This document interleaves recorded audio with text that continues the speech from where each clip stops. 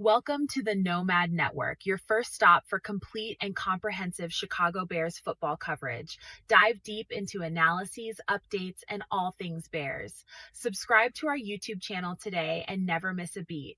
Thank you in advance for your support. We promise to bring you the best because together we're unstoppable. Go Bears.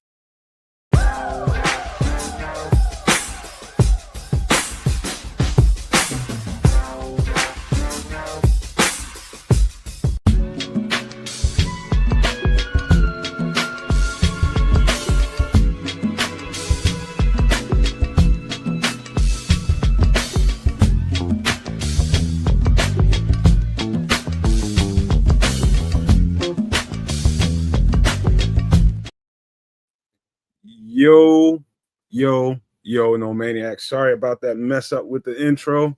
It happens from time to time, man. That's what happens in podcasting, man. You do things right, you do things wrong sometimes. Welcome to another episode of Some Extra Sauce.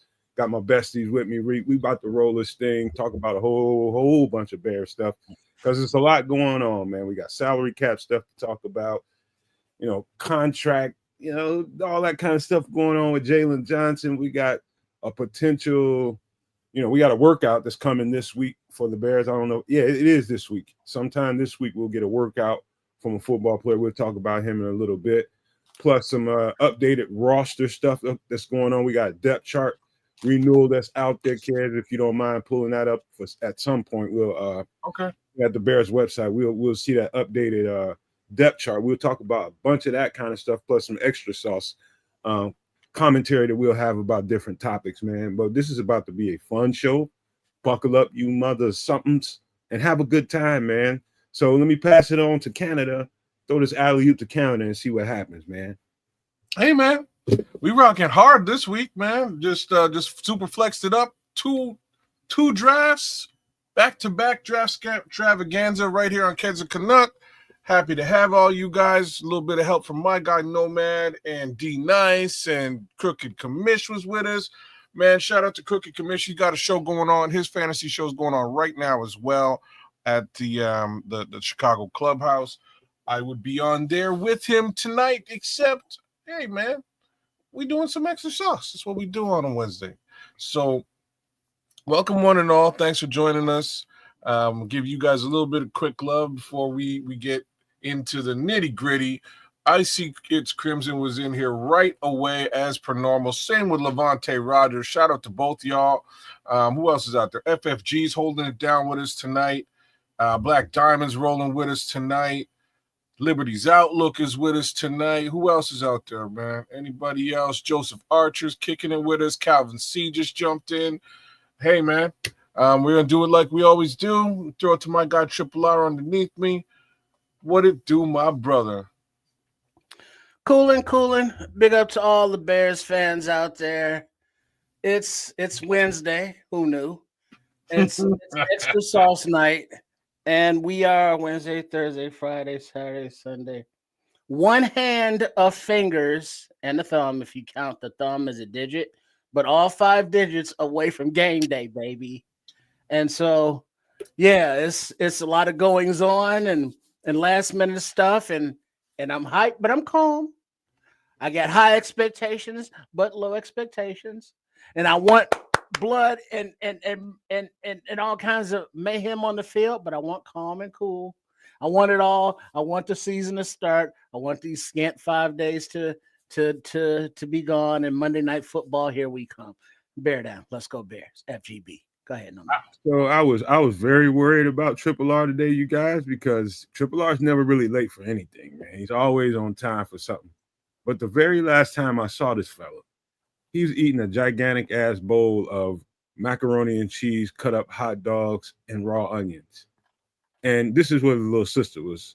She was upset because she was back there trying to get some rest back there, and she could not because Trip was back there. He had it aired out, man. So I didn't know, man. All that gas you probably produced, I thought you was in the hospital, man. I was like, ain't no way. His stomach got to be combustible at this point.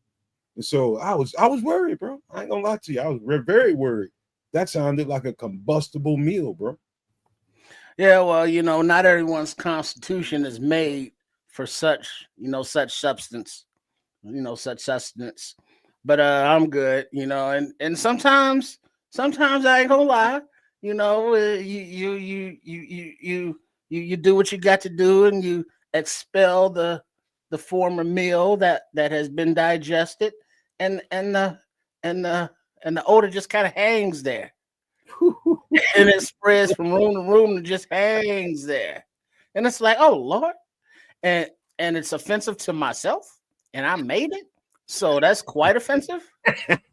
So I'm not gonna say like this green color that Mama and them got on is wrong, because it's like, oh, I got to go stand outside for a minute and let the place air out. You got to spray the Lysol, and it's like what the hell did I do? And it's like, oh, that's what I did. That was the onions and hot dogs and mac and cheese. Hey, bro, whatever you was wearing beneath the waist, throw all that shit in the garbage. That ain't worth shit no more. It's already disintegrated. All of it. No, just put a little air on it. It'll be all right. Just let air out a few days, hours. It'll be all right. Wow. Yeah. Ked says that's a famous we were just talking about that on his show last night. He said it's a famous meal in Canada. It's like the most regular Canadian meal that you could possibly have. Kraft dinner and hot dogs. Mm-hmm.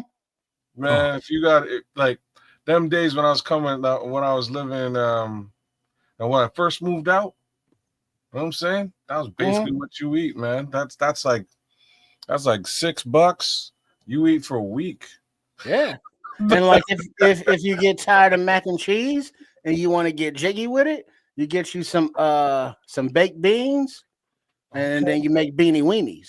Okay. Well, let's really get jiggy with it. Or you do the mac and cheese and bully beef. I don't know if y'all know corned beef. We call it bully beef in the Caribbean. Corned beef, a little onions. Now that's like almost the same as what you're doing. Fry up the corned beef, a little bit of onions in there with it. Throw that on top of your KD. That is a $7-8 meal, and you're off to the races, man. Hey, Trip. Crimson is chastising your lazy ass, man. You could have made some homemade cheese sauce. You could have did that right. You just busted open the box. Well, but you need cheese. You need a little milk. You need time over the pot and the hot stove. Whereas Kraft dinner, you need a package, and you cut the package open and you sprinkle that shit in there, and with some butter and a little milk, and you done. That's what I'm saying.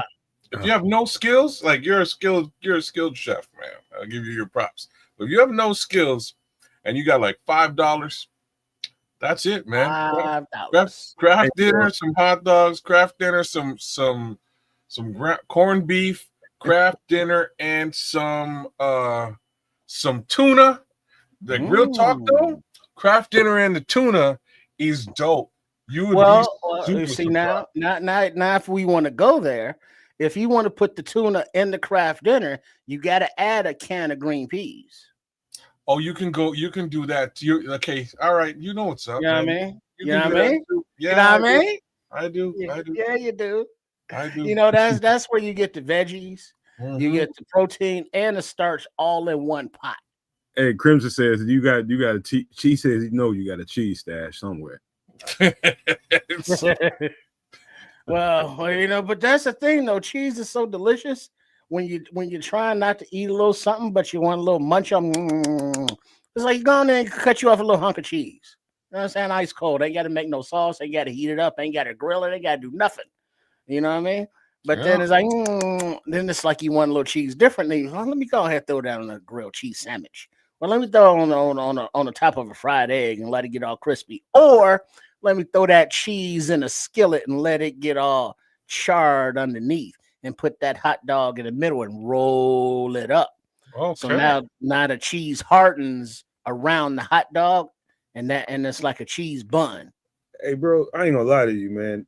Y'all talking about this Kraft dinner shit just triggered a thought that I forgot about.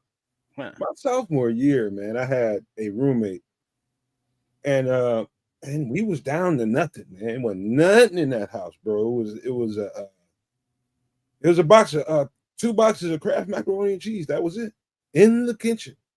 There wasn't nothing in. I mean, when I say wasn't nothing in that motherfucker, wasn't nothing in there. And I was saving those because I had a girlfriend that was working at Popeyes, a girlfriend that was working at Wendy's. I was getting my meals. But I was just like, boy, if one of them don't come through one of these days, I got me a little reserve in there. And it had been there for weeks, bro. Weeks. And all of a sudden, that day came where I couldn't find them. Neither one of them was working. And I had to fend for myself that day. And I just knew I had me a couple of boxes of Kraft at the house, man. I came home probably about fall back. Bro. Man, that motherfucker ate my macaroni and cheese and was still in the house. Oh, damn. I was like, motherfucker, you ain't bought nothing in this bitch. And man, you did he probably left the pot in the stove with little cheese sauce all crusted all on the sinks, dirty dishes, everything. Oh, damn. I ain't gonna lie, we tore that motherfucker up, bro. We tore that motherfucker up. When we was living above some people, we was in the upstairs apartment. We tore that bitch up. Tore it up. Police was there and everything. I'm like, motherfucker, you ain't gonna disrespect me like that. You ain't bought nothing in here. And you gonna eat my shit? All right, now that's going down as a domestic disturbance over some mac and cheese. Oh yeah. Wow. My macaroni and cheese. I'm like, hey, that's my shit, bro. You ain't bought nothing in this house. I bought them groceries. If you eat something in this house, I feed you, bro. And then, hey, it went down up in that bad boy. But yeah, that's the last time I even seen a box of Kraft macaroni and cheese. I ain't gonna lie to you, man. We don't mess with it. I'm just saying. That is your $5. You know, you're a college student. You just moved out of your mom's house. That's what you eat. You know, that's what you eat, bro. That's exactly what it is. KD, couple of some level of some sort of cheap ass meat.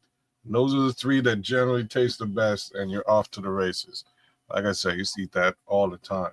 Hey, I'm about to offend Crimson and Santilli right about now, because Crimson saying seriously, a little whole milk, some shredded cheese, and some shells easy. You get mac and cheese, and it's like that's true, but I don't use whole milk anymore. It's all about like the almond milk. So it's got that natural flavor, or you can have the almondy flavor. That works. So I just use the almond milk in there. So it's not whole milk, and so it's a little, the consistency is a little bit different, but that's what it is. Ain't nothing wrong with that, bro. Nothing wrong with almond milk. It's a little sweet taste to it, but that's okay. I got the lactase stuff, so you know what I mean. It's all good. Yeah. You don't know the difference whenever I'm making whatever. I got to put some milk in it. You put a little bit of that in there. Almond milk, you do taste the difference a little bit. Brother, I do not touch that stuff. I don't care if it's made with almonds. I don't care if it's made with soy. Me and milk are not friends. We don't kick it. What's weird though, I can drink like cream, no problem. I can have ice cream, no problem. But real, like actual pasteurized milk of any kind, any consistency, I'm not with it. No, thank you. I haven't had cereal in probably, man, I'll tell you how long it's been since I had a bowl of cereal. You probably don't need none, bro. You're a black man, and we don't do dairy well, bro. But there you go. Question though, real quick. You got a question there, real fast, Trip. He says, "Does the almond milk thicken up? Question mark. And is it too sweet? Question mark. I think it's too sweet. It is a little bit sweet, but you can specifically get the unsweetened almond milk, which negates that issue, makes it a moot point. But it thicken up. It does eventually thicken up, just the same as Liberty's Outlook. Anything else, it does, yeah. Liberty's Outlook, yeah, no problems with butter, man. It's so weird, man. It is so weird. Milk though, no jam. Can't mess with it. But butter, cream. I'm trying to think of anything else that's really cheese, no problem. Like sour cream, wild. Anything that is for the most part unpasteurized, I got no problems with. But I got messed up off some French onion dip. I ate a little too much of that, and it got me. Oh, word? Yeah, I can eat that. I can eat that too. I can eat cream cheese. Like you name it, man.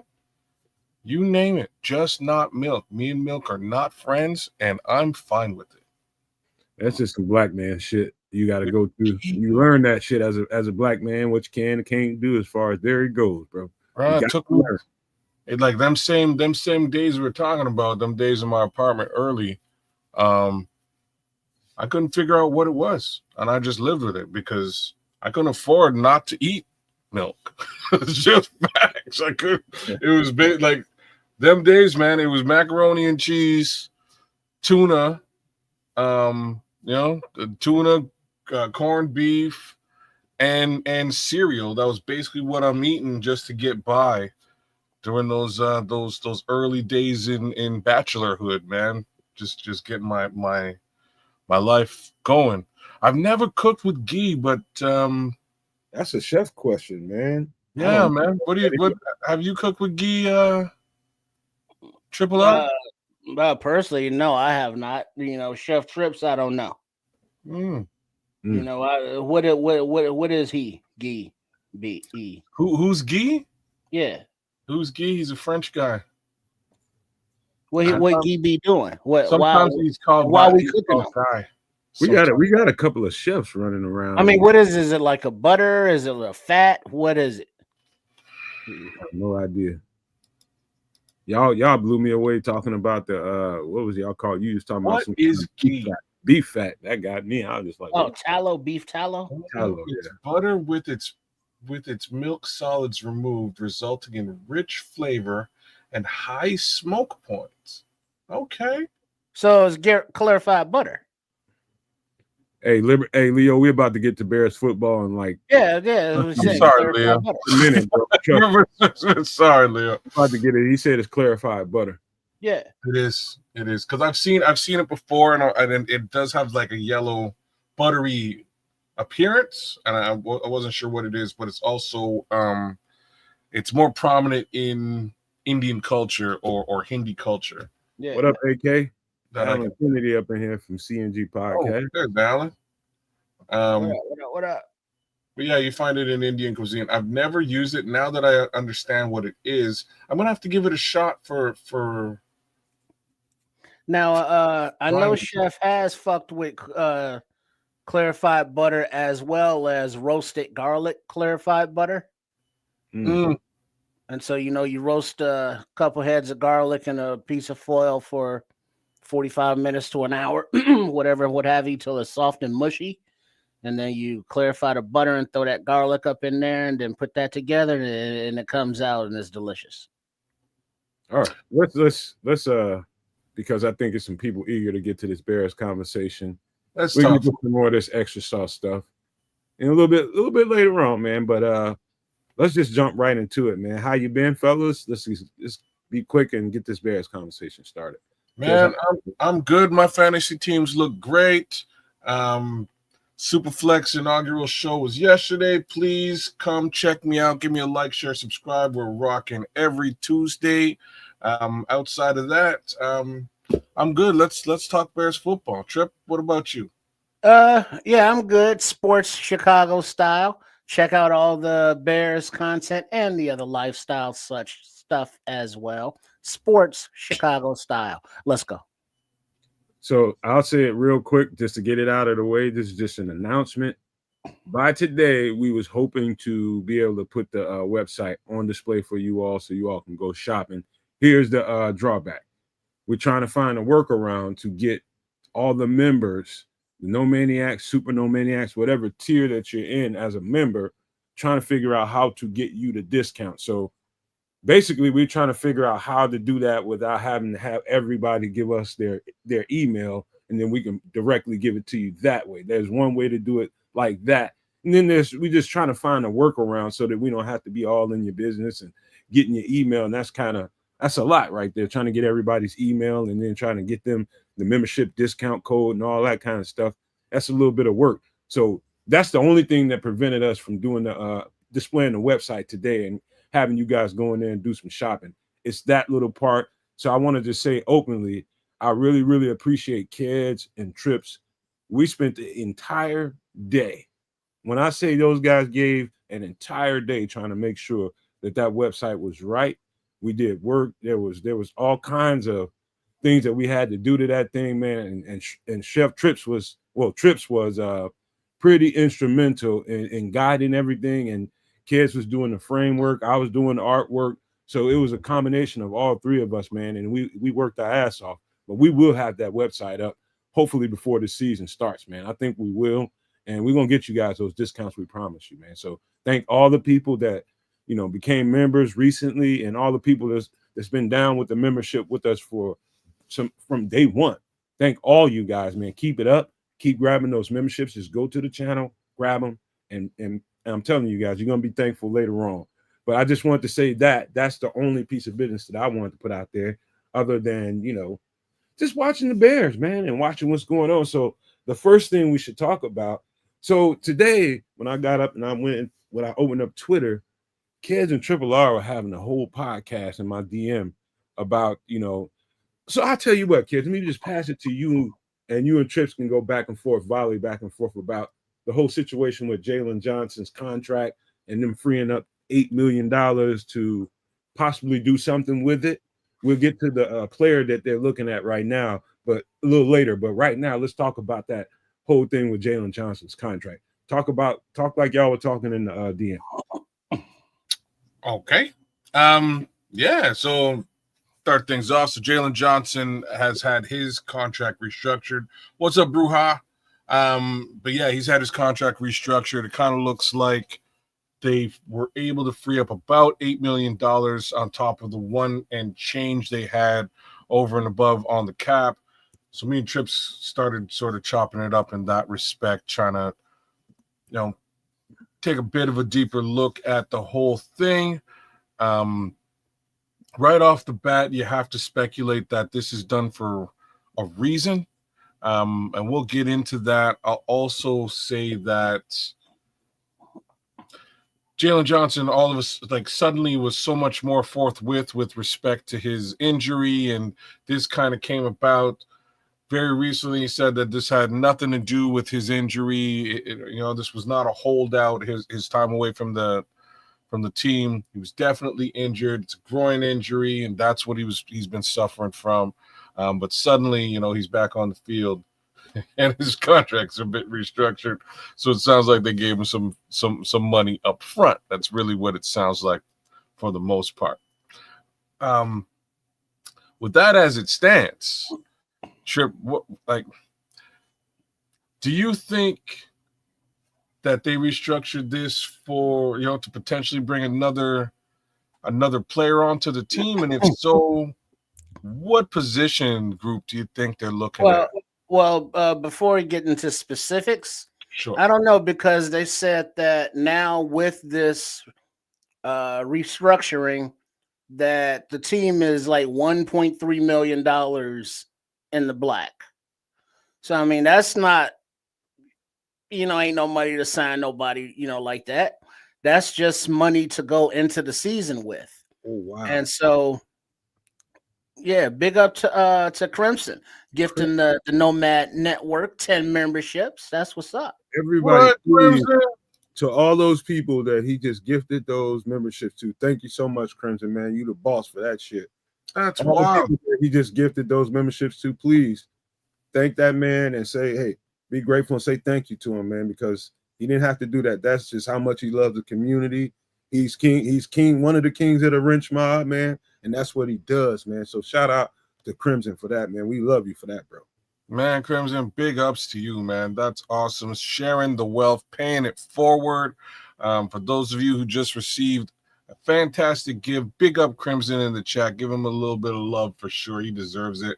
And once more, we really appreciate your support, Crimson, man. You're one of the realest MFs out there in the world. Thank you, brother. We appreciate that. All right. So with that said, you know, that's still not a lot of money to have any kind of a cushion with. So before they could sign somebody else, they would probably have to restructure one of the other big contracts, whether it be Moore, Tremaine, Komet, or Sweat. You know, those are the biggest deals that are out there.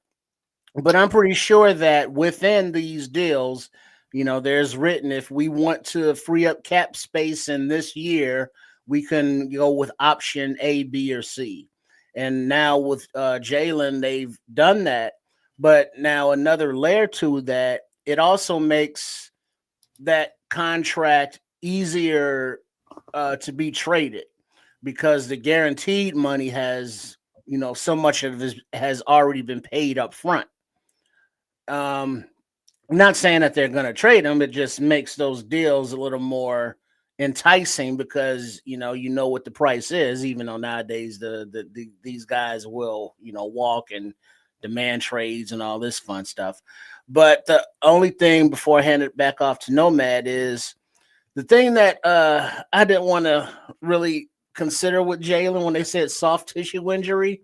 Most of our discussion was around the hamstring, but of course, the groin muscle is also a muscle of soft tissue.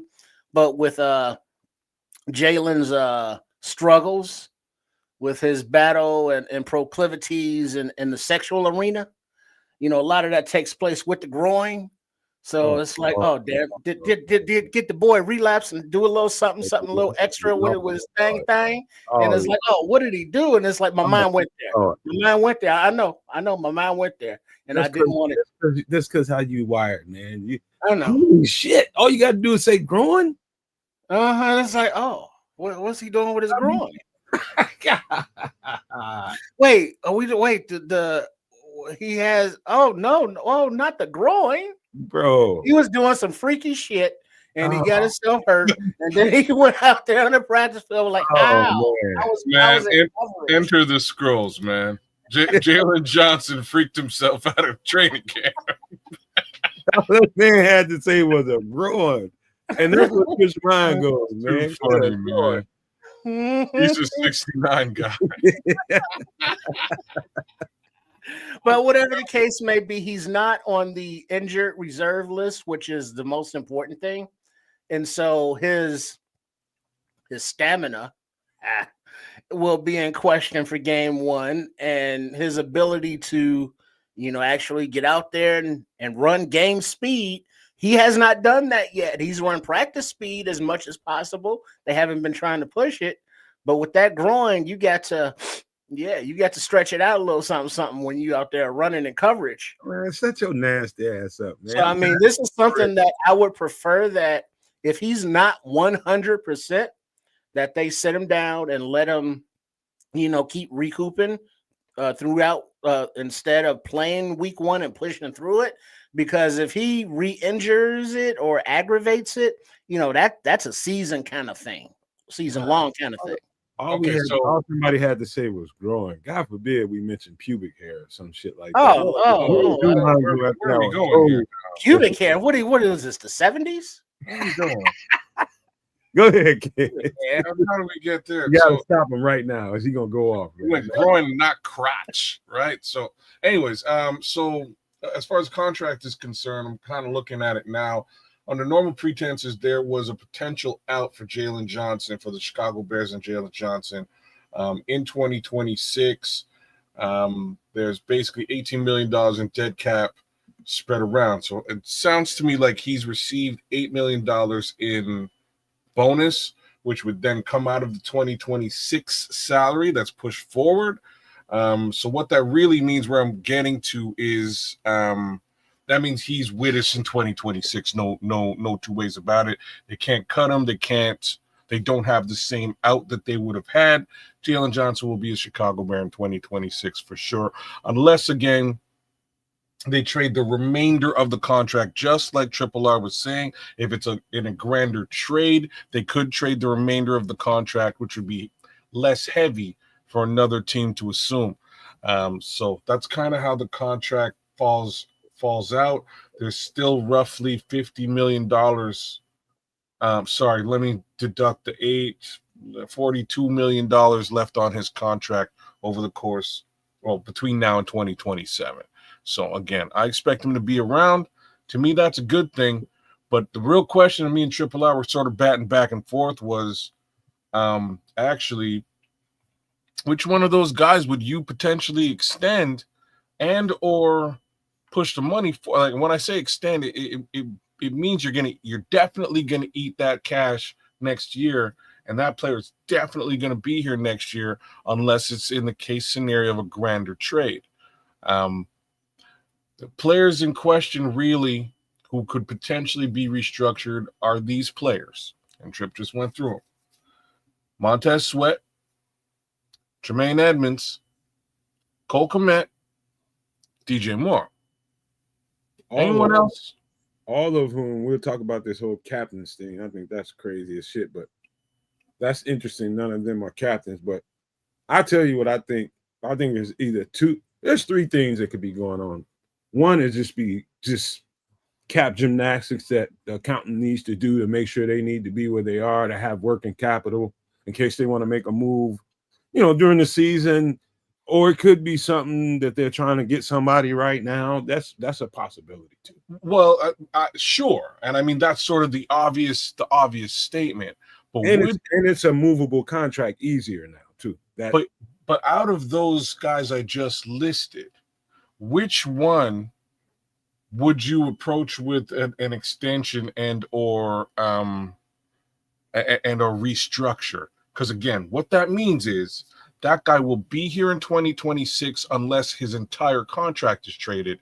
And if we look at those contracts, the only ones that might make a little bit of sense would probably be Cole Kmet or DJ Moore. Like, I wouldn't want Montez Sweat's contract is massive. Right? If you was about to ask me a question about who would I go in and do some restructuring with, I don't do salary cap stuff, but it's not really a cap. It's not really like, follow me now. It's less of a cap question. It's much more of a performance question. Who do you feel like? I'm on the cap side of it, and I'm asking you from a performance perspective. Who do you feel is going to perform? Who do you feel is going to live up to their contract in the 2025 season? That's the way to put it. Montez Sweat. Montez? Yeah. Because, only reason I say Montez is because the competition that Cole Kmet has, the competition that DJ has, how they're going to have to try to figure out, you heard Ben Johnson already say he's up late at nights and losing sleep trying to make sure he's figuring out ways to get those guys touches. Now, Montez, only reason people are talking shit about Montez right now is because they didn't realize he was injured pretty much throughout the season last year, and he was playing through it. Stuff that people don't know, they just don't know. But so people are judging Montez Sweat based off of that. I say a healthy Montez Sweat is going to be worth his weight in gold. I'm just not listening to all that nonsense about Montez Sweat all that shit. I don't listen to it, man. I know he's going to perform. And he had a bomb-ass camp. From everything, you couldn't do nothing with the guy in camp. So Montez Sweat is the guy to me. I would argue that Tremaine Edwards, his utilization will be more towards his skill set as opposed to just having him, drop back in coverage for about 20, 25 yards and chill in the middle of the field, where I'm sure that's beneficial for some defenses. He's going to have more opportunity to, blitz the quarterback, more opportunity to make plays within 5 yards of the line of scrimmage and in the backfield. So his contract is still one that is mentioned as wasteful, let's say, in the polls regime beyond Montez Sweat. So I would think that he steps up even more because I think the pride factor hurt him more, whereas like Sweat, not an excuse, but a reason, he was hurt. He was injured. Whereas, Tremaine Edmonds is like, I wish I could get in on that play, but it is like way up there. Let me run up there and try and support. But yeah, I look for him to step it up. Hey, so Leo says they released Ian Wheeler. Yeah, let me just mention that. He says they released Ian Wheeler. I wonder if it was due to injury. So there were two of those. They released Ian Wheeler and what was his name? Bill Murray with injury settlements. And that's it for their time in Chicago. Once they do that, it's pretty much over. Now, who knows what happens in later on after the season. Who knows? They might pick them back up. If I don't see it, but I think we've seen the last of Ian Wheeler and Bill Murray on this roster. And so that's what happened with those two guys. But back to the thing about Jaylen Johnson's contract. I think I hate to say it, man, because every time I say it, people think I'm just trying to get rid of Jaylen Johnson. But there's that aspect of it that they just made the situation a little bit more easy to do something with the contract, man. Because most GMs be like, hey, man, pay some of that shit out, man, before we make a move. I don't want to have to deal with that over here on my side. I mean, because what did you say, Kez? It ends up being like $42 million for a 3-year deal, basically. It's still too much. I mean, but that breaks down, what is that, like 14 per year or something? Whereas like cornerbacks nowadays are signing deals pushing 30. You know what I mean? These are just numbers I'm just coming up with. But if they're in the ballpark, now that contract is very valuable for his skill set. Know what I mean? I do. I'm not like. Let me look at these numbers one more time. So basically, remaining on this situation is, we'll deduct 8 from that, 7. There's another. Oh, okay, yeah, you could trade that. I'm just wondering if you get hit with the dead cap here, and I think you do. So my assumption is if the Hey, you know what, kids? Sometimes I think we have a tendency to ignore the things that are right in front of our faces. I'm not saying that Jaylen Johnson didn't have a legitimate growing injury. He may have. But I think him missing the entire camp and all of a sudden having his contract restructured, I want to marry the two. In my mind, I think they're married. There's something to that. And we don't really know. That's why I introduced it the way that I did, right? That's exactly why I introduced it that way. It could be very simple that he needed more money and had to figure out a way to get more money, and he did. It can also be the opposite.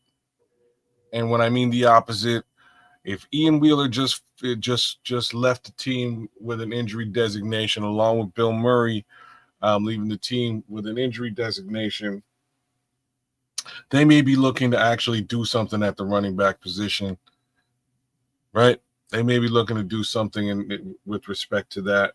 Potentially also at the edge, right? Look at a couple of these heads here, these names for Paul Martin. Why say the edge? Austin Booker is hurt, and they just worked out. Who was it? Isaiah Foskey? Yeah. Is that who they worked out? We're there now. Let's get to it. Yeah. So Isaiah Foskey is getting the workout. I don't know if it's already happened. He's been here. I doubt it, because I think people would know about it, and they probably would have made an announcement at least 24 hours afterwards. So if it could be coming today or tonight or sometime, and we'll get the announcement tomorrow. But he's scheduled to work out this week with the Bears and next week with the Eagles. And so he was drafted in 2023. He was a 40th pick in the second round, the 40th pick, drafted very, very high, low turnout in New Orleans. So everybody is just like, oh my God, Paul, you doing it again? You're just gonna get another guy that can't rush the passer and all that old hyperbolic shit on Twitter. Fast forward past that. Let me tell you something. And I was just talking to these two guys in DMs about this. Sometimes, and I say this all the time, you guys probably get tired of me saying it, but I have to say it again. There's a reason why everybody doesn't turn out right away. Sometimes it's their third, fourth, fifth year into the league before they start turning out results that you thought that they could bring when you get the guys. And sometimes guys don't get to last that long. Look at Zach Pickens. What did he get? 2 years? 3 years? If that? And he's gone. Isaiah, 3 years. Okay, so Isaiah Foskey was drafted in 2023, 40th pick. Dennis Allen's guy. I'll tell you one thing. I don't know who it was on this channel, but I remember doing that draft, and it was somebody, I can't remember who it was. I feel like it was Samo. I think it was too, that really liked him. And I was just like, I don't like too much of what I see on tape. It's not like he's not a hell of an athlete. I just don't see the bend that I was looking for a real solid pass rusher. He's 6'5", 265 pounds. And so you start talking about bend, you don't expect to see a whole lot of bend with a guy that big. He's like Dom Rob size, right? And so what I thought about him was just like, okay, so he was a converted tight end in college.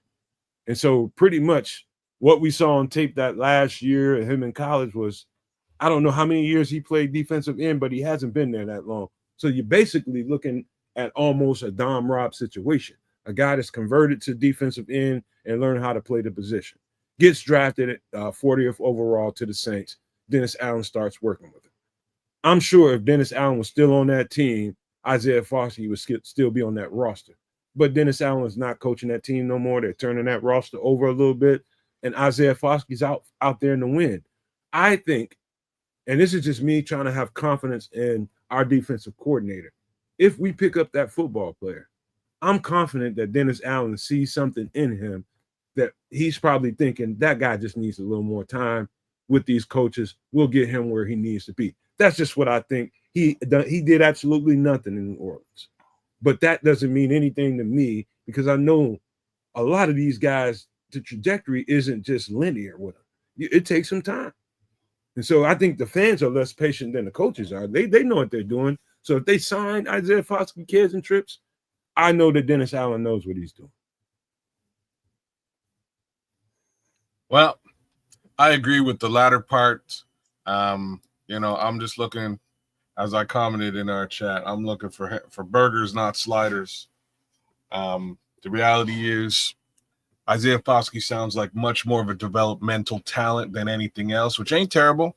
You sort of stash him, you work him into being something, and away you go. But with Booker down, it'd be great to have something that can attack a passer now. Do we have that kind of cap space? I don't think we do, right? I'm not sure if $8 million-ish, nine and a bit, is quite enough for a quality pass rusher. So we'll see. That's why I kind of feel like it's probably running back. Like it's just me, but I don't know. Hey, a few no maniacs have jumped up in here. What up, FFG, Ron C, that kitty cat from over there in the toilet, and then Patty. Hey, girl. Hey, Patty. But as far as Foskey, it's like, okay, if he's developmental, it's like, sure, maybe one day he'll be okay. It's quite disappointing that it would take 4-5 years for a kid to develop just to be DN number 3 or 4. And it's like, well, shit, we can get that, just off the street or out the draft raw, can't we? But also on the flip side of that coin, as the expression goes, Dennis Allen would also know if there were detriments in Foskey's game that he didn't know. He was like, nah, we good. It's like, during the draft process, it looked like that. I worked with him. He doesn't have the bend. He doesn't have the fire and desire, or he's not coachable, or whatever the case may be. And I think that's kind of the same situation that it seems like the running back from Denver that got released, that Declan Doyle would have the inside dope on since he worked out there with him the previous season. Oh, snap. I forgot he was in Denver. You're right.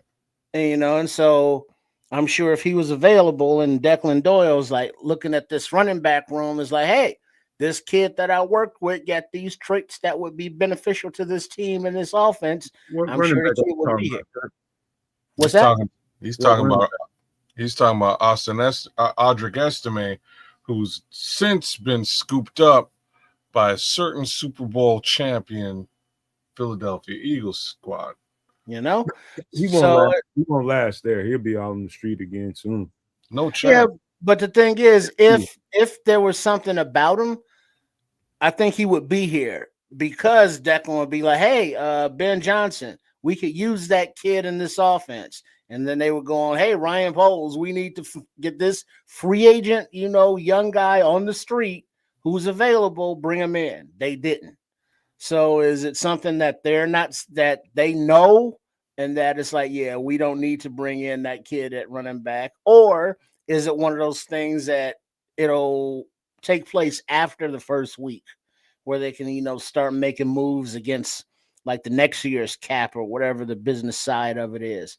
I don't know, but you got to bring guys in, kick the tires, maybe find that undeveloped talent. But it's like Foskey, it's like, is he really him? I don't know. I think I'm optimistic about it, because what they're trying to do is just trying to improve these guys, improve the roster, and get guys that you got opportunities right now to grab some guys. Just to me, that's a hell of an opportunity. You got a 40th overall draft selection that's just out there, and there's only the Saints coaching staff, the defensive coaching staff, who are everywhere in the league right now, and Dennis Allen is the only like senior guy that has a significant job, and that's here in Chicago. They know what they seen day in and day out with Isaiah Foskey. So does it surprise me that Dennis Allen would want to bring him in here, let all the coaches get a look at him, let the GM get a look at him, and say, hey man, this is what I was telling you about him. You see that? You see how he consistently doesn't get lower than the man in front of him. We're gonna work on that. We'll get him where we need to be. And I'm telling you, in a year or maybe less, we'll get this guy, operational on this roster and making plays in this. I think this is a good opportunity. This part of the year, it's about finding those opportunities like your Isaiah Foskey, like your Audric Estime, who I never really thought a whole lot of. He just ran the ball hard, and that was it. That's just my opinion of him. But Isaiah Foskey, I didn't think the world of him then. But I'm saying now with our edge rusher room, I think this is a good opportunity for Chicago, for this team. Will you get immediate returns off of this football player? Probably not. But getting him and start to work on him, I think that's a good thing for Chicago. I'm wondering, he was cut by New Orleans. Was he released? Yeah, he was cut outright. He was waived. Get to stepping. Oh, I agree with that, Paul Martin. He says Daniel Hardy has produced more than Foskey. You're right about that shit. Again, I'm gonna go back to what I just said, and that is the guy hasn't been playing the position very long. And remember what we all said about Dominique Robinson, myself included? All off season, like Dominique Robinson is out of here, bro. He's done. If he doesn't start doing what, we spend enough time working with him, he needs to start showing some results. And all of a sudden, how long have we been here? Going into year 4? Yeah. Year 4? And all of a sudden, he's making waves. That just goes to show you that if you don't give up on certain guys and you just continue to pour into certain guys have a certain amount of makeup to them that allows you to, okay, I see something in it. Let's keep going. Let's keep going. Let's keep them on the roster. Let's keep going. And eventually, hopefully, we'll be right. That's where we are with Dominique Robinson. I liked how you ended that, because that it's still, there's, it's almost go time, y'all. You know what I'm saying? Like, everybody you gotta get a little hype now. Like, it's almost go time. Monday it is, and it's question marks like that are yet to be proven, right? Everybody was asking that question about Dominique Robinson throughout the preseason, the offseason, and the end of last season, heck, all the way through last season. And the verdict was, yeah, we don't think he's there yet. And then he got in the preseason and he flashed quite a bit at the other side of Austin Booker. Together as a pass rush duo, they looked very interesting. And I wish I could say that that's not a true statement. That being the case, we're yet to see it against another team in a live game setting outside of what we saw in preseason. So I'm for it. I'm with it. I want to see it. And just like you said, hopefully, right? Hopefully. And hopefully DeAndre Swift, his groin is healing up as well. because that was his injury that it was also revealed that Oh, he's dealing with one of those freaky deaky injuries with that area of the body. I guess everybody's getting it on, so you know. But it was off season. You know what I mean? They was down in Cancun or Aruba or whatever, and they was sliding up in some chick's IG DMs. Hey, And Chris, then, we don't need to hear about your voyeurism, man. What do you imagine huh? everybody is It's just doing? voyeurism. That's a big word. Fuck you, man. He said no man with 4 syllables on the motherfucker. I know you think I'm a dummy, but I got you. Oh snap! Well, Hey, go ahead, very kid. eloquently stated. I'm just saying, very eloquently stated. You know, So I think this, man. Let's just push this conversation into the conversation that everybody wants to have, and that is why they might have cleared out this money to possibly sign a guy. And you got Jadeveon Clowney out there. You got who else am I? Just somebody everybody's talking about, za'darius Smith. Za'darius Smith. You got several. There's a few guys out there, not just those 2 guys. Those are the 2 guys that everybody wants to talk about. We need to go get them. We need to go get them. Shut the fuck up. They know what we need to do. You don't. I don't. Neither one of us do. And I would just say this. I think that if you go out and get one of those guys at this point, that means you don't have confidence in Austin Booker. That means you don't have confidence in Dominique Robinson, and you don't have confidence in Daniel Hardy. And in my opinion, it's paramount to let those guys get those opportunities. There might be a surprise in this box of cereal, man. You know what I'm saying? There might be a prize in there that we didn't expect. Could be a roach, could be a mouse or something. I don't know, but there could be an actual prize in there that we don't know about. But if they just get hyperbolic and listen to what the media and all the fan base are talking about, go get this player or that player because that makes me feel better. Some guys ain't going to get the opportunities that they deserve. And I think there's a couple guys, one in particular that I'm happy about, and that's Daniel Hardy. He's going to crack this rotation this time around. We're going to look at this depth chart in a minute, but I'm more excited about that than some, the journeyman edge rusher that we can get for a year. I'm just not into that. If we get to that point, maybe at the trade deadline, I'm with it. But right now, I just want to see what these young guys can bring to the table in this new defense, man. That's more important to me. Like, I hear what you're saying. I just don't know how much I agree with it, and I'll lay it down like this. Hardy's a very specific guy, and I love what he brings to the table. I'm just not sure he's a edge rusher. I'm just gonna put it that way. He can do a whole lot on the field, man, special teams, etc. And I'm with it. I love the kid. Again, I'm just not sure if he's the answer there. On the other side of it, we've got Austin Booker, who I would probably attribute similar comments to, except in this here offseason, the kid looked new and improved. And I kind of want to see him unleashed on opposing offenses to see if that's the real deal. Problem is, he's out for 4 weeks. So we got 4 weeks of football to figure out on that edge. And I think the only thing left over here is Dominique Robinson. So with the 3 of us here, do you believe that Dominique Robinson is your edge on the other side that can create havoc? Trip, what do you think? The previous iterations that we have seen of Dom Rob, the answer is no. But this preseason, he was getting more pressure. He was utilizing more tools in the defensive end tool bag, as Nomad pointed out in one show.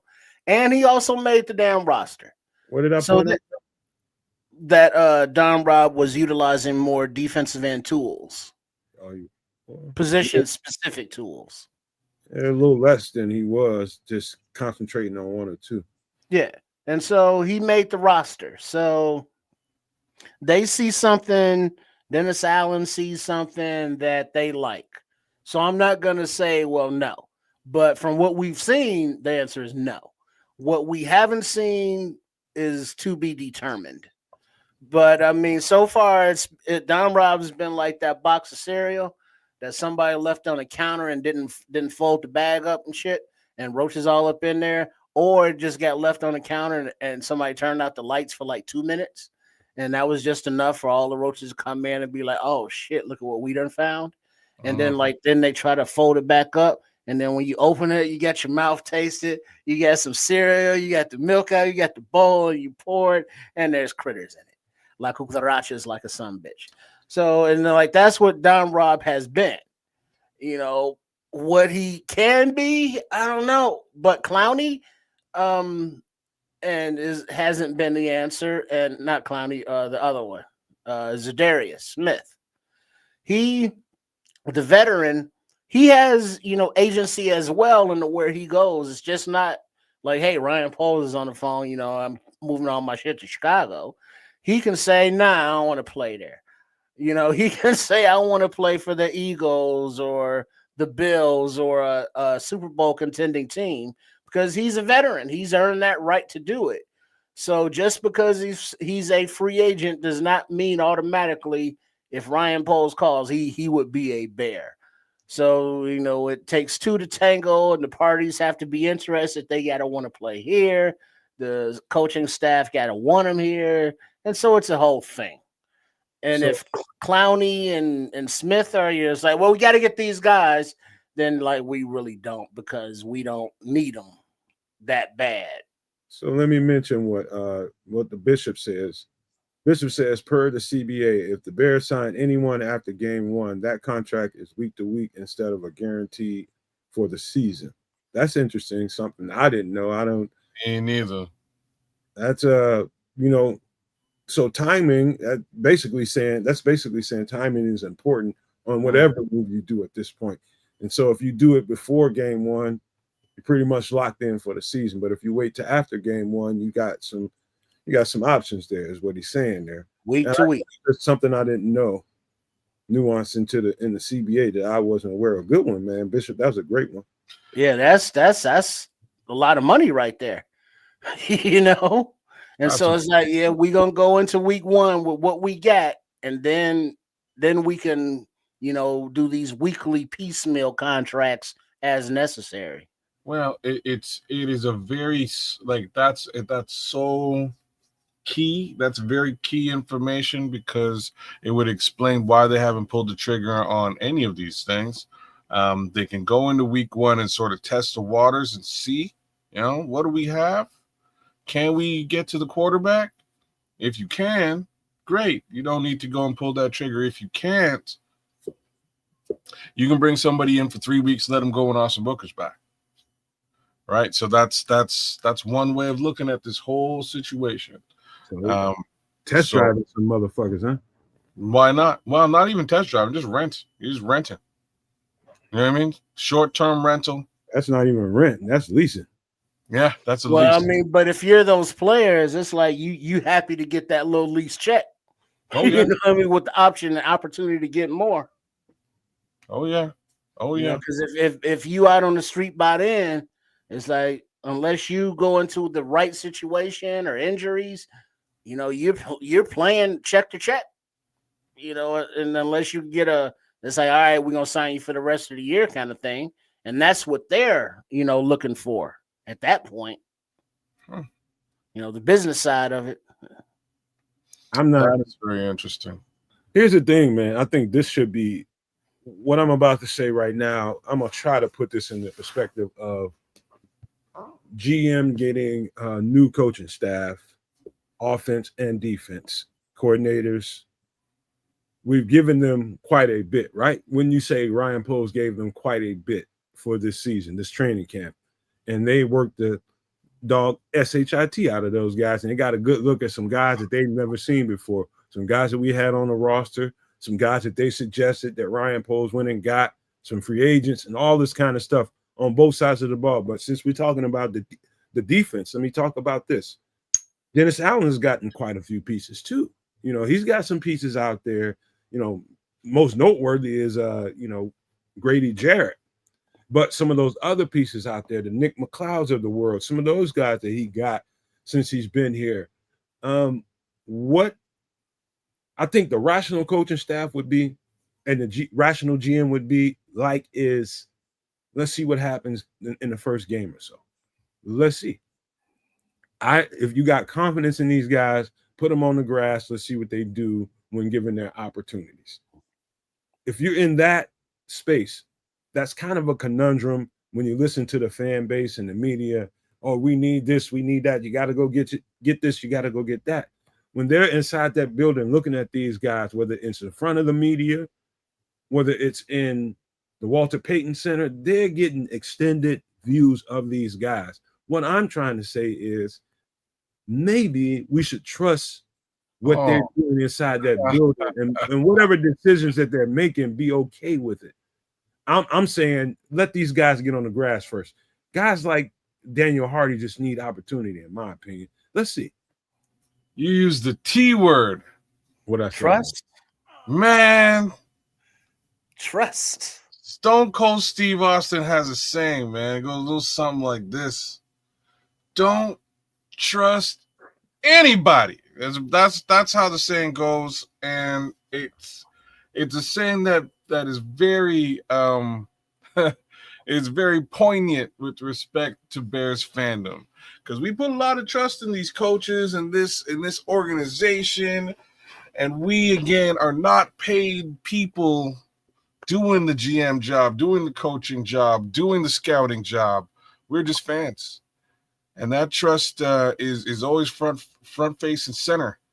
Unfortunately, a lot of times that trust gets pooped on. So it's, the T word's a tough. It should be tough. It's a tough one to just swallow and throw out there. Trial period, kids. All it is. It's a trial period. We're gonna talk a little bit later on about this man-love affair we got going on with Ben Johnson, and we're gonna talk about some of that a little later on. But it seems to be everybody's trusting that motherfucker, and he ain't coached it down yet. But when it comes to the rest of it, there's got to be like me. I'm not wired in a way that I can't put the burden on myself. What we can't trust, dude. We're just fucking fans. Sorry, I'm just being the realest person in the world right now. You know what I mean? It's because of what we've seen transpire with respect to this team over the course of the last, I don't know, God knows, somewhere around 15 years. It's probably 50 years. Trust is a tough one. It's a tough one to just sort of to throw out there for most Bears fans. Well, and then also I'm sorry, I cut you off. No, you go. Well, I think most fans also define most, because you can't say that the average Bears fan knows anything about this coaching staff or who they are. All they know is the Bears. And it's like every year the Bears break our hearts. They always suck. They got a new coach. They got a new general manager. Same shit, different season. They always suck. So that whole trust thing may have, just kind of worn out its welcome. Whereas we understand, the Nomaniacs understand that this is a whole new coaching staff, a whole new regime.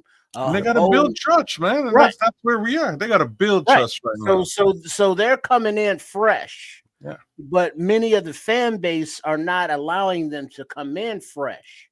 It's not just the fan base though.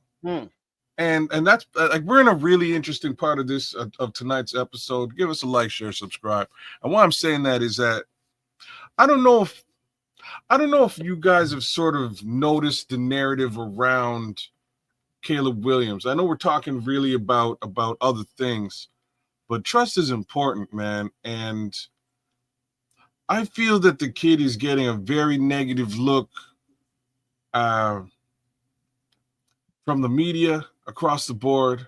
I feel, to move it away from Caleb, I feel that Ben Johnson is getting a very favorable look across the board. And it ain't gonna last, man, if we struggle, man. Say what? It's not gonna last if we struggle. Yeah. What yeah. the Monday night is Ben all Johnson out. positivity? You mean? Yeah. Yeah. Oh well, that goes without saying, and it kind of should. Now let's flip it the other way. If we excel, it's also going to burn and crash, because the last thing this media, and I mean the sports world, is ready for is a working, optional, functional, ass-kicking offense in Chicago. I don't think they're ready for it, and they're doing everything they can. The close, as the clock's ticking closer to kickoff, everything they can to sort of, again, poo-poo on the idea that might actually exist. And to me, that's crazy, but I understand it. It's been the narrative in Chicago, man, for the longest time. Chicago just don't have offense. They just can't. They don't have a quarterback. They just don't. So let's poop on the quarterback and make sure that he feels terrible.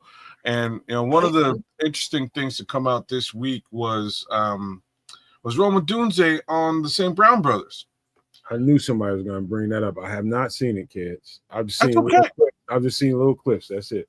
That's all you really need. That's all you really need, because the thing that jumped out to me, because I ain't really trying to watch no Detroit Lions business. You know what I'm saying, Don? Nomad. Oh, they got it. I love their podcast, man. This is a podcast to me. Fair, then you watch it. You put your money in. I'll let Don Bird put his money in us.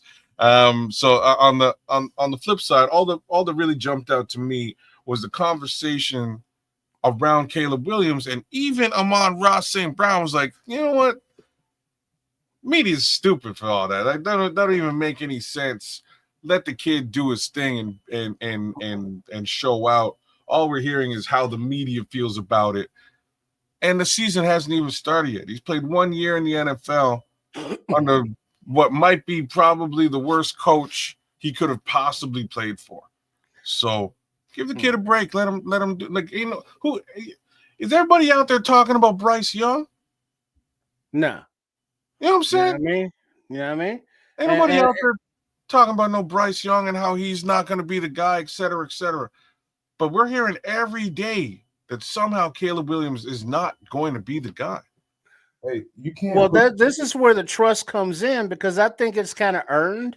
Ryan Poles is on the hot seat because of all the moves that didn't work out. Understood. How's he on the hot seat? He's got a new contract. Yeah. Well, on the hot seat with the fans, put it like that. Whereas he not with the organization, everybody got extended, so it's all good. But point being, he's now put the quote unquote number one pick at quarterback, the number one free agent coaching staff, offensive mind, offensive quote unquote guru. He's gotten the weapons with the wide receiver room that any team would be jealous of across the league. The offensive line has been reinforced from the interior out, where there is no there's one sus question weak link at we're not sure at left tackle, but we agree can win with. He's kind of mid, but he's not the worst out there. There's room for improvement, but this offense is set up to be successful, and which is something that this town is also not ready for. It's always been the defense.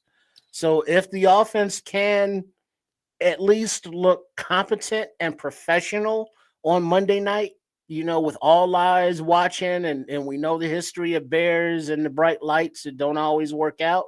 But now if they can change that narrative, I think the trust goes maybe a few weeks longer. And it's like, okay, we can see what Ben Johnson, what Caleb Williams and the rest of the offense is doing, where they're going. It makes sense. It looks professional. Okay, we can trust it a little bit more. So the chat's doing it large right now. And so this is the Cloud Chaser. Real quick, kids, keep doing it, you guys. Keep bringing them comments, because we're starring some. We're gonna bring some up. I think that's what Cares is going right now. I just start a couple myself just to hit them. Cloud Chaser, you're bang on. King Booker nailed it twice. Basically, nobody's talking about no Trevor Lawrence. I heard today I was listening to one podcast, it was a fantasy football podcast, and and I was like, wow, this is a crazy narrative. But they put Liam Cohen, I think, is the coach over the new head coach over in Jacksonville. Oh, thank you, brothers. That was well played. I was waiting for it too. So Liam Cohen's out there, and they pit Liam Cohen and Trevor Lawrence together versus Ben Johnson and Caleb Williams. And they're asking, the question for those guys was like, who do you think is going to have a more successful season? And unanimously, everybody on this show goes Trevor Lawrence and Liam Cohen. And I was like, you gotta be kidding me. Wow. Okay. All right. So like this narrative is real, and that's really why I'm having this conversation here today on the show. I was like, this narrative is a real thing. People out there are just hating for hating's sake, and that's cool. Trevor Lawrence is in his 4th year. Trevor Lawrence was drafted in the same season as Justin Fields. Justin Fields been on 3. He's on his 3rd team, right? Like sunshine over there chilling. You know what I'm saying? He's rocking and rolling. He's doing his thing in Jacksonville. And that's just how it goes. They're gonna ride this thing out to the bitter end, and I don't blame them, right? Like I'd be riding it out too if I was them as well. Or else you kind of got to push the button and reset all over again. The blame in Jacksonville was that somehow these coaches were terrible. First head coach situation was, but then you got a Super Bowl winning coach right after that, and he's gone now too. And you think Liam Cohen's the guy? Okay. But yeah, there's I don't understand why poor Caleb Williams is getting the hate that he's getting. And like, I think I do understand it. I think it's got just about everything to do with nail polish. Like, I'll just be honest. I'll just put it out there. I think it's got everything to do with nail polish, which is like the weirdest thing for me to say out in public. But man, it's definitely unwarranted hate. You know what I mean? It's just, I don't know why, and I understand why the fan base, people that really are tied into social media. I used to really dig into social media, and let's just say I'm there, but I'm not there. I'm not commenting all the time, but I'm reading a whole lot of stuff. And I choose not to do that because it's just so fickle. Some of the conversations and arguments, man, to me, I don't have the energy necessarily for that, man. I got other things to think about. And I'm just going to tell you guys this as somebody that really appreciates you all. I'm talking about everybody that supports the channel, everybody that supports what we do. I want to say this to you.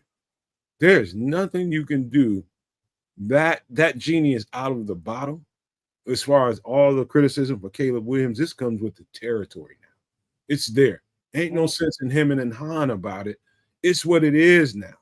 It's not that that's what you prefer for him. I don't prefer that for him. I put out many, many shorts trying to get the fans to just cool off, wait. Don't expect all this great Caleb Williams right away. I've said that over and over and over again. And I would be that way for any quarterback here. And to Ked's point, the unfair criticisms towards him, is to me, for the simple fact that he's in Chicago, it's in a big ass media market, and Trevor Lawrence is somebody that doesn't get that kind of exposure because he's in Jacksonville, and because they've let him alone and let him play over the past 3 or 4 years. With some, he's gotten some criticism, but it's not a bigger narrative as the Caleb Williams one is. It should be though, man. He's in Chicago. That's gonna happen to him, bro. That's and also the expectations are higher because it's like, all right, Caleb. Everybody now knows that it's like, oh, Superman, Caleb Williams, and it's like, okay, it's like, oh shit, Ben Johnson, can get 30 points a game. It's like, oh shit, look at all these weapons they got, with players that can do things with the ball after. So basically they scared. And so they're gonna try and play it and go, oh, they ain't ready. They ain't ready. I hope they ain't ready because we scared. And they ain't ready. Oh shit, they ready, ain't they? They ain't ready. Oh fuck, they ready. And that's what I kind of see it as. And it's right there for, Caleb, for Ben Johnson, for everybody else to step up and be like, yeah, y'all right to be scared because we are going to be professional and we're going to score points and we're going to shit all over this league like a bear does in the motherfucking woods. And so they scared right now. And so it's just up to the team that Hallis Hall family to come out and show and prove. No more talk. Shout out to my man Scarface. So I think. Go ahead, Kid. Sorry, I'm just. So Trevor Lawrence was a generational talent. They touted, drafted first overall. By any scout out there, anybody looking at the situation was a surefire. I've heard Trevor Lawrence compared to John Elway, Andy Luck. I've heard him compared to people that have really done this job well. I don't know about you guys, but maybe I guess there's been a 4,000-yard passer in Jacksonville. Mark Brunell, maybe? Like, you know what I mean? Like, who was that? They've never done anything in the NFL. Real talk, real. Like, has Jacksonville even ever won their division? Tony Baselli was in the playoffs, so yeah, I think so. Like they've made the playoffs, but I'm pretty sure it was like as a wild card selection. I don't know. I don't know. I don't know how. Like the only reason, and like the reason I'm continuing a little bit of this conversation is because Nomad, you hit on something. If Caleb Williams is in the largest media market, and that's the reason why he gets the heat he gets, that means it's Chicago. You know what I'm saying? That means it's the Chicago media. Well, kids, do you hear the questions they be asking in press conferences? That's the Chicago media that be asking those dumbass questions. Give me a specific. Well, be specific. Like when Cram asked Grady Jarrett if he's trying to be polite and kiss ass to his coaches, and Grady was like, "Look, man, I'm a grown motherfucker. I do what I do because that's the way I do it and how I do it. You don't like it, shut the fuck up." And Cram didn't have shit else to say. I forget who it was, but was it your boy Potsy that asked Caleb Williams some stupid fuck. Shout out to Potsy, man. I like Potsy, man. But it was some dumb question. But it's just talking Justin Fields when he asked Justin Fields a question. I know. That too. It was Fields. I know what you're talking about. But it's a consistent thing that this is Chicago. Exactly. It's a consistent thing in Chicago media. This is Chicago media. And this is what I'm kind of pointing out. This is like cannibalism. I don't think the Chicago media wants Chicago to have a 4,000-yard passer because then they got nothing to talk about. It's some serious bullshit. And if we're looking at, if you're looking at it from, if you're looking externally, we just identified a guy who's in a very similar case scenario. There's two of them, but one's been here for 4 years, touted by everybody. He's in his 4th year, right? There's no reason why Trevor Lawrence shouldn't be getting shit on left, right, and center, bro. No reason. This kid's been in the year 1 season.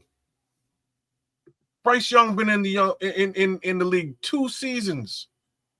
Poor kid. It's I gotta tell you guys something, man.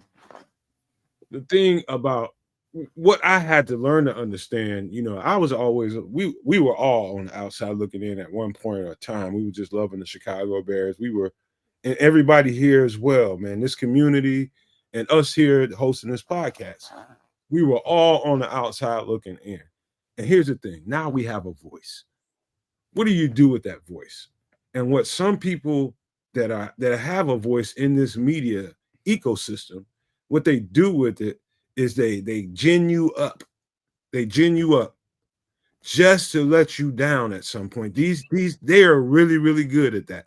They will gin you up about the player that they want and have you out here on every podcast fucking repeating the shit. And what happens is, like Caleb Williams, unfortunately, man, unless he performs well pretty quickly, I don't know that this media is going to be kind to him. Given that the fact that we just got all these weapons, we just got Ben Johnson, and people are expecting results right away.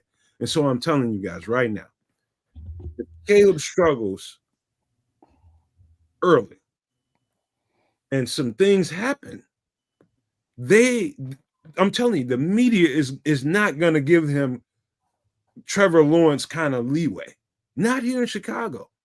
Trevor Lawrence can get away with that in Jacksonville. This is fucking Chicago, man. I don't know. Perform here, or you won't get much time. Dan Weeder is gonna go out Karen.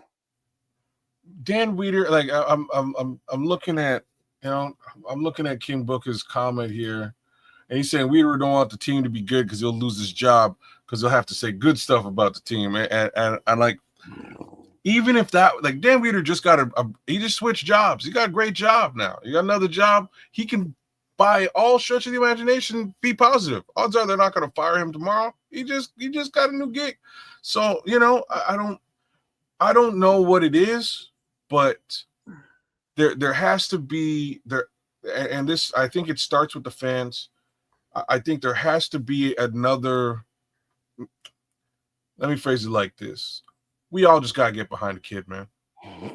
You know what I'm saying? We all got to get behind Caleb Williams. All of us, those of you who aren't, I don't care if you like Tyson Bagent. He's great. I like him too. I think he's fantastic. But at this point, I think you need to be behind the quarterback of the Chicago Bears holistically, because he's our answer, man. He is our answer. He is our opportunity. He's our investment. All of those things are true. And all we're looking at right now is a situation where the media is trying to divide Bears fans and put them in a situation where they question, they don't have that trust.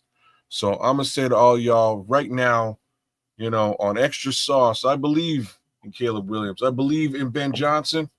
And I hope you guys all do too, because if you can all believe with me, I think we're going to one hell of a football season, y'all. Well, the thing is, it doesn't take much convincing other than W's and competence on the field. If that's all it will take to win over the naysayers, that's all it will take to win over the media, is like, oh, well, these guys can actually play football. Robert Oscar, you for real? Jobs. Wait, what's that? Robert Oscar won 30K. I was about to respond to, like, damn, Ron, goddamn. Man, congratulations, Ron. Congrats. You should fly me in for the first game on Monday night, man. Fly me in, bro. I can get party at my house. I won 30K on a TikTok random giveaway. Damn, good looking. Crazy. Congrats, Ron. Is that like real money, or is that like TikTok dollars or something? Man, they be doing big things on TikTok, bro. I was just gonna say, somehow, clearly, we are on the wrong social media platform. Right? It's a party in his mouth, and everybody was coming. Hey, man. Hey, man. I should say this, man. And here's the thing: we got a bunch of people in the media space that know that if they collectively bang the table for this or that, bang the table for this or that, and they start getting those things. What you're seeing right now is media anxiety, is what it is. I'm telling you, kids, Trips, you can tell me whether you think I'm on the right track. You are. You keep going. You are. It's media anxiety. They've done all this goddamn talking about how great the Bears are going to be because we got Ben Johnson paired with Caleb Williams, and we're going to be everything. We're going to be the best thing since fucking sliced bread. Now the reality is starting to set in. Now that we're close to the season, we're only days away from the kickoff, and they're unsure. And that's what you're hearing. That's what you're feeling. That you're responding to them. They're anxious and they're unsure, and they're trying to make you feel that way. Well, they're all also the ones that are unsure because they are legitimately unsure. They were proponents of trading back and taking the haul instead of taking Caleb Williams. So Caleb Williams has to win them over to justify his being drafted as opposed to not. There's that segment of the population. Then there's just the segment that's like, look, it's Chip, it's like let's it's speak to like what you Pittsburgh just brought to Steelers. light, man. Let's speak to what you just brought to light, because that's what you just brought to light is something that man, that's just rooted in ego. You know what I'm saying? And even me, I'm on a effing podcast for with respect to the Chicago Bears. We talk Bears football on a weekly basis, once, twice, sometimes all bloody week. I have an ego, as does everybody on this channel, as well as every fan out there in the world. But at some point, you kind of have to put your ego away, because the facts are, especially for me, again, as a podcaster, I am not the GM of the Chicago Bears. I'm not a professional scout. If you're working for the Bears, yeah, you should probably have a little bit of ego, because you are paid and schooled and know what you're doing. If you screw up in that case, you screwed up. You know what I'm saying? But none of us are. So holding Caleb Williams' feet to the fire because you didn't like the fact that he might have got drafted and you thought it should go a different way in year 2 is just foolishness. And you're a Bears fan? I thought they should go for the haul. Like, let's just put it out there. Y'all well know, if you've been watching me on the show, I was all about the haul. Heck, I said, by all means, trade the kid, trade back, get Jaden Daniels. I don't care. Let Washington get him. These are all things that I personally said. It's a year later now. The kid's here. He deserves my respect. He deserves my fandom. And I love this team. And I think all y'all out there love the team too. Mm-hmm. So step outside of your own personal ego and be a fan. Love the team. Let me say this real quick, man. And I'm going to say this how I feel it. I've thought this before I became a podcaster. I was on the outside looking in. I think that guy might have been my motivation to find my way into this.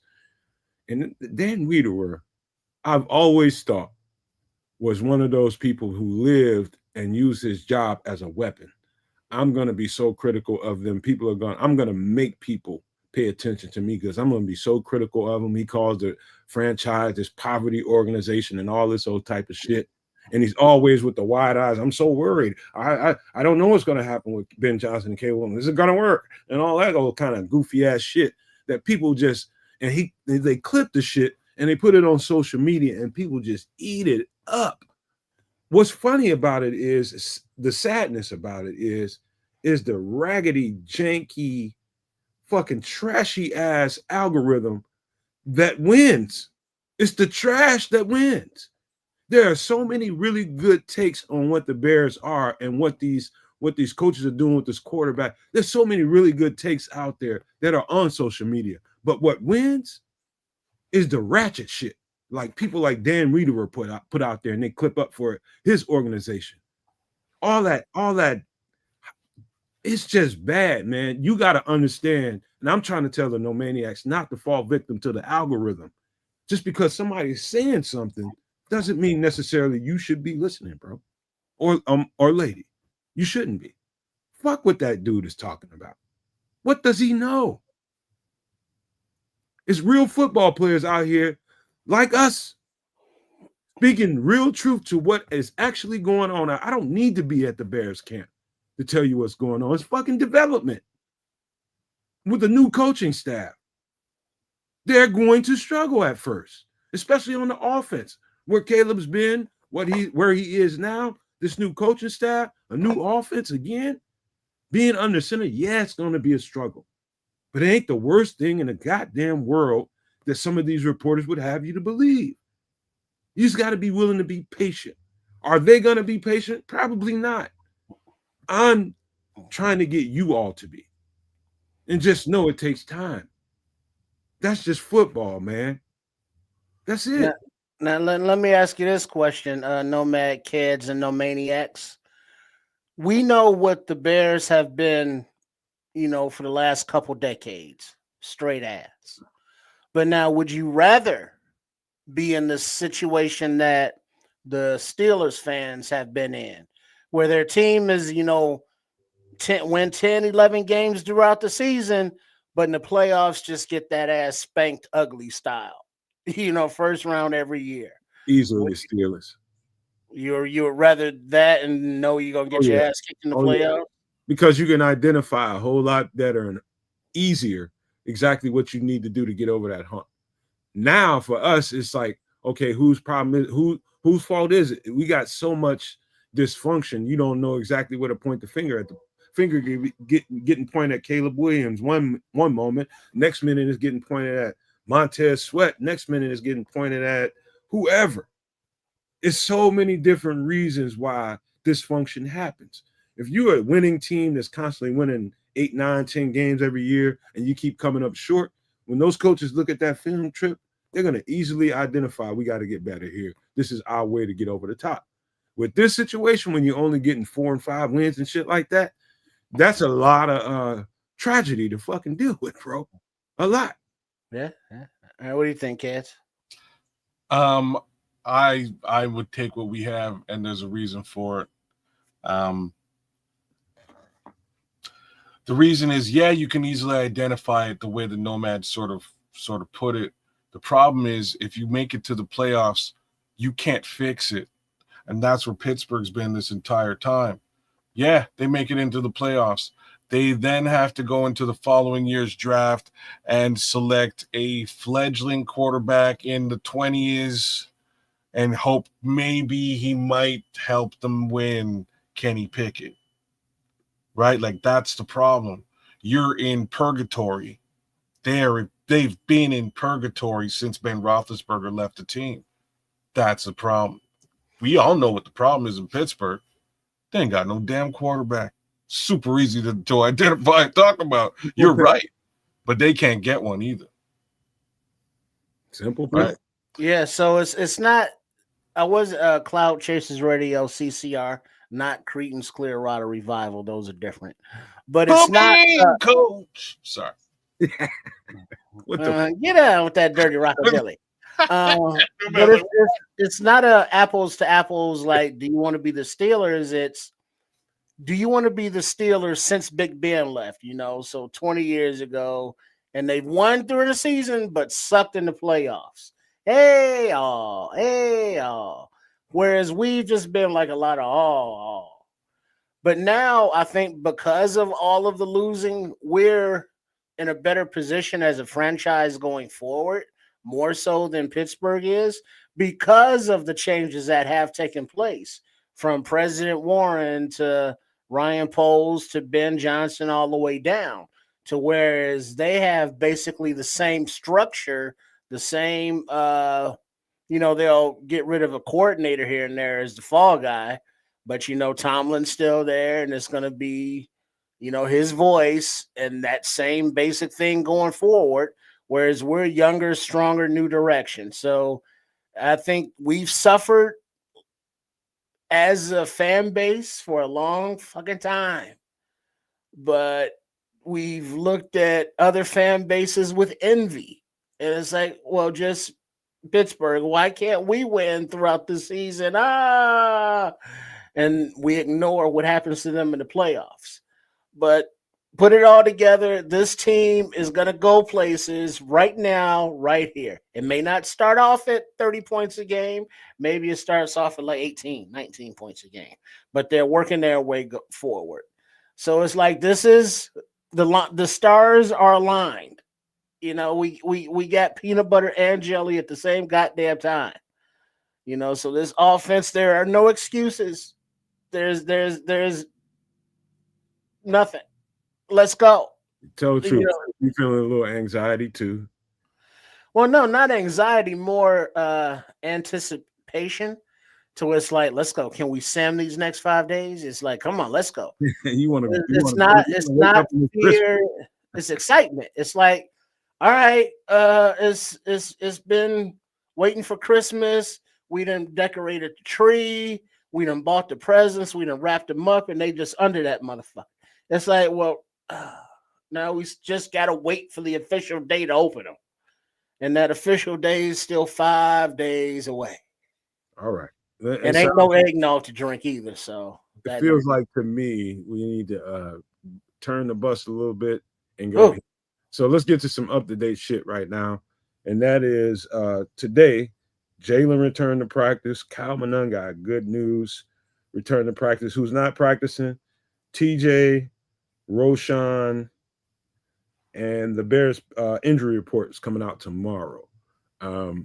Here's the good news is we got Jaylen out there, and we got who else did I say? Kyle Monunga. That's great.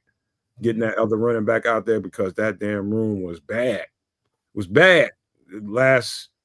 Since the last preseason game when Britton Brown got all them damn carries because we didn't have enough running backs. We got another running back out there. But what scares me a little bit, but not so much, is TJ being on that injury report or being on the injury report tomorrow, but not practicing. It's not a good sign going into the week. But also, I know that coaches do those kinds of things. If a guy's a little bit iffy, and, we don't want to risk anything, we'll keep him out of practice all week and just play him game day because we want to save him. We don't want to have him running around out there thudding and hitting and all that kind of shit. We want to get him ready for game day. So I'm confident that TJ will get there. But if he doesn't, the conversation about who plays in his role and what is that role after that. And so what I foresee happening if TJ is a little too dinged up to go is I think Noah Sewell's going out there and he's going to probably play Mike, and then Tremaine's probably going to play the will. You think Tremaine's going to play the will?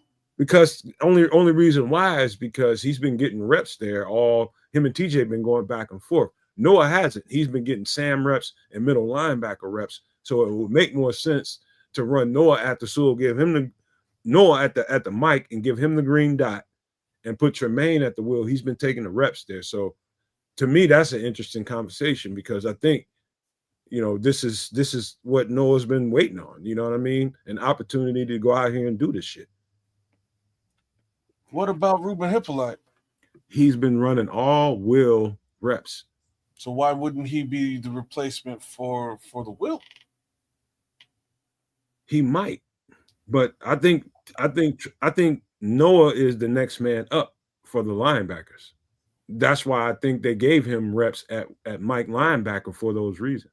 Yeah, but to go along with what Kansas is saying here, I wouldn't want to have my backup green dot middle linebacker guy now to come in at will and not middle linebacker, because now if he gets dinged up over there, who's going to wear the green dot, behind Tremaine? You don't want to sacrifice your depth there. You threw out Hippolyte, let the rook play. I don't know. Whereas I see like Sewell would be next in line, veteran depth-wise or experience-wise in the league, but I think he would be too vital in that middle role to throw him out as a starter at the week and have him backing up middle. I don't think you want to run a rookie week one with so much. I hear that, but again, what we're talking about is the will. Like, it's a perfect position for a rookie. If you're going to play a rookie, like that's where I'd want. Sam is the perfect position to play for a rookie.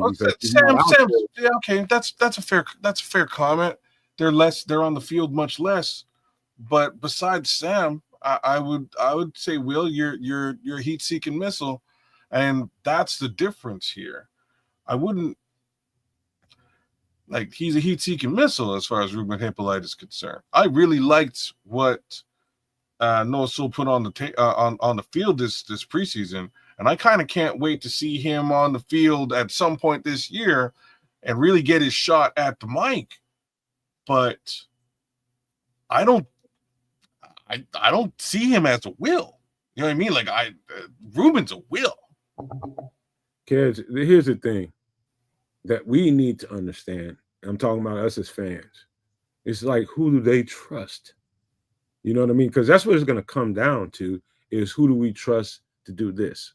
Who do we trust to be assignment capable for that? You know what I mean? Do we trust Noah Sewell with the full playbook, or do we trust this rookie with the full playbook? And we're going to find out. Guess what? If TJ doesn't go, we're going to find out exactly who they trust. And we think on the outside, who we think is more suitable to do this or that, that's one thing. What they see inside that building when they call those plays, who adjusts at the line of scrimmage and makes plays on the fly and plays, all that kind of stuff makes a difference. And so no matter what we think on the outside, it's about who they trust inside that building to be assignment ready. Because you got to be assignment sound when it comes down to it. You can't miss your shit. You can't. And who would you trust more? Would you trust a guy that's been there a couple of years, 2-3 years, or would you trust a rookie that you think is going to be there at some point, but maybe not yet so far? I don't know, man. We'll see what they do. Yeah, we'll see. Because even the historical experience angle to this, I couldn't even attribute to the guy because he hadn't been on the field all that often over the course of the last few years. And I'm not really trying to tout Ruben, or Noah in this case. I just think that Ruben is super fast. And if you're super fast, you're going to cover sideline to sideline in a similar manner as to what we might see from, man, I got to really think about this. So you're suggesting that they flip Tremaine to the will and they start Ruben as the Mike. He's the sorry, my bad. They start Noah as the Mike. Other than Ruben, only reason I say that is because other than Hippolyte, Tremaine is the only other guy outside of TJ's been getting reps over there, so he knows the job. Outside of Tremaine, the only person that's run will is Noah. And so you got to do process of elimination there. You know what I'm saying? It's like you want to see the rookie out there flying around and doing all that shit, but at the end of the day, he's still a goddamn rookie. So I don't care. I don't care who's out there. I have no skin in this game really. My thoughts is who's the most capable for sideline to sideline thumping. No. And no. Talking about that Will? Yeah. I'm gonna put that job on Tremaine every day. That's what I'm about to say right now, right? Like that's what I'm about to say. I was like, Ruben Hippolyte's super fast, but one of those things we haven't really had the opportunity to see from Tremaine Edmonds is how fast he really actually is. My guy could move. So if they put him in a situation where, he's going sideline to sideline as a thumper as opposed to really, commanding the middle of the field, it's a different move. But I think that might actually work better than lighten up the rookie for his first foray. They also will if TJ doesn't go, they will also raise Carl Jones from the practice squad, and so they will have, I believe Carl Jones ran some Sam, and I'm just remembering what I saw, some Sam and some Will linebacker. And so they got depth. They got guys that can play Sam. We not worried about that. Well, but I don't see them elevating Carl Jones. They will have no choice if TJ doesn't dress. Yeah, no, they do. They're like Ruben's still on the team. They don't have to. You elevate Carl Jones, you got to pay Carl Jones. Bro, they're gonna play they're gonna dress 4 linebackers, bro. Trust me. There ain't gonna be no 3 linebackers on the 50. There's gonna be 4 linebackers. It's gonna be 2 of them that can play all 3, at least. Trust me when I tell you, there's gonna be at least 2 that run the mic. There's gonna be 2 that plays everywhere. There's gonna be 2 that runs a mic. You got to have at least 2 that runs a mic. That's the green guy. Interesting. So maybe they're yet to elevate Carl Jones. I know he's been pulled back onto the practice squad. You know, like even next week, that's a better move because then you don't have to pay him, just like from what Bishop was saying earlier on. Then you don't have to pay him long term throughout the season. You can cut him, let him clear waivers, and put him back Well, on. yeah, but the injury throws a monkey wrench in that, because now you're going into a game, Yeah, a man short in that room. yeah. So now he's a necessity as opposed to luxury. I'll knock on wood and say they go in with 3. Or they go in with TJ suiting up, seeing if he can go. And so, they have the full complement. When you start thinking about the way kids put it, and you start talking about, okay, who you got to pay and all that kind of stuff. Mm-hmm. Yeah, to Tripp's point, you dress TJ anyway, even though he never touches the field, so you don't pay a guy. You got that, but then that's tight ass shit, man. You can't be doing that kind of stuff because you might actually need him and throw him out there and he's fucked up. You know what I mean? So to me, you bring Carl Jones up on the roster and say you bite the bullet. Yeah, not just getting what Bishop put out there. Not in week 1. Week 1, I would ride the wave, man. See what happens. If he ain't good next week, then you elevate Carl Jones and you can do the old cap dance, cut him, put him back on the practice squad, and do that after he clears waivers all season long. But this week, things are a little bit different. You know what I mean? It's a little bit of a different story. You got to pay the man all season. So that's wild. That's crazy. But like I say, I think Tripp, you probably nailed it. I think they dress him anyways, hurt, and hope they don't have to play him. Nomad, I think you might be right though. I think you might be right. I think they might slide Tremaine over and start Noah Sewell at middle linebacker. And to be real about that, I actually have no problems with that. I think that'll be a very interesting experiment to watch, because I kind of want to see Tremaine Edmunds as a thumper. I want to see that. Well, now we're going to see look at the competition. Now you got, who is it, Aaron Jones, and you got Sewell, Edwards, and Hippolyte. They're the second level, ready to greet him and fill those holes. So you got a lot of speed up there, and you got some thump. At all 3 positions. Hopefully, you don't have to come to that. Also, right. to be pointed out is Jaquan Briscoe was full practice, and he back. Let's Heart go. and Soul's back, and he was talking all kinds of good stuff there the other day. Kwani B, Karate Kid. Yeah. One thing I don't like is what the hell just happened to Roschon Johnson. What you mean? He was a full go in that hard practice they did, that full out practice they did, where Ben Johnson came right out and told him we hitting today.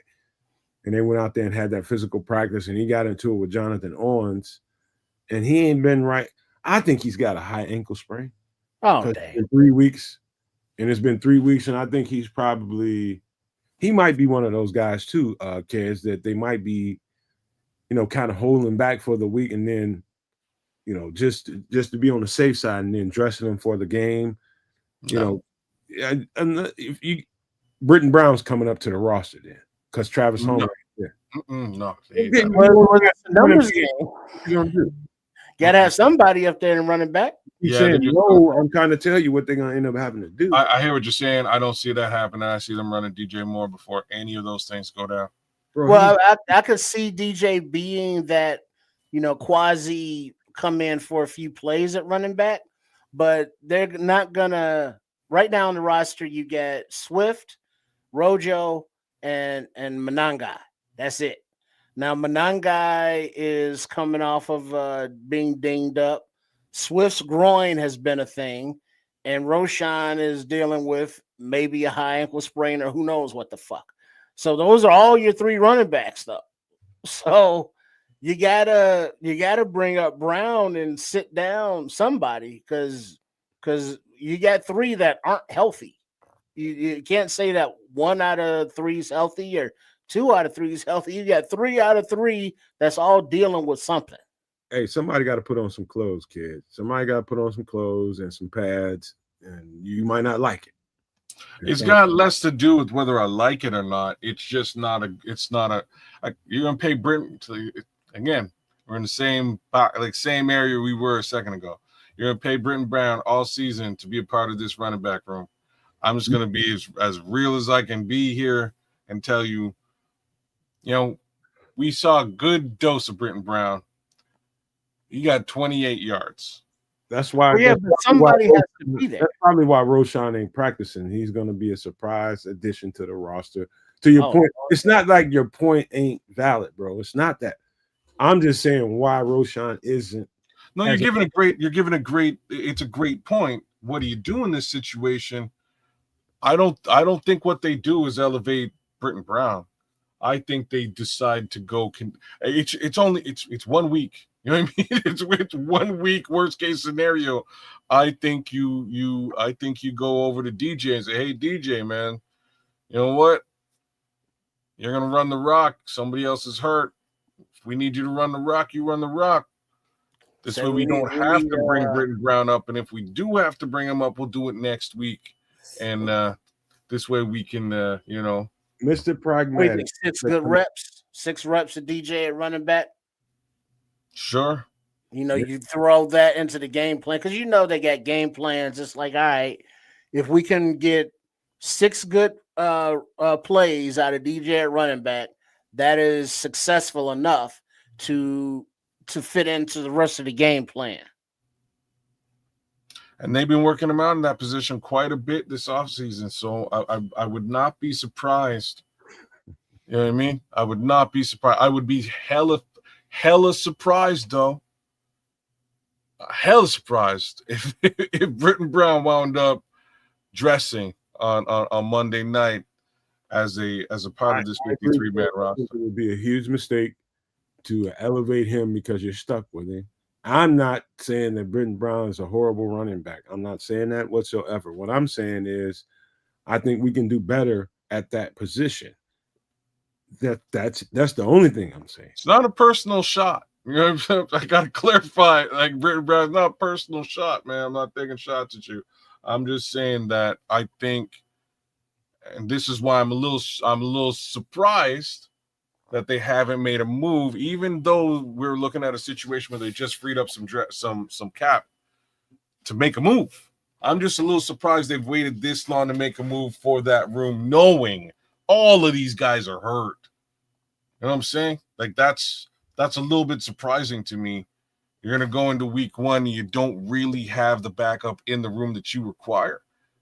I find that a little bit crazy.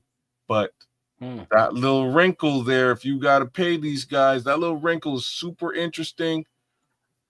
And even then, I'd go grab somebody that I have some level of trust in. Well, but you bring up that trust word, and speaking of the running back room, a guy that hasn't earned it but has burned it for a lot of Bears fans is Roschon Johnson.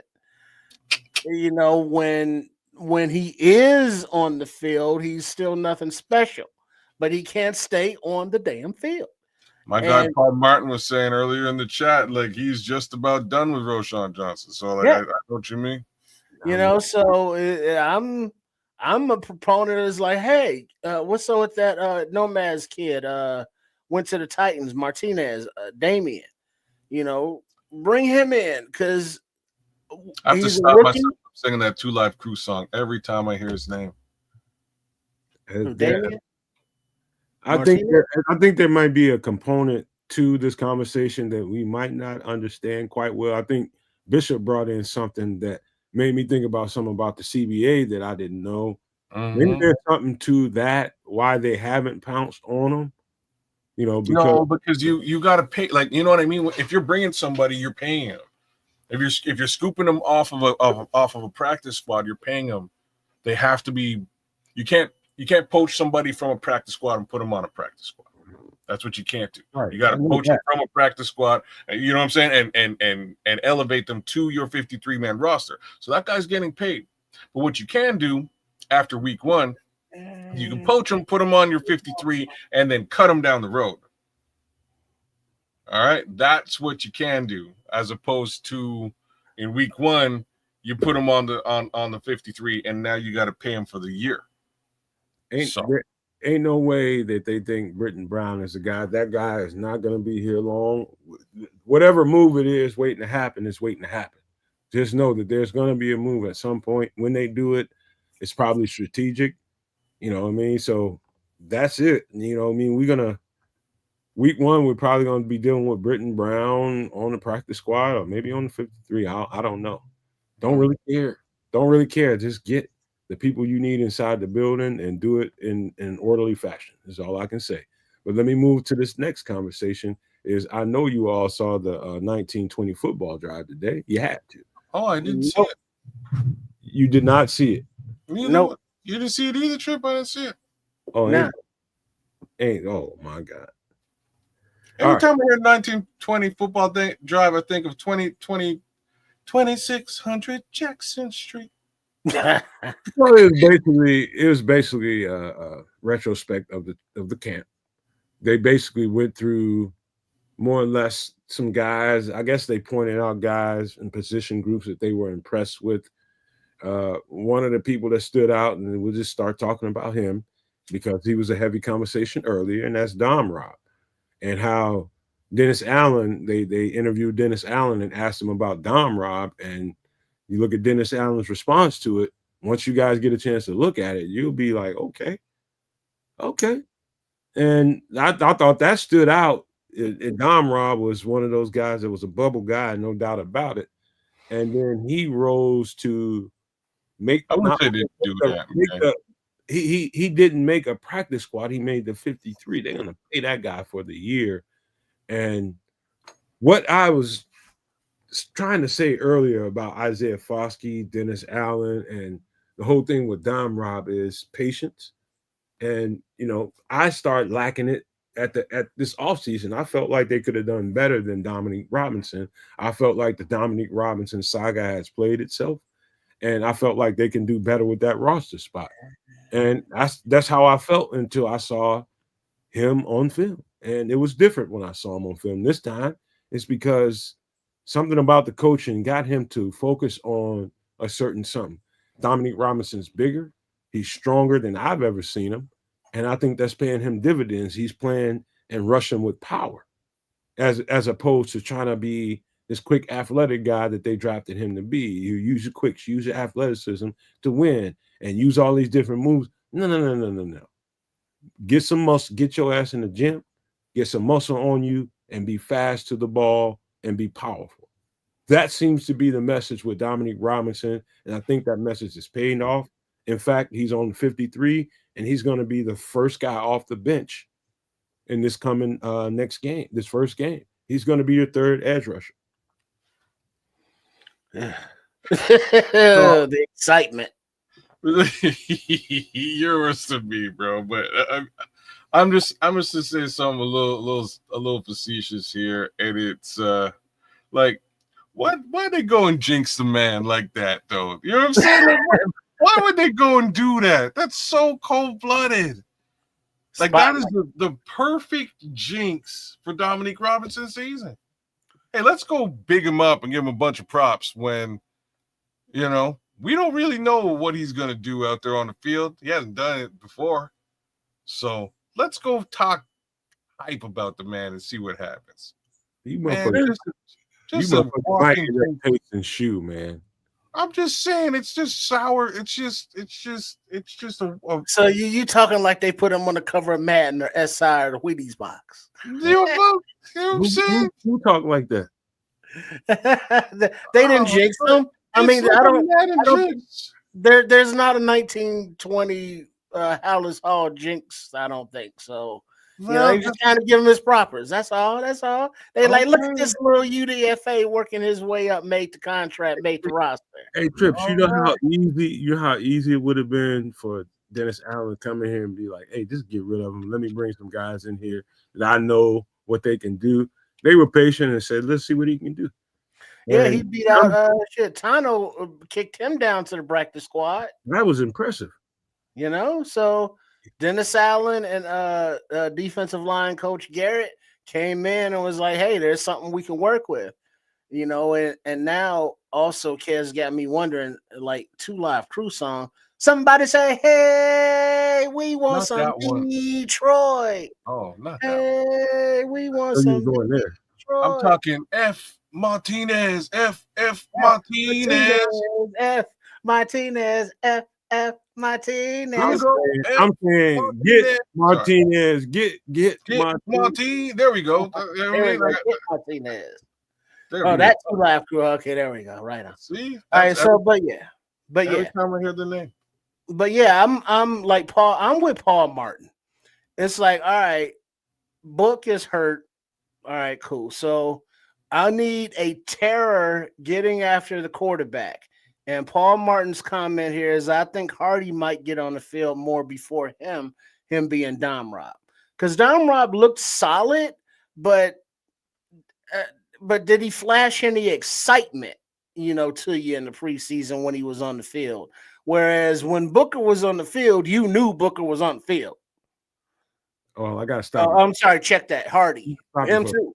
When you knew Hardy was on the field, you knew Hardy was on the field because he was being a menace. Hold on, he was being disruptive. I gotta say this. Crimson says, get McCarthy, get McCarthy, get McCarthy, get McCarthy. Here we go. I'm just saying. No Diddy. Well, that's exactly Diddy. So that's pretty Diddy. That's pretty Diddy, man. But yeah, definitely. Daniel Hardy is he's a firecracker. He's a dog. He's a spark plug. He's an igniter. He's a play to the whistle kind of hair on the fire. Insert your cliche quote there. You know, so he looks like somebody that's like, all right, you put him on the field, he's going to be a problem. Whereas Dom Rob just kind of looks like he'll dance with an offensive lineman. He doesn't require any double teams. He hasn't really shown any particular pressure. Whereas, like, what did Hardy do? Oh, you mean the dude with the sack force fumble that was gunning on special teams? Him? Yeah. Like, does Dom Rob even play special teams? He does. He's just not a standout or a stalwart or anything to that effect on special teams. He had to lean into it more this year so he can make this goddamn roster. I know that. Well, I don't think that's. And this is what I'm gonna say. I don't think any of those things are the true factor with Dominique Robinson. I think the true factor with Dominique Robinson is that he's an athletic freak. He's fast. At least he looks strong. And now he definitely put up a bunch of muscle. You know what I'm saying? And now it's starting to translate, kids. Well, don't say that. The season so far he got on the 53, bro. The season starts in a week. Say it to me on Tuesday. Tell me that on Tuesday. Right now, it's all speculation. I'm just saying he looks the part. Y'all told me to stop saying all 22, and I'm gonna stop saying it. I'm gonna just say this last time. All 22 look promising. For Dominique Robinson? It did. Okay. Yeah, cool. Like you're talking to me. I noticed it, and I called it out when we did the preseason games. I called it out because it was surprising to me. I've been watching this kid get stood up by edge rushers all for two plus years. Just stood up. Sorry, edge rushers by tackles. He was getting pressure. Both him and Booker were getting pressure. I had to call it out. So I'm of the same mind. Fact is, season starts on Thursday, and I need to see it. I need to see it in a week's time. I need to see it actually materialize. It can't just be he looks the part, because I know he does. He looks like a freak athlete, and he's fast. Well, let me spit to Cloud Chasers Radio. Shout out to you for the comment. I'm gonna read it. He says, "Doesn't it always look good in the preseason, though, Nomad?" Yeah. What I'm trying to say to you all is there are some things you can see on the all 22, whether it's preseason, regular season, in a game or not. There are some things that you can see that, okay, if he does this against any tackle, it's going to work. Like he went speed to power more than I've ever seen Dominique Robinson go speed to power. In the past, you've seen Dominique Robinson use all kinds of swim over, under moves and spin moves and all kinds of different things that are negated by the best tackles on the goddamn planet. What I saw that is transferable to the regular season. Speed to power is going to work every single time if you're fast and powerful enough.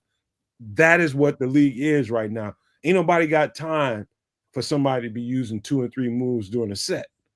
What I saw on film is definitely transferable. If he takes that mindset that he had in the preseason to the regular season, which I think the coaches are counting on him to do, don't be thinking about this shit too much. Just get on his ass and push his ass back in the backfield. It might not always result in a sack. What it's going to result in, that quarterback having to move or that quarterback having to speed up his process and throw the ball to the wrong place. Those are the things that, defensive ends and edge rushers don't get credit for. I'm saying to you all is what I saw on all 22 is transferable to the regular season. I don't think this is a one-off. I think Dom Rob can bring something to the table. That's what I'm saying with a little bit of confidence here, man. I think it was good looking on the film. Well, like I say, I'm not gonna go that far.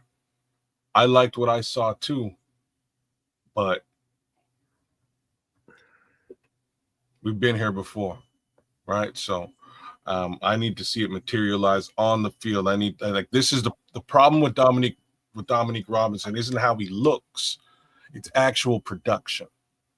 That's been the problem, right? So we need him to produce, and I have a feeling, and Crimson kind of nailed it there. He nailed it here in the chat, and I'll pop it up.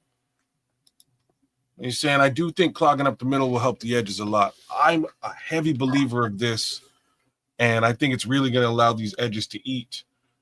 The one thing we didn't see all preseason long was Grady Jarrett, right? So we're going to see a little bit of a different look in that interior with respect to pass rush and respect to pressure. And if that's happening in the interior, they're going to have to think twice about potentially double teaming the edges or really focusing on the edges. And this is part of my problem. I'm beginning to trust in Austin Booker and his ability to beat a one-on-one, to beat his matchup. I'm past trust on him. I believe in that.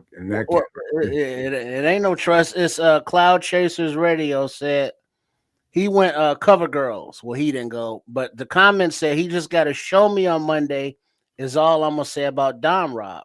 And the cover girls comes into Dom Rob gotta show me you can play football if you want to stay on this team. Because he's on a 53-man roster, but he's not making millions upon millions of dollars. That's a great loss if he's cut. So it's one of those situations where he has to show up on the 22 when he's on the field, hopefully, which isn't all that much. And he has to show up when he's playing special teams to justify remaining on the roster. All right. So this conversation is a good conversation because there's somebody else we're completely ignoring who everything we basically said here would apply to as well. We got levels to it because there's QB conversation that needs to be had. And it's a QB conversation that we had early when we got this player. And that was, I can't remember the veteran quarterback's name right now, but getting that guy. Who? Case Keenum. Getting that guy turned out to be the best thing smoking at the time, because I thought that was a perfect recipe when you got two young quarterbacks that's fighting each other, for I'm the best, nope, I'm the best, nope, I'm the best kind of thing going on. You got a guy that's steady Eddie coming in that training camp and just like, hey man, this is how it's supposed to be done. If you watch when you see that 1920 football drive, watch when you see the praise that was heaped up on Case Keenum and some of the plays that he was making consistently in this camp. there's a priceless value of a veteran quarterback that's played as much football as him. What happened? You said there's a quarterback conversation. I thought some shit went down. Oh, you talking about the number 3? The number 3 quarterback. That's what you talking about? The number 3? Yeah, man. I'm trying to get a guy's flowers, man. The number 3 quarterback. And guess what? And guess what? While y'all talking shit, while you talking shit in particular, you never know what you might need.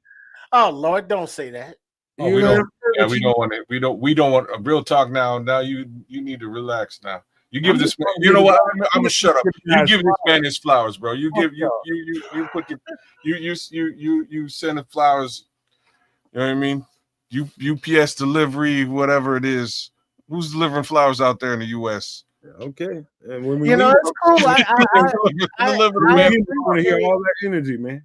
I appreciate his mental aspects of the game that he can come in and translate to active player quarterback between coach speak or understand the offense or understand Caleb and T-Bag with what defense is and all that good stuff. But as far as the on-field play, if anything, Lord forbid, happens to Caleb, T-Bag is next up. So then, Keenum could stretch out then. But until then, I don't want to hear nothing about Case Keenum's name, and just see him on the sideline with the headset, drinking Gatorade, and holding the clipboard. I remember that. They don't have clipboards no more. They got the Surface tablets. Just have him over there chilling. Motherfuckers talk too much shit, and I'm telling you, watch the goddamn 1920. You'll get a different appreciation for him. Yeah. Well, is he still the number 2 quarterback? Is he or the number 3? He was brought here to back up them all. Of course he was. What the hell are you talking about now? You telling us obvious shit? Can I get the story out before getting? Okay, let's you go. Go ahead. I was saying in the 1920 football drive, you can see how much appreciation. Like, okay, they're gonna go through stuff with Caleb and how he looked in camp and what he needs to do and all this kind of stuff.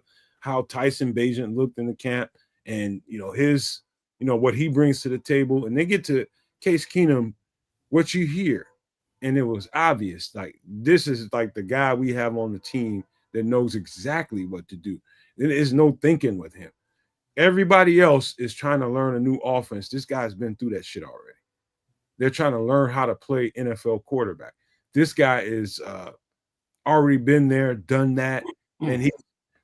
Be honest with you, and I hate to say this, get mad at me, but if you were to blindfold and put truth serum in, let's just say Ben Johnson, and he said, who do you want to go run out there with week 1 to get you a win? He would probably say Case Keenum. Not because Caleb can't do it, not because Tyson Bagent isn't good enough, or either one of those. It's just who's more ready. And that's Case Keenum. He's just been there and done that shit. That's all. I do. I don't think there's any kind of truth serum like that. I mean, I don't know. I don't think that kind of truth serum exists. Look, he's. I'm gonna give the man a little bit of flowers too. He's exactly what we thought he was. Like they said about the Bears many moons ago. He's exactly what we thought. Danny Green, baby. He's exactly what we thought. He is a crown is that. Card, he deserves a crown too, man. Case Keenum, we should crown his ass as a number 3 quarterback in this room, right? He is a card-carrying journeyman. He is. He's been a backup for life, like New World Order. That's what he does. He does it great. He's stepped into the role in many occasions. Not only has he won games, big games, but he's won a starting QB job. He's no BS.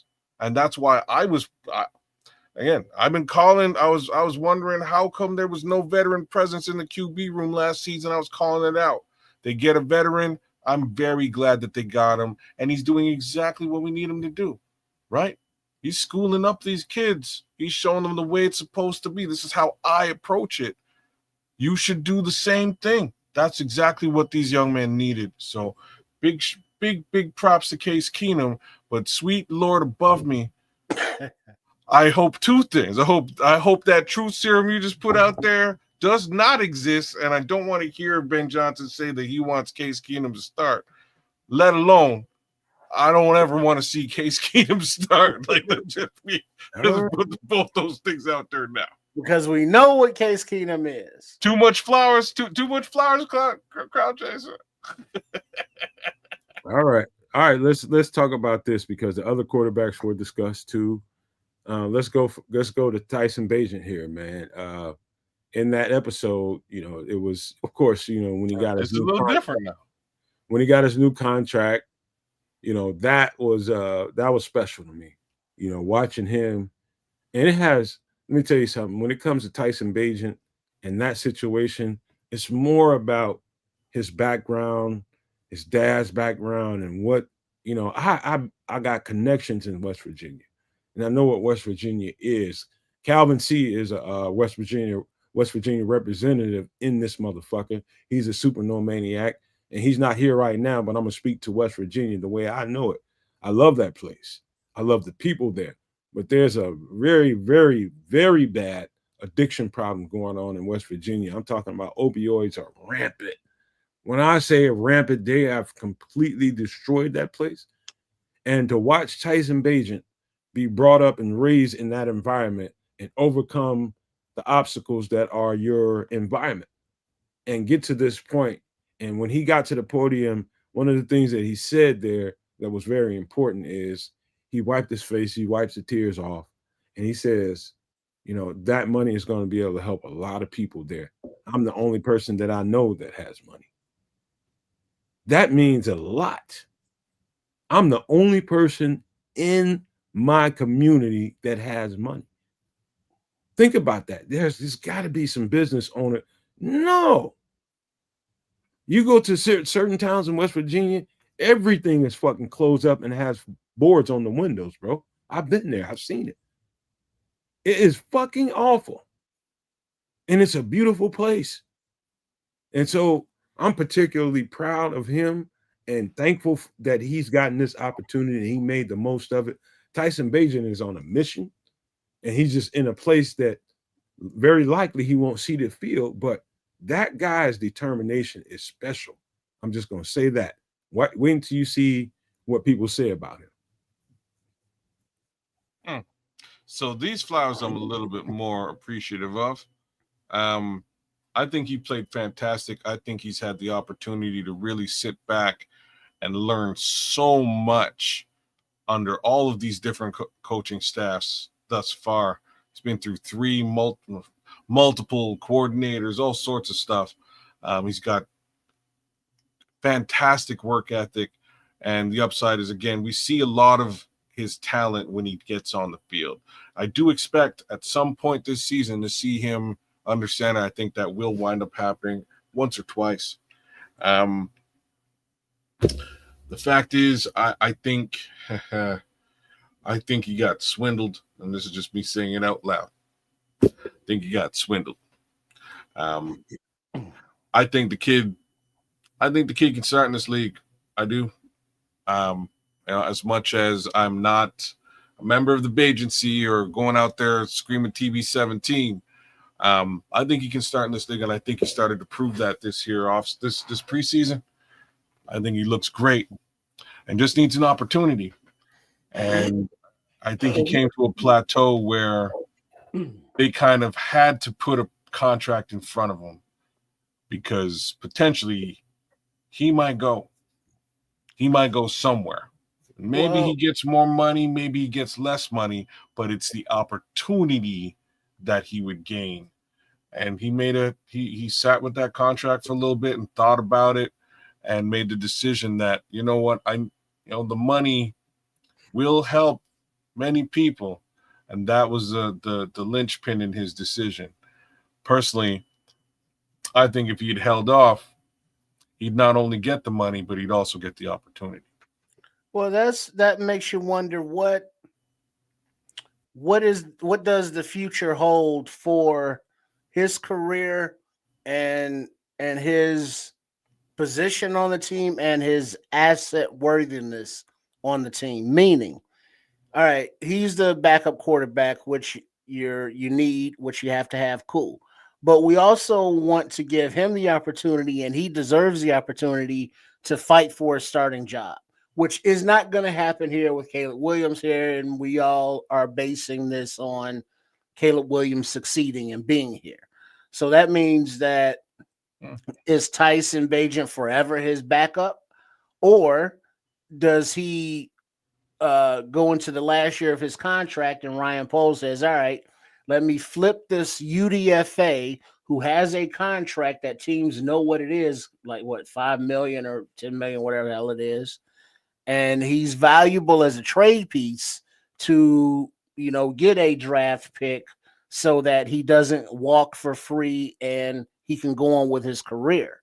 So, you keep him here this year as Caleb Williams insurance, and then next year, you look for an exit strategy for him because you're going to keep re-signing him to be a backup.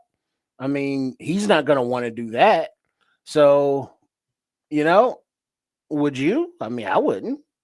You want an opportunity. There was a list of teams, the Browns, the Colts, the Saints, that Cloud chases, saying that he could compete for the starting position for a quarterback. So he's going to eventually leave, but we have to get an asset for him as he departs for team building going forward. Yeah, no, Bear Truth Not's nailing it here, saying, Keds, I get where you're coming from, but this contract put a lot of money in his pocket and now allows an easy deal for Bagent, Bears, and a trade partner. If someone wants him, they'll pay up.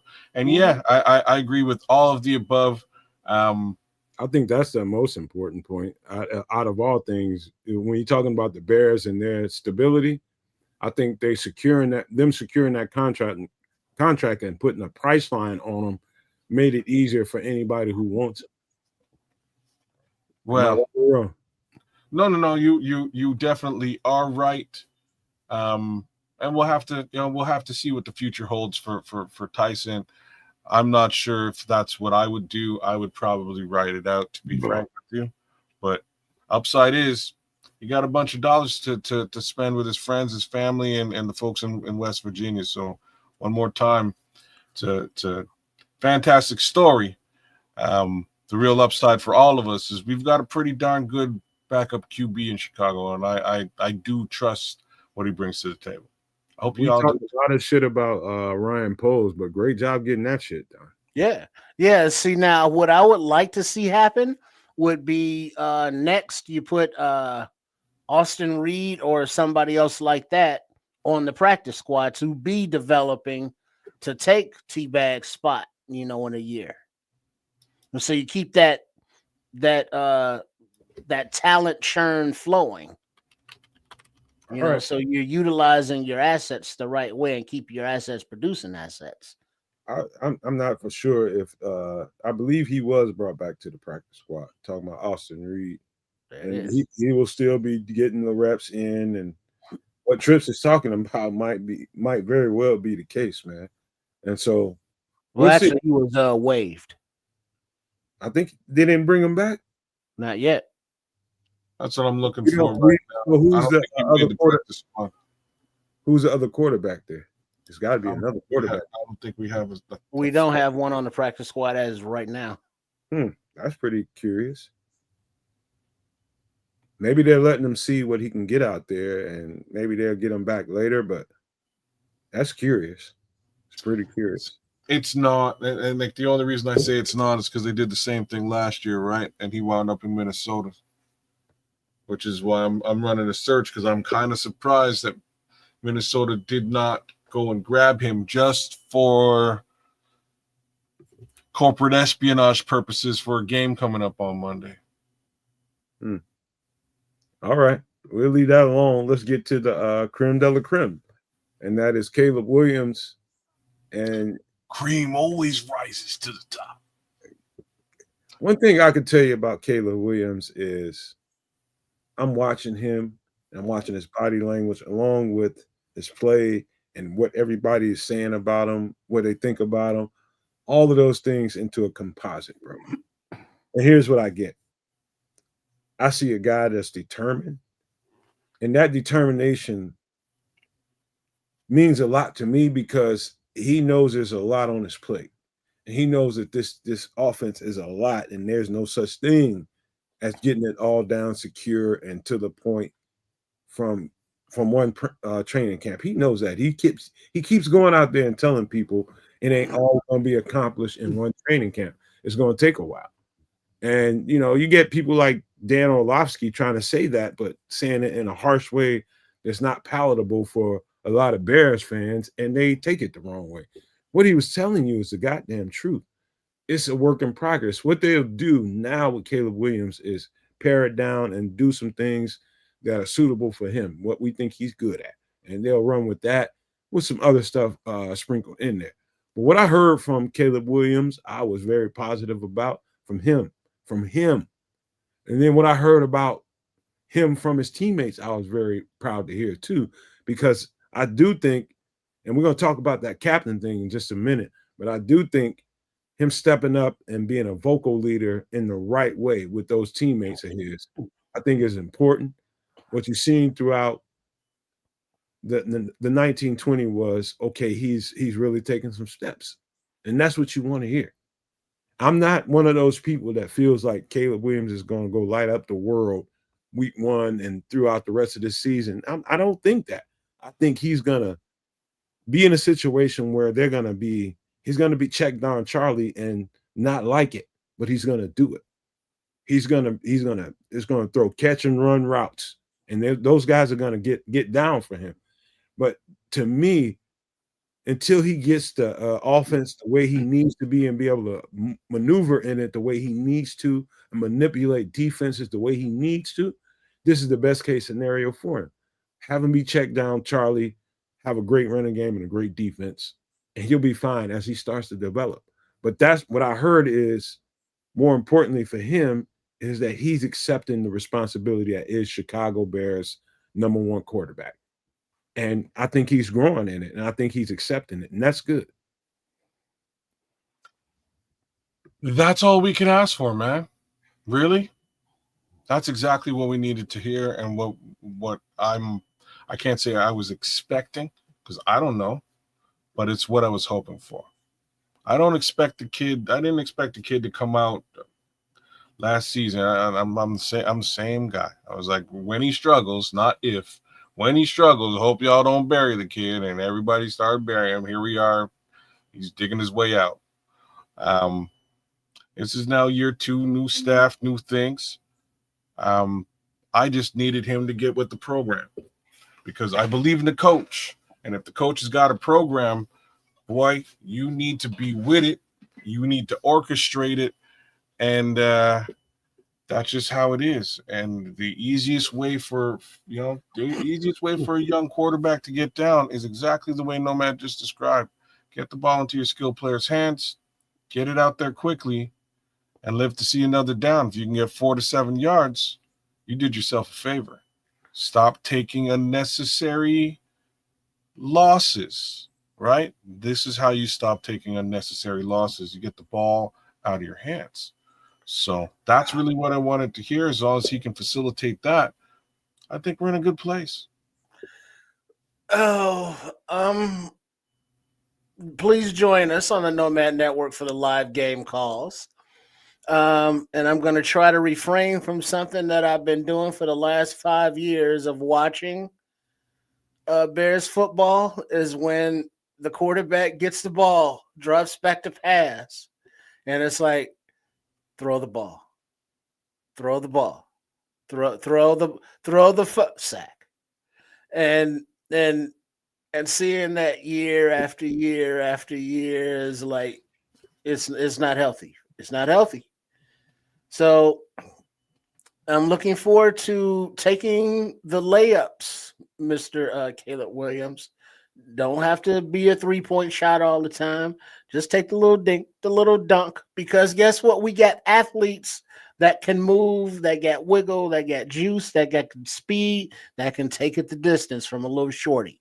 So take the shorties and just block for them, and he is stepping into that leadership role, which is cool. Second year guy, now he's got a little NFL experience under his belt. He's building with the offense and leading into the next conversation.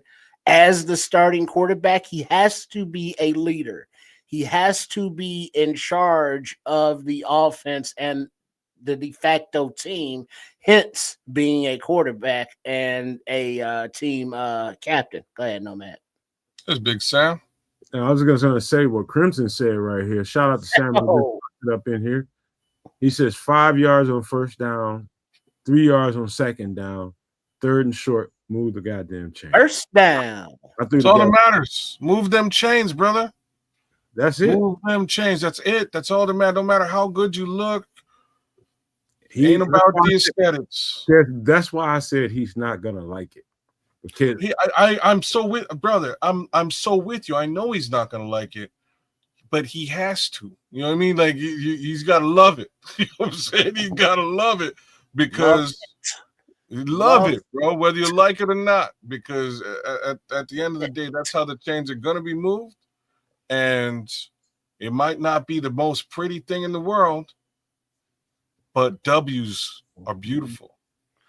What was that movie with LL Cool J and Omar Epps, where Omar Epps was undercover cop and LL was the gangster, and he had dude on the pool table, and he was telling them to love it? That's the way we need to be treating other teams, and not just winning by, by the hair on your skinny skin chin, not taking it down and kneeling it out and running out the clock. We're in the Big Ben, Big Johnson era where he's like, yo, we're going to run up the score on these fools. Y'all with that? Cool, let's go.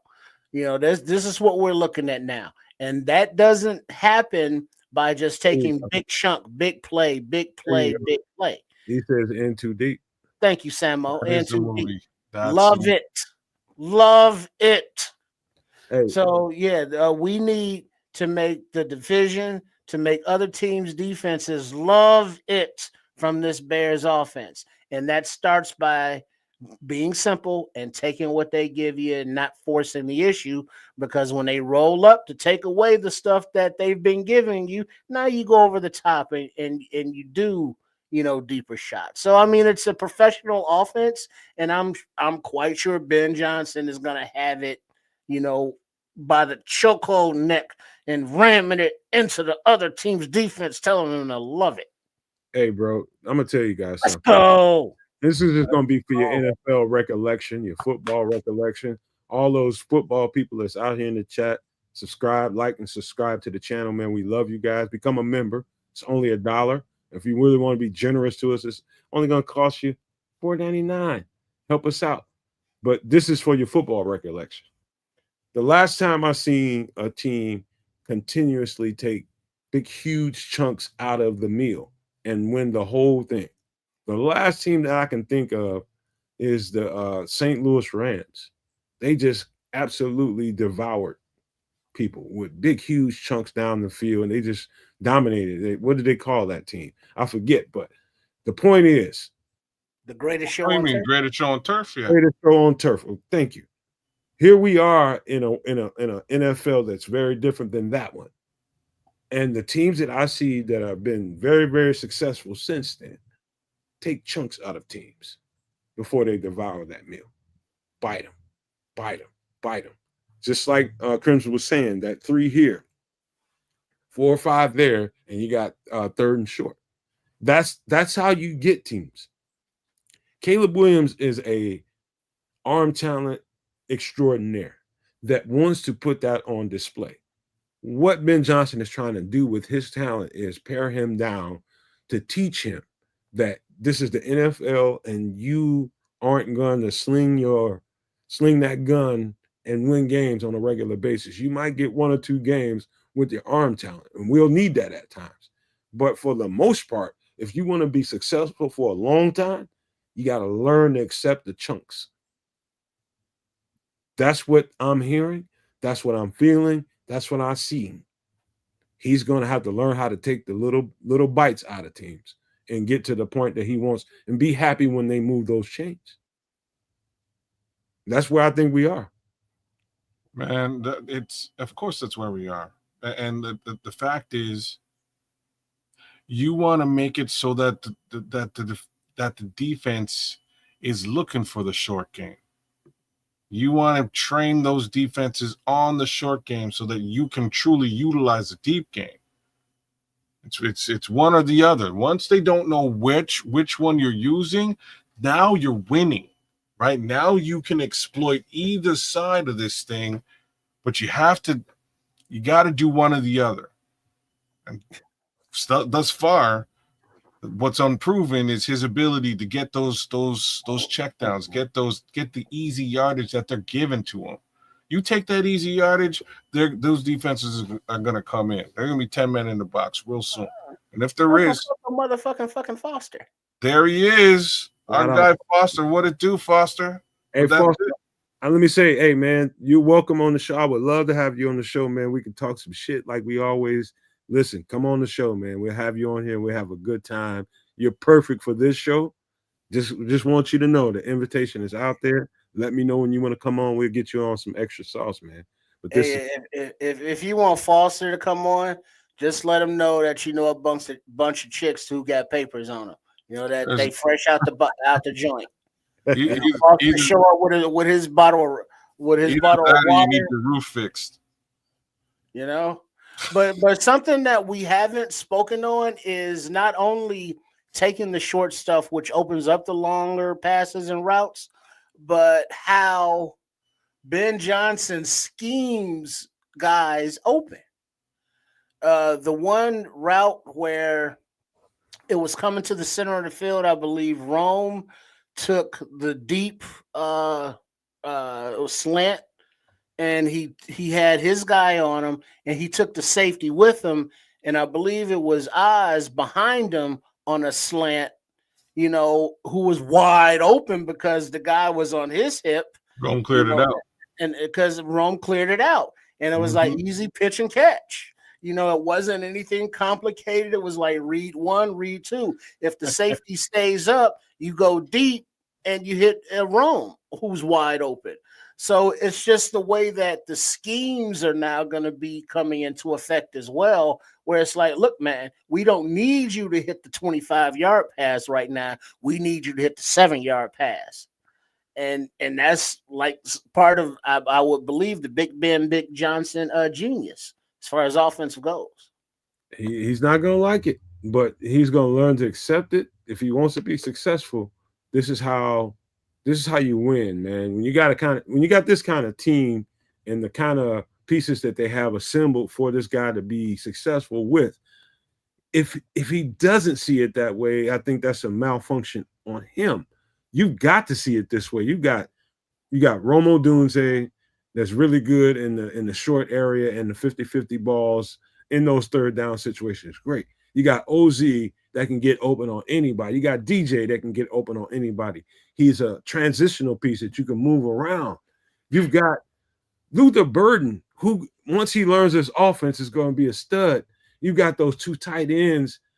All of this is perfectly set up for you to tear it up in the 15-yard and in area.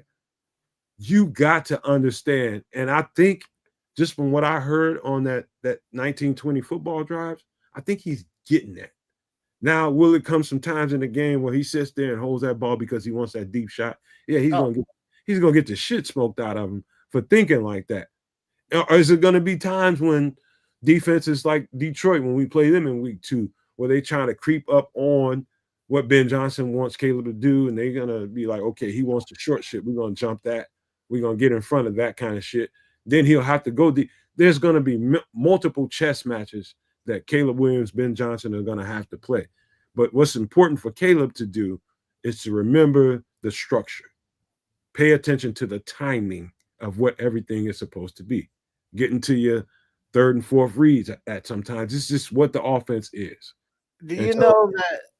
I'm sorry to cut you off, but when you put the thought of the greatest show on turf, and it's like watching Kurt Warner just throw the ball, and it's like, who the hell is he throwing it to? There's a receiver, and then the receiver just there, and the ball was gone.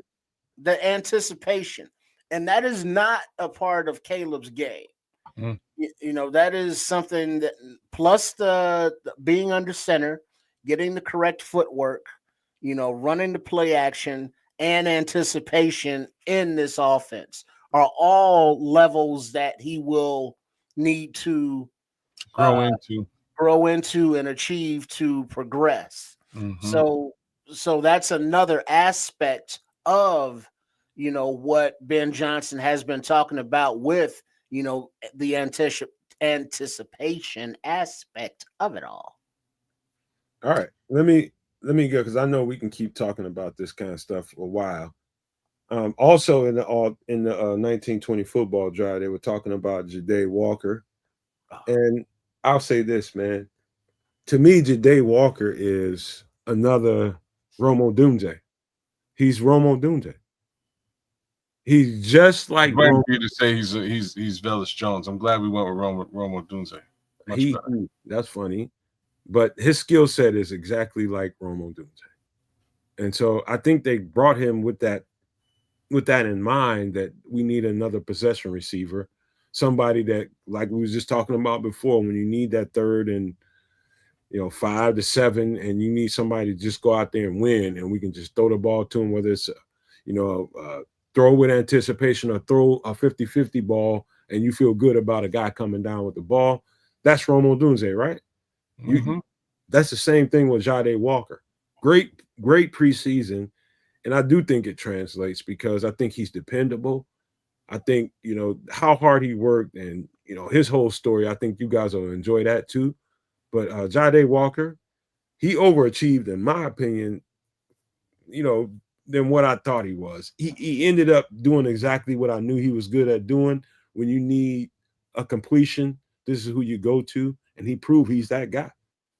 He proved he's that guy. You need a completion, throw the ball in his area, he comes down with the ball. I'm sold on him. Are you? I'm not sold on him. My kid jumped out. He jumped out and proved the theory. There's other wide receivers behind him and in front of him that didn't look quite as good as he did during his short stint. So I think he's going to also represent a little bit of heart and soul in that wide receiver room too, man. I think they're all pulling for him, and I think he lit a fire under them, and I think he'll continue to do that. That's them touchdowns, them big time catches, and that damn dance move, man. I think all those things rolled together will make him a big contributor this season. Yeah, the Skywalker. Yeah, I like that. When he does it down the boundary of the sidelines, going back to the that's dope. It. King Booker calls it the day slide. Samo, you're gonna get in trouble saying shit like that. He says Samo says I think Walker is a more fluid athlete than Rome is. Well, yeah, I agree with that. I don't know about because that. Because Rome looks a little robotic and stiff when he moves, even though he's moving very fluidly. Whereas Jade doesn't look like he's really working or moving, but he flows, and he's very subtle in his twitches, but they're very quick. He's got late hands too, man. Yeah, and that really helps. He does all of that. Yes, he does all of the things that a wide receivers should do. He catches the ball with his hands, late hands. He's got the toe drag swag. He seems to know his route tree and being in the right position, and he blocks. Mm-hmm. Yeah. So I mean, a UDFA. Come on, made the roster. You gotta love his heart, and he's gunning on punts and special teams. You know what I mean? So he got all around football game. He's a dog. He's exactly what I thought he was. A true possession receiver. True possession receiver. When I say possession receiver, understand what I'm saying. Is when you got to have it, he's a guy that you need to throw the ball to, and you're pretty sure he's going to come down with that ball. He's going to come down with that ball. He's a dependable, more fluid athlete than Romo Dunze. Samo, you got to come on here so we can argue, bro. You getting wild with that one now. I'm just going to tell you. Well, what are you saying? He says he thinks Jade is a more fluid athlete than Rome. Oh, You yeah. might have a case there. I might have to I go back agree. to the tape with that one. That's I mean, a crazy just look at take. a move, and it looks like Rome is moving, but he looks like more of a what do you call those? Like a rock'em sock'em robot, where he's kind of stiff and robotic, whereas Jade is just kind of smooth and he's flowing like a piece of fabric in the wind. Rome don't flow like a piece of fabric in the wind. He's more squared off. I think what Samo is trying to say is how he there is something about I seen this on tape with Jade when I was looking at him. Like, I don't know if this even makes sense to you guys, but let's just say you're going on a go route or a corner route or a pylon shot. The quarterback is just throwing that ball over where you're supposed to be able to get to it. Let's just say Tyson Bagent threw the ball and he's looking towards Tyson Bagent's way. And the ball is going the opposite way. So he has to spin around to make basically a corner catch. So he's looking one way and he has to spin around at the last second to make a play on that catch. I think what Samuel is trying to say is Jade Walker is he's more fluid and able to make that play than Rome Odunze. I'll just say they're neck and neck. I think they both are equally capable of that. When you got to spin all the way around and make a play on that ball, you got to be a certain kind of athlete. I just saw a video of Dante Thornton out in Vegas doing exactly that. And some people are fluid at it, and some people, that's a struggle. I think that's what Samuel is saying right there. Brandon Marshall? That's a good point. He's saying, oh, you wild, Samuel. But I like that. No, I disagree with that. I don't. No, he said went to Denver. We got Brandon Marshall from Denver. Yeah, I don't. He said Brandon too, though, in the chat. Wait, my comp for Jade Walker is the wide receiver we had here that went to Denver and had success with neckbeard, Kyle Orton. He says Brandon after. I wouldn't. I don't think. I get what he's saying. Yeah, I don't. The body type is too different for me. I would even, the body type is too different for me to say Brandon Marshall. I'd say more potentially even Alshon Jeffrey, but I'm just, I think Foster nailed it in the chat, man. I've never seen a wide receiver core like this in Chicago, so I'm for it across the board. I have one beef. The only beef I have is that I would really. He's saying not Brandon Marshall. I'm trying to think of the receiver he's talking about that went with Orton to Denver. Yeah, from here. But I would. I just want to see more Luther Burden. Yeah, I'm really intrigued. The kid looked. Every time he gets his hands on a football, it looks like special things are gonna happen, man. Here's the thing.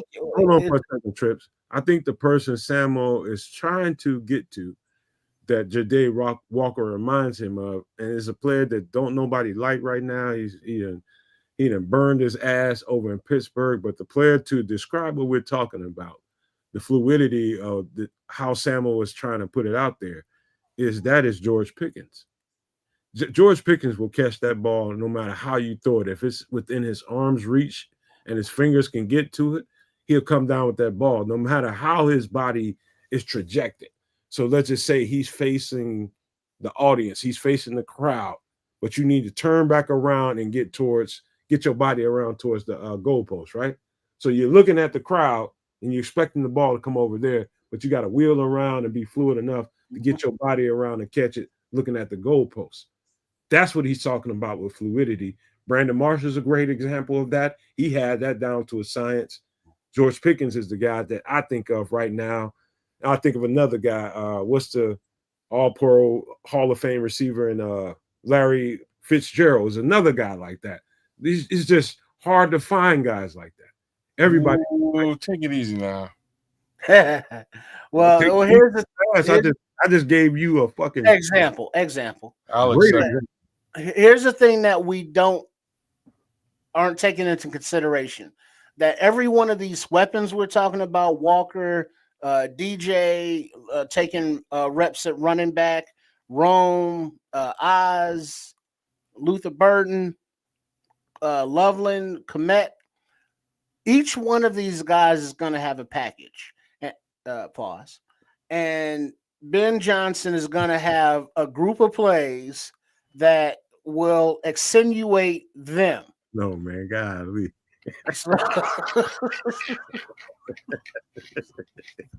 So that was a very specific pause. It was funny too. They are gonna have that group of plays that it's like, all right, Luther Burton, come on in here and run, these 5 or 6 plays that are designed for you. Come on in here, DJ. They're gonna do that for every weapon. Whereas for the last few offensive coordinators, it's like, well, it's week 4. Maybe they can start working this dude into the game plan a little something. I think that's going to start from week 1. And it's going to be a beautiful thing, because it's like, oh, let's focus on DJ over here where the ball is going to Oz over there. Let's focus on Rome over here, and the ball is going to Luther over there. And so the possibilities are endless. And we still haven't talked about, backs coming out of the backfield on swings and in flats. Well, mainly because we don't know like the health of them. But yeah, it's the opportunity for each one of these weapons to shine. We just need to get the ball in their hands. All right. I gotta put the brakes on this so we can talk about some other stuff real quick. I'm gonna let you guys give all the oxygen to this you want, and I'm gonna listen for a second, then I'm gonna respond to whatever you guys say. There was a captain's list that came out. I think Caleb was on there. I think Joe Tooney's on there. I think Grady Jarrett's on there, and I think Kevin Byard. I believe those that I can recall right now. Those guys are the captains. And let's just go from there. Is that significant to you? Insignificant?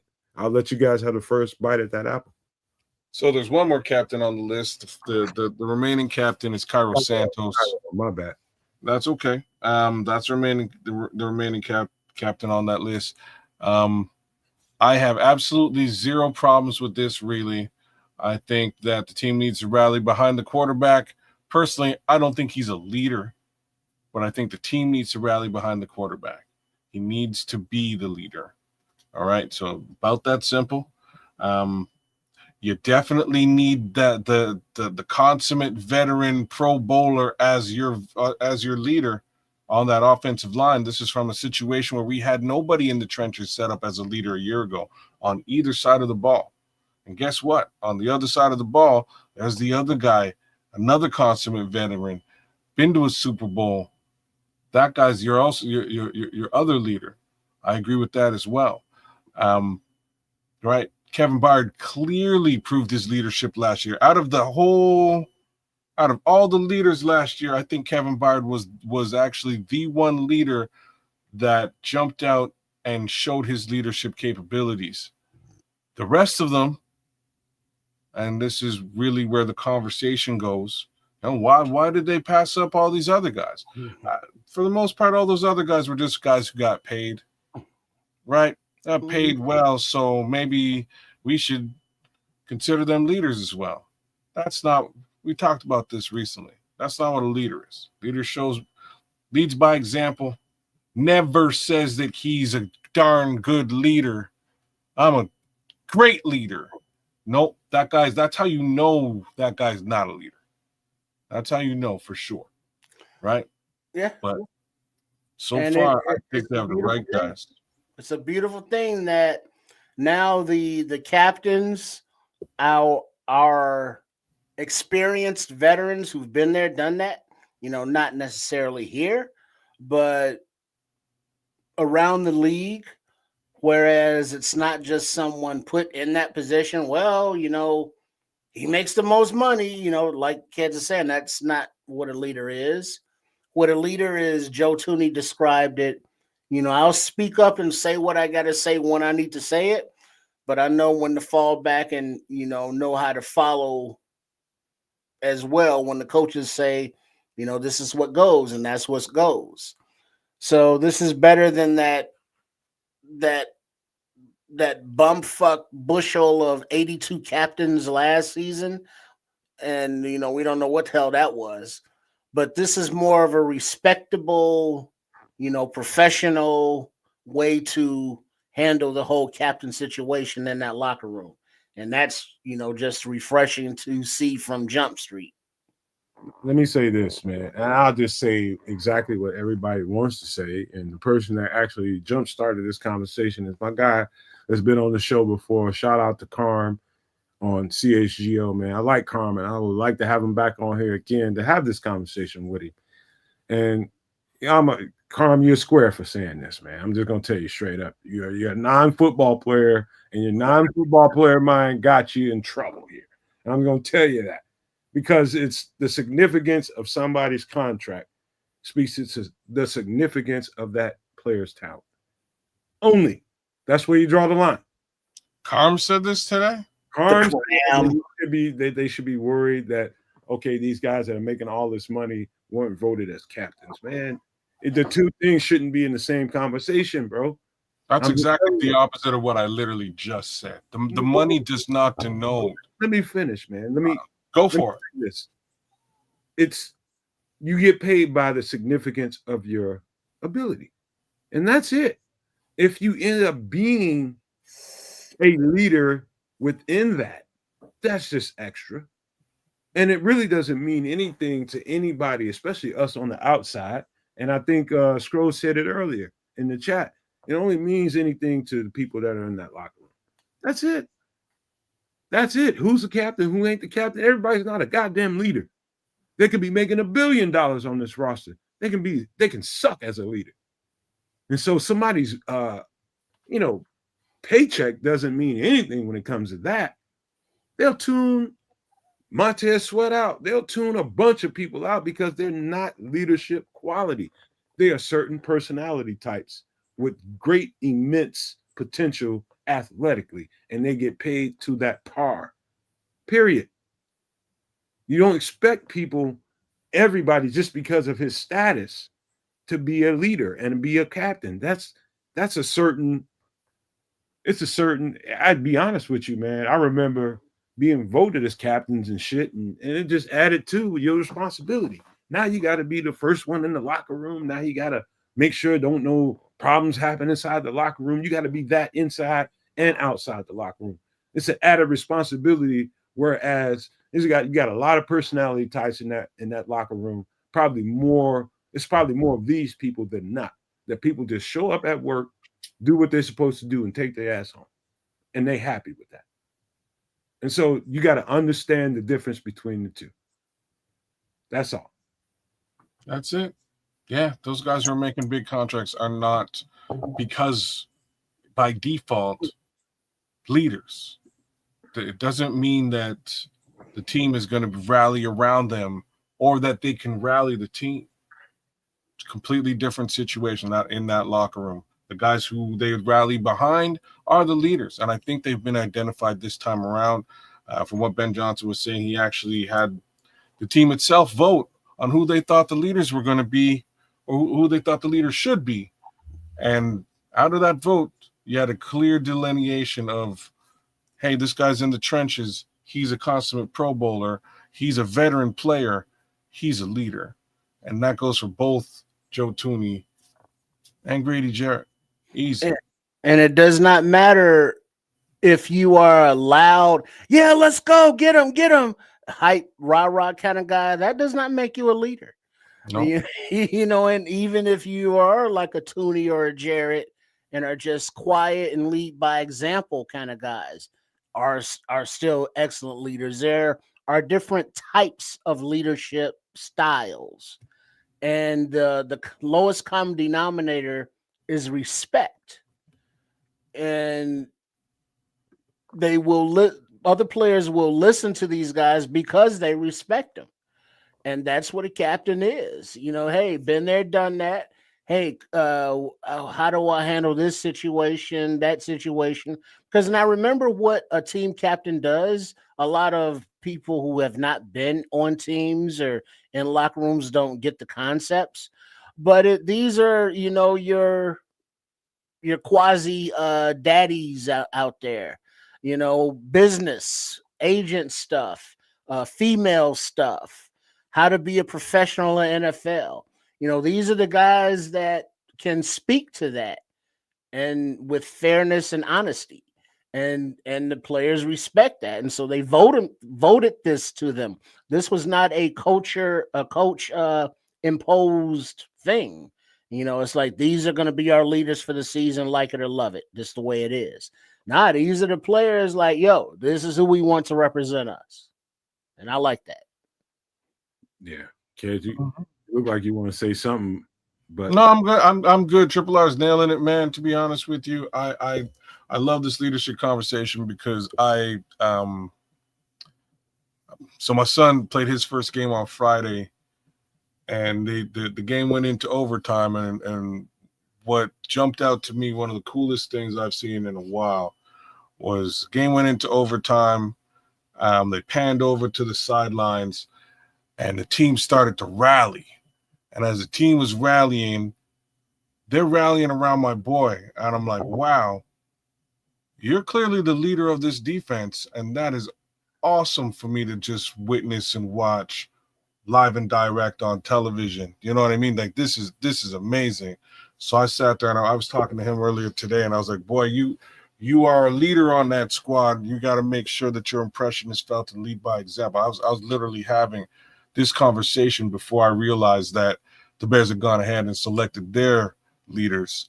But it's a conversation that resonates with me personally. So, yeah.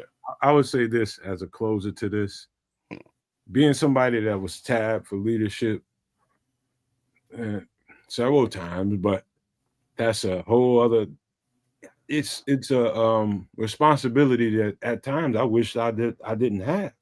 I'm just being honest with you. I'm like, sometimes I don't need that shit, man. I just want to be working on me and doing my shit. You know what I mean? I just being very human with you all, and it ain't just talking about football, bro. It's about my life. And in different situations I've been in work-wise and everywhere. It ain't just about football. Leadership is leadership. Either you got it or you don't. Either you're able to lead the flock and lead the masses, or you can't. Those people are certain kinds of people. And I don't always like it. And I know go ahead. No, you're what you're saying is very important, because most leaders hate it most of the time, unless you're like because it's super, and we're even kind of witnessing it here with what we're discussing. Most of the time, the leader is the guy who's being paid to be the leader. You know what I'm saying? Like, that's just how it shakes out. He's not the guy who gets the benefit of being the leader. He just happens to be doing the right stuff for himself. And people are looking at it, and this is truly the lead by example that I'm talking about. Oh, snap, like, he's busting ass in the gym. I need to be like that. I need to be in the gym and get like that. He knows the entire route tree. Okay, I see that. I see what he's doing. Let me follow how did you get there? And they see that you care and that you're actually going to put back into the community that is your team, or into the community that is your business. You know what I'm saying? Most of the time, it's not the guy who's at the top making the money or really being praised for being the leader that actually is the leader. I think you should read, kids. I think you're the perfect person to read what Crimson says, and then on top of that, what Scroll says right beneath it. Right on. So Crimson's saying at Nomad, great leaders never want to be leaders. The ones that want to be leaders are terrible leaders. Like, it's so true. It's the irony of the universe. It is so true, man. It is super true things that you're saying. And then right under that, man, and this is what my son was. This is exactly what my son said to me today. He's like, Dad, the leaders, the guys with the C's on the team are a bunch of snitches. The work snitch loves being the leader, and that's who's going to get the leadership role every time. he's going to get that promotion every time. But when it comes down to everybody in that lunchroom having lunch, they know who the real ones are. You know what it is. In and that then locker also, room, you know who when teacher had to go to the office to holler at the principal about something, who should leave in charge? the snitch. Who on the coach's C list does he expect to let him know what's going on in the locker room, keeping the ear to the ground, if you will? The captain, the snitch. You know, that's not cool. You know, but a leader knows how to inform the coaches of what's going on in the locker room without just being a snitch.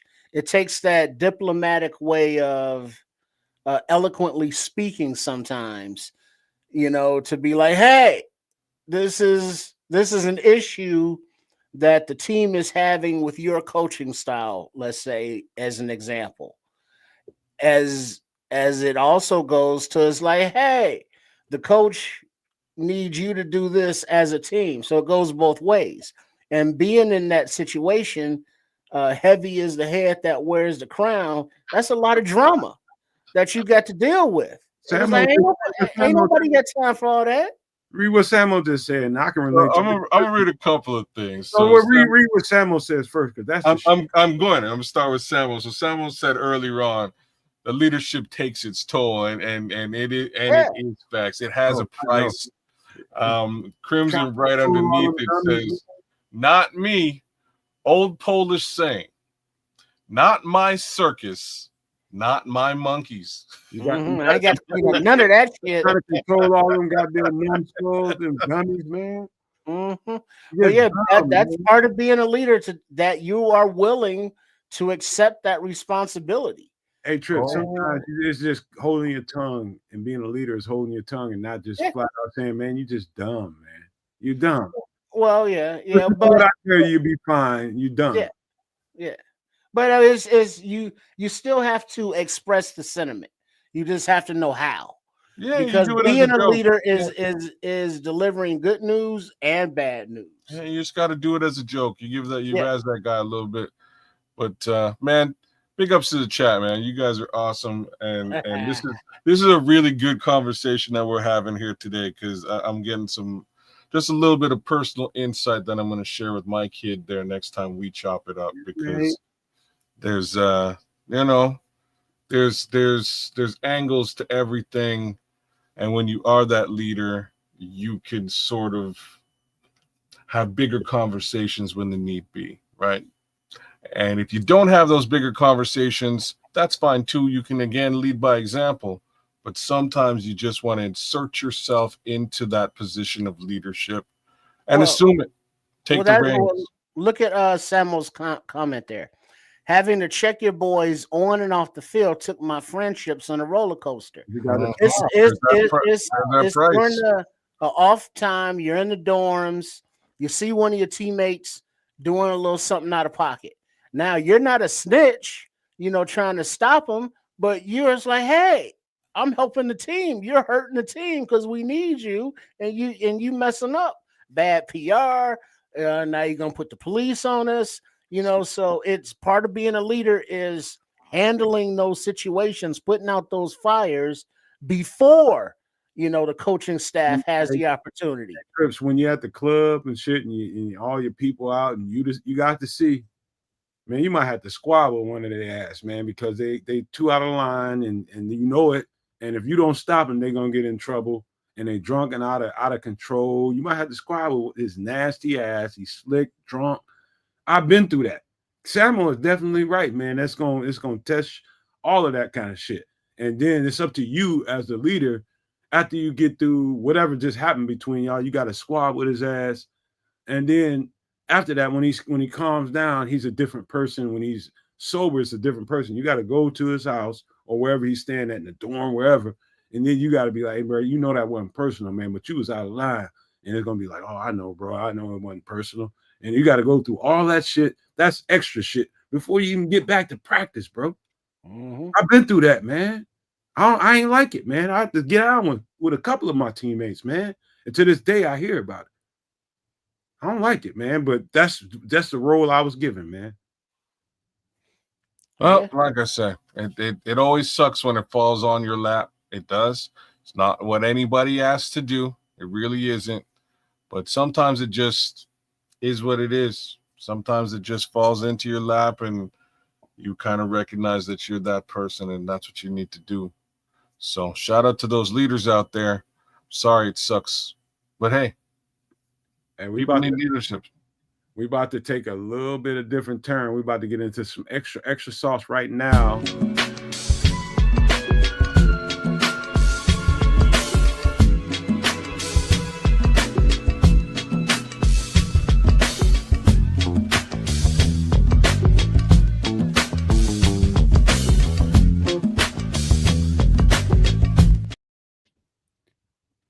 Extra sauce starts right now, man. We're going to take a sharp turn from the football conversation and get into some funnier, more fun conversation real quick before we get out of here. And that is, I got a game picked out for you all, but I want to know this is perfect for that intro.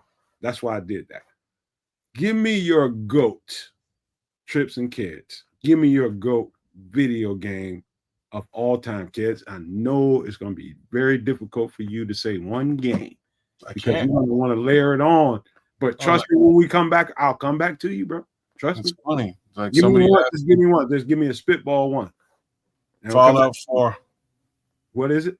Fallout 4. Fallout 4. Okay. What you got, Trips? Defender.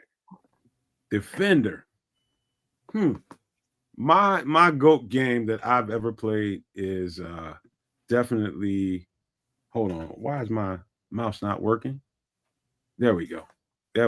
This is my GOAT game of all time, and I got layers to it. GoldenEye.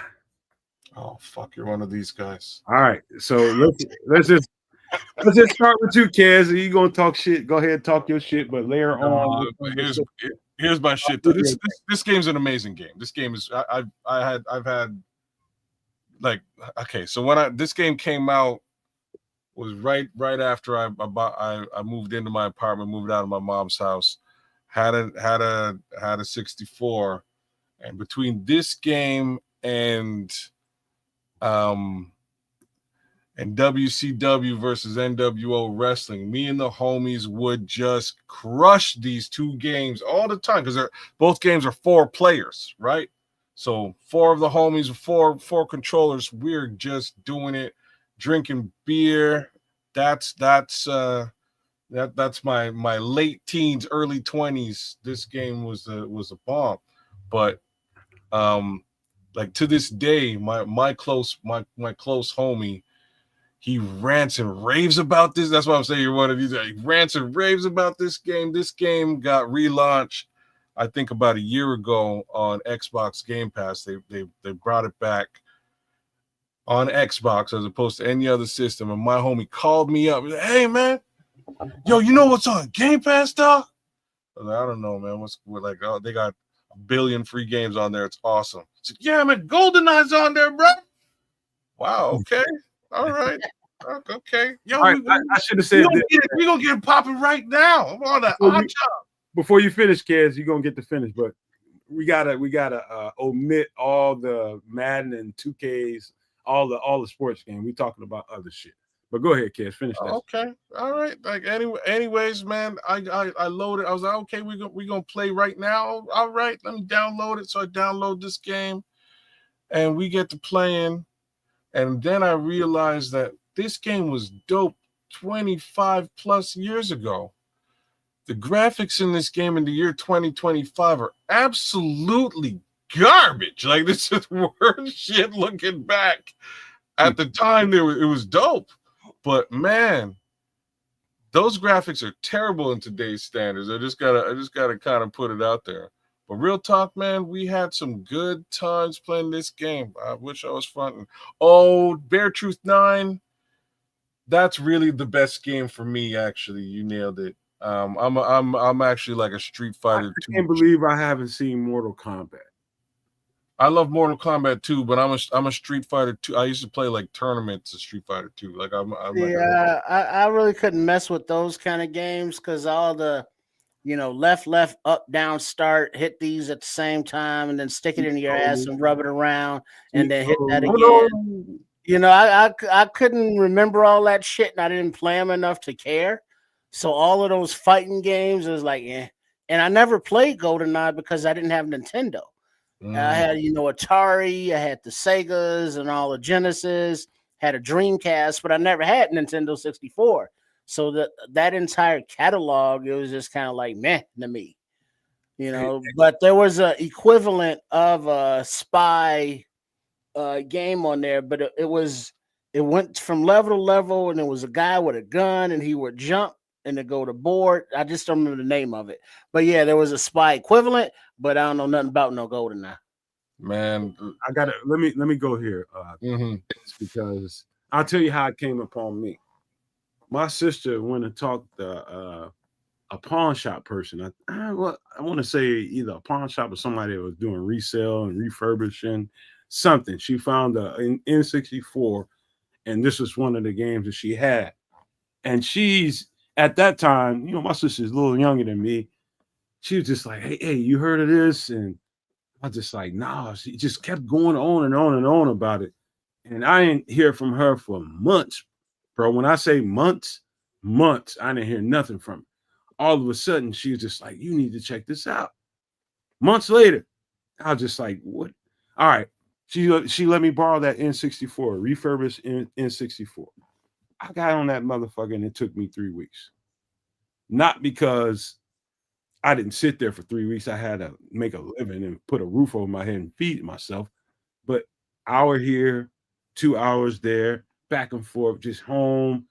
And I'm telling you, this is the first game in my life that ever gave me, what do you call that when you start getting a little nauseous when you're playing stuff because you're moving around too much? And epilepsy?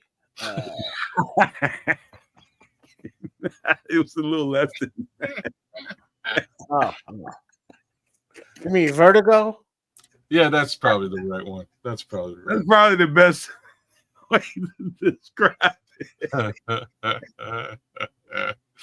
I was just like, hold on. I had to turn that motherfucker off for a minute. I was like, hold on, let me get my shit together. Because you get to a certain phase in the game and you're moving around so much.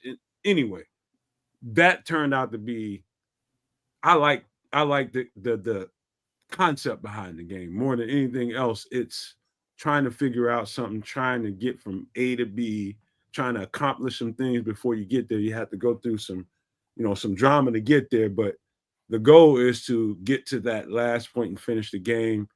And I'm telling you, man, this is easily the best game I ever played. And I'm sure there's going to be a lot of people in the chat saying, hey, dog, this ain't shit. You should try this if you like that. Well, like it ain't shit because it came out 25 years ago, right? So for 25 motion sickness, vertigo, same thing. Leo Factor knows what's up. He's saying WWE No Mercy as well. On this system, it was just if there's a and then you throw in Mario Kart. Those four player games on that system were kind of second to none. The only game that's like a non-4 player game that was dope was the Zelda. The Zelda Ocarina of Time, I believe, is really, really good. But if we're talking about games in the year 2025, like it's like Fallout 4 is probably the one, man. Like for me, it's the one. And why I say that, you have your first person shooting aspect to the game. You can go around shooting stuff. Not really people, but the cool thing about this game is it's like, hopefully some of y'all seen the show. It's kind of, the show is basically based on just the general idea of the video game, but the world there's been a bit of a nuclear fallout, and you're kind of trying to rebuild the world.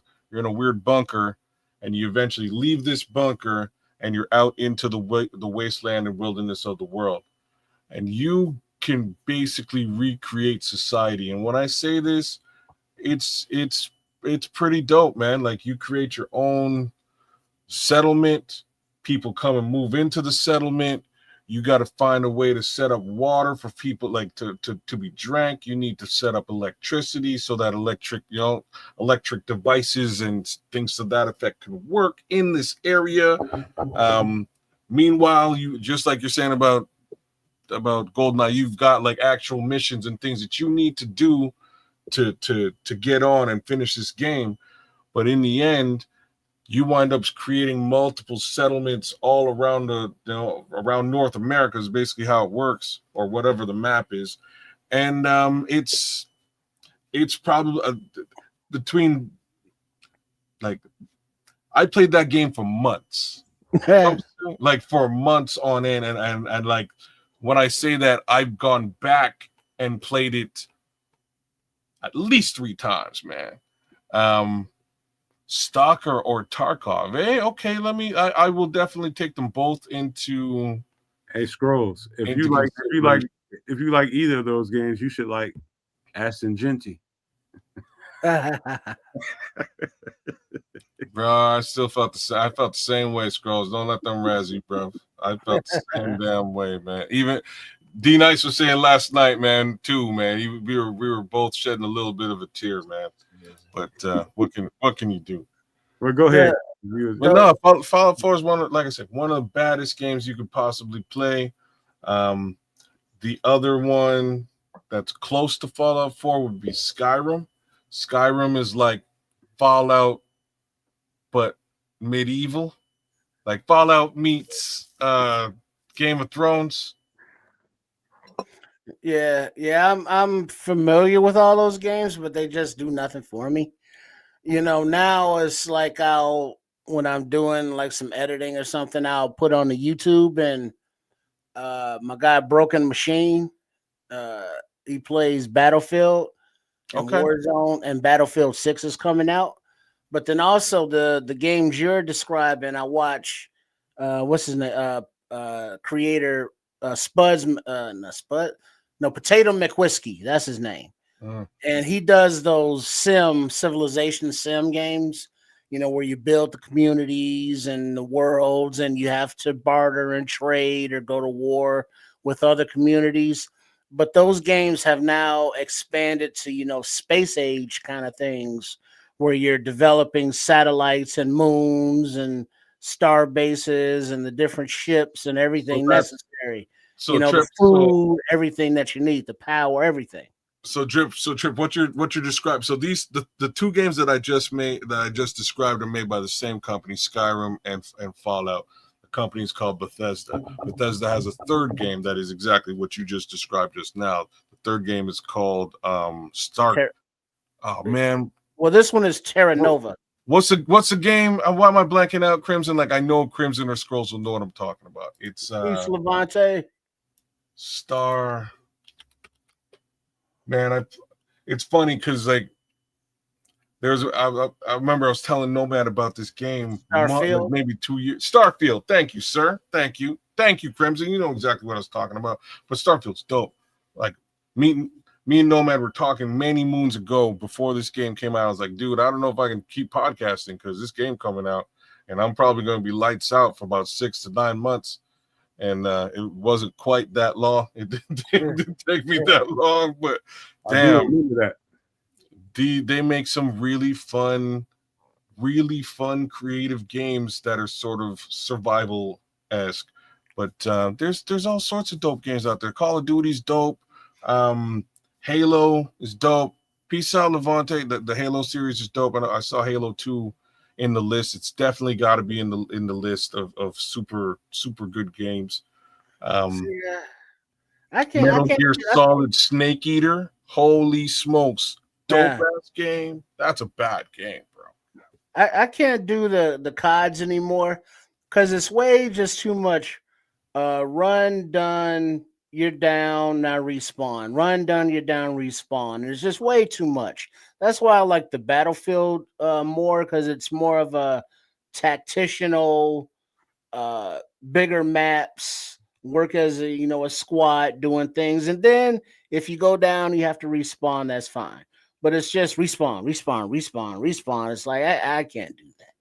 And speaking of being sick playing a video game, remember Doom? Well, there was a part of Doom where you had to go through under some stairs or something through a tunnel, but it was dark and I couldn't see. I didn't know what I was supposed to do.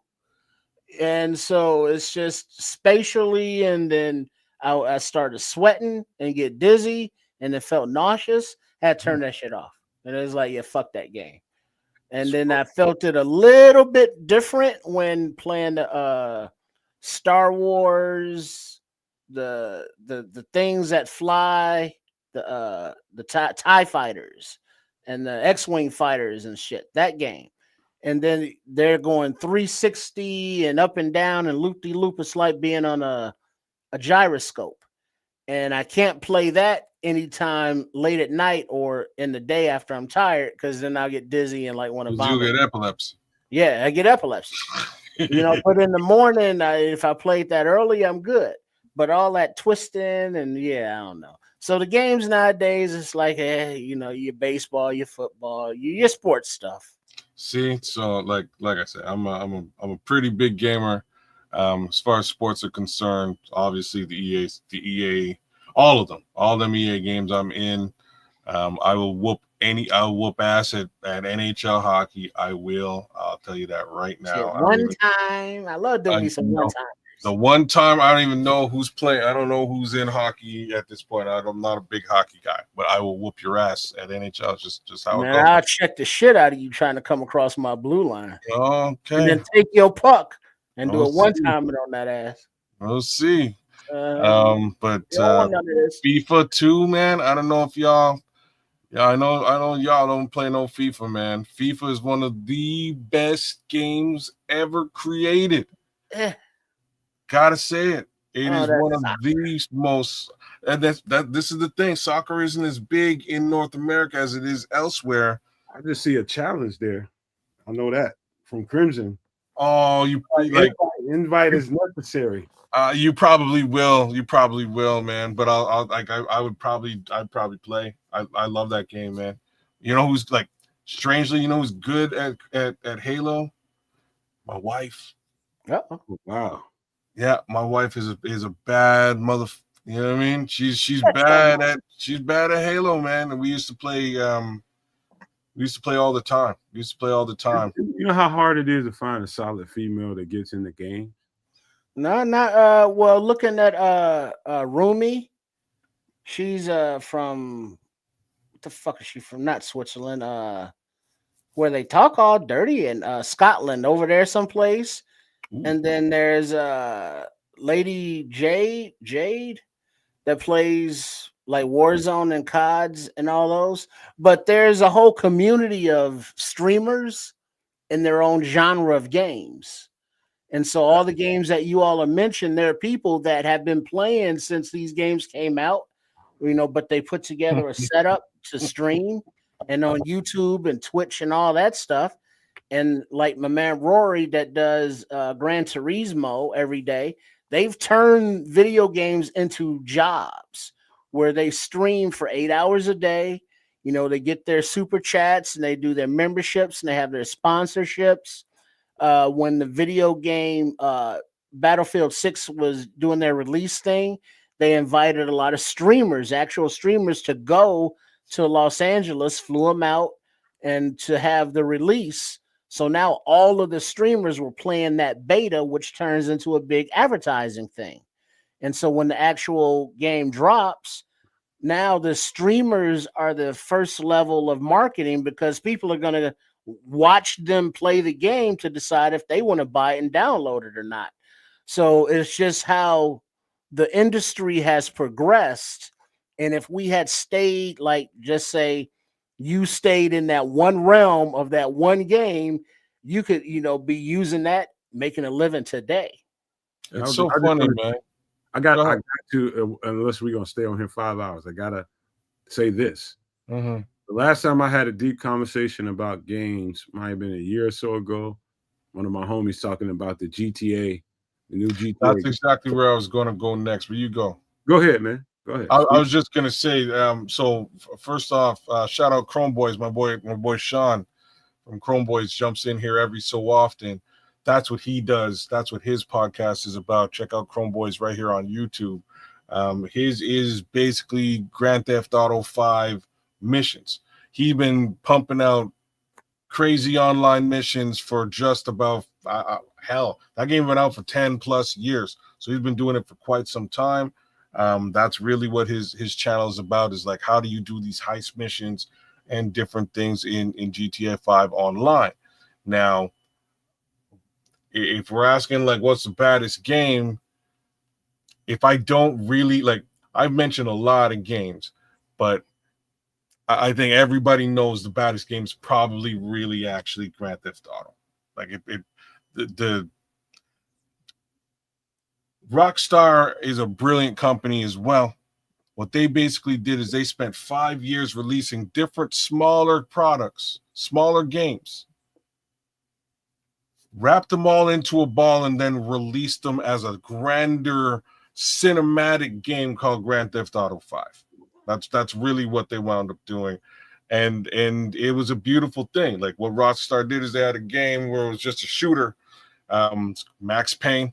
They had a game that was a driving game dedicated. I'm blanking out on what the driving game was. Crazy Taxi? No, it wasn't Crazy Taxi. Damn. Blanking out, man. But the driving game dedicated, so they figured out their driving mechanic, entered that into the game. They went all the way down the line with all the functionality of Grand Theft Auto in different beta tests, if you will. Finally put it all together, and there's your full-blown Grand Theft Auto. It wasn't Driver, bro. It's not Driver.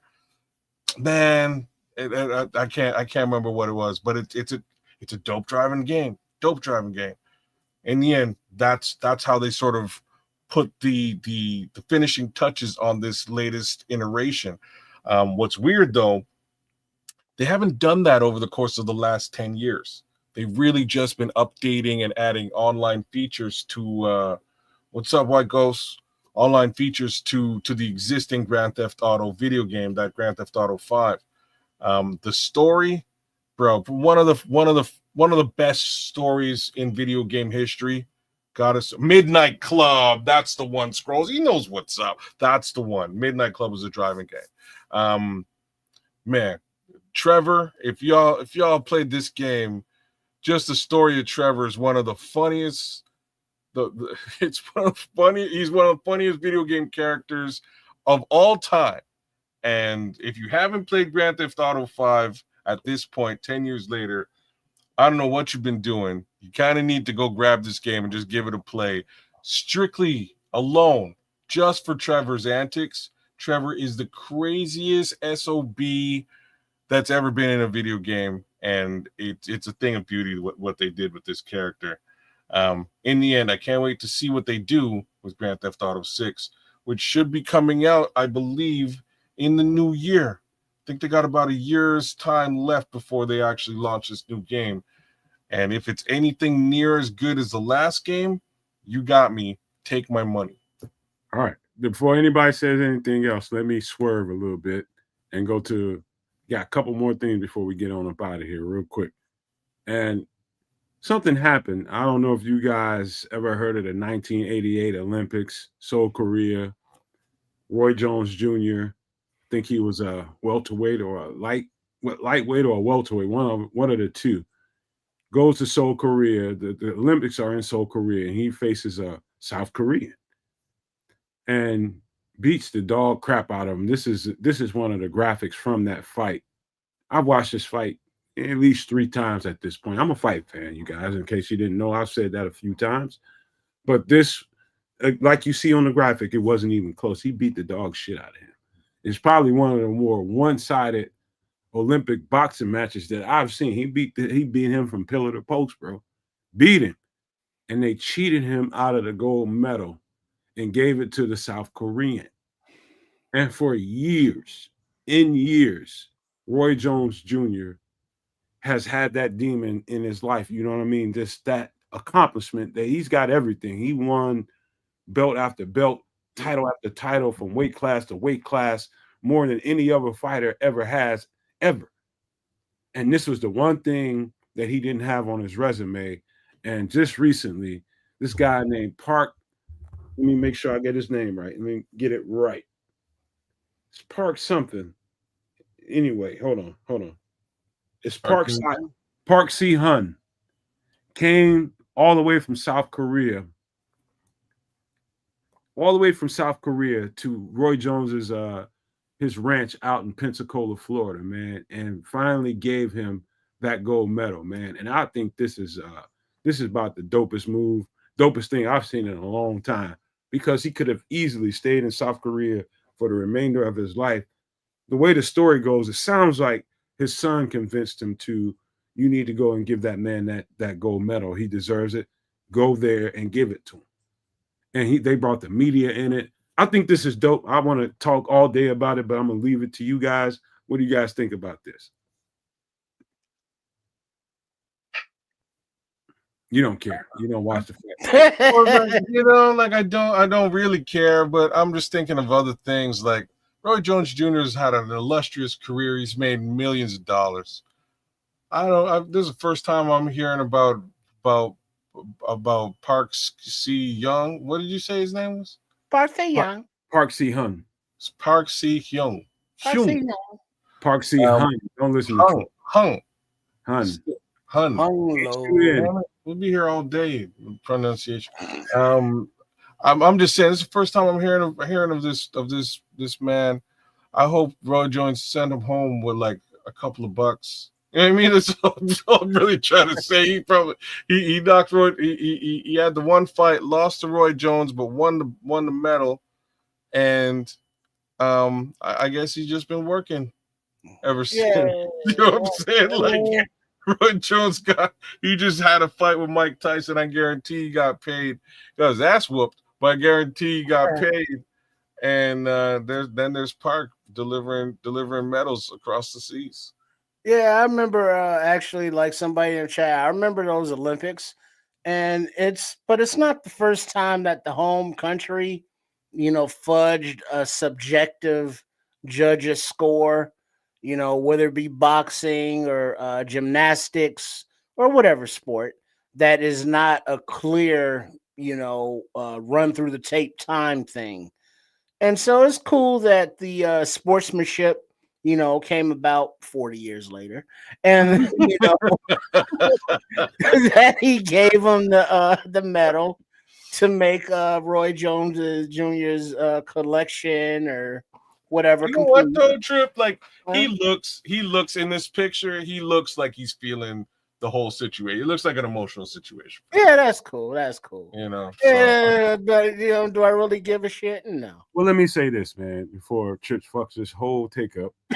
let me take the bull by the horns. I'm gonna say this, and this might sound like some hot take shit, but Roy Jones Jr., I study fight. I study boxing like a motherfucker, and I watch them all. Listen, this is the best dude. This is the best fucking boxer I ever seen lace him up. Skill set is unmatched. And I say that knowing, after watching Sugar Ray Robinson, who is widely known as the best fighter to ever live. You talking about Muhammad Ali, you talking about them all. Roy Jones Jr.'s skill set was probably, I ain't gonna say probably, it was superior to them all.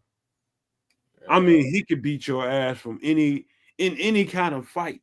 Later on, he probably did too much trying to go from weight class to weight class, trying to get a little too heavy, and then try to come back down. For fight people that know this stuff like a science, you can't gain all that weight and then try to come back down in less than a year and try to fight below that weight class. It's going to hurt you. It's going to be hard to maintain your energy after losing all that weight. And so anyway, he probably screwed his career up by getting a little too greedy that way, but I know why he did it. It's because he had the best skill set. He is the GOAT to me. Sugar Ray Robinson is right there in that conversation. Baddest motherfucker, two motherfuckers I ever seen put on a pair of gloves. So I'm just glad that he had this rectified in his lifetime. Most of the time, things like this happen. It's not ever redeemable until after that person is gone and passed away.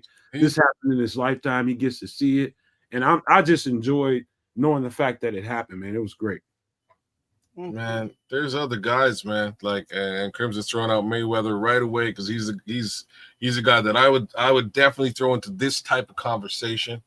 Man, I could never say that Roy Jones is above or over or even akin to Muhammad Ali or even akin to Mike Tyson.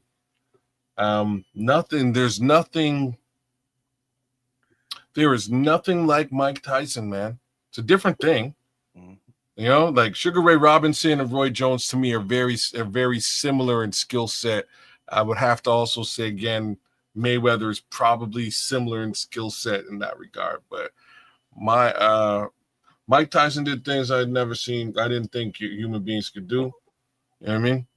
I remember. I'll never forget my first Tyson fight was I was in Florida with my family, and I got to my auntie's apartment, and they were so hype about it. Yo, we're watching the Tyson fight, man. Just ordered a Domino's pizza, and we're gonna chill out. We're gonna eat. We got food coming.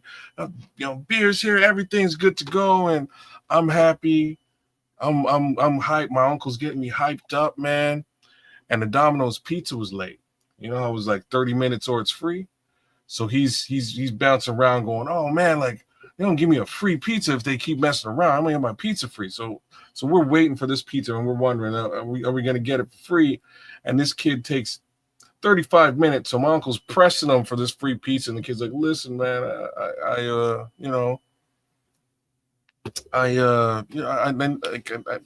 it's gonna come out of my pocket.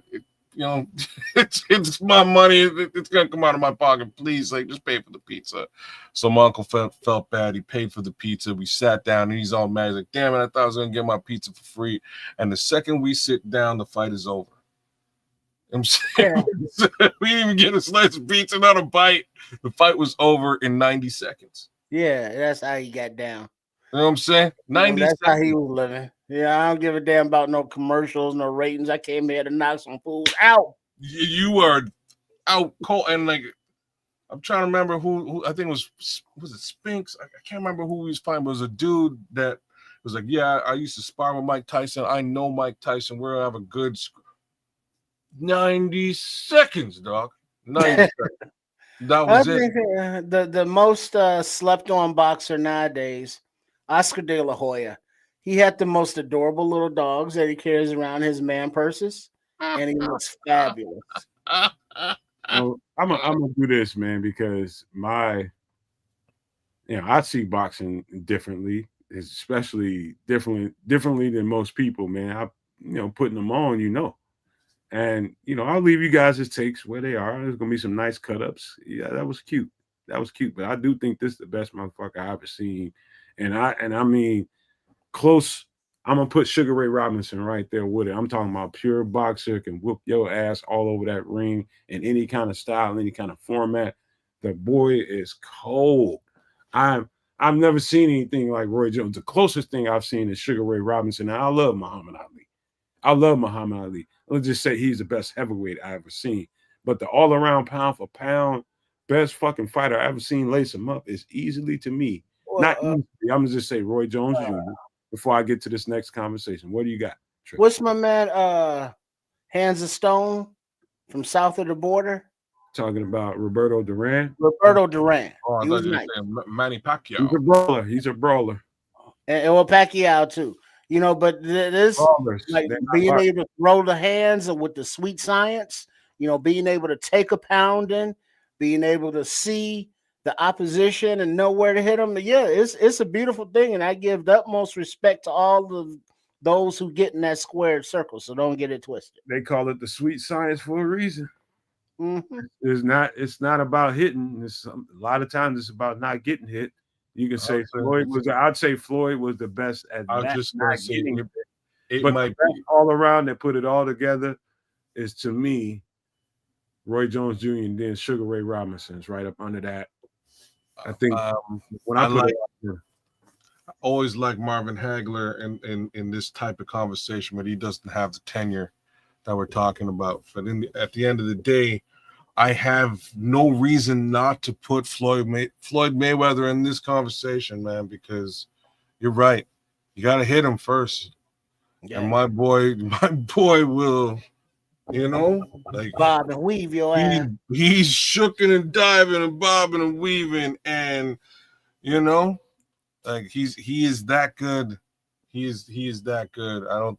If the man has lost the fight, maybe he lost the fight. Sweet Pea was tough as a motherfucker too, bro. Yeah. He's in there. He's one of the greatest, man.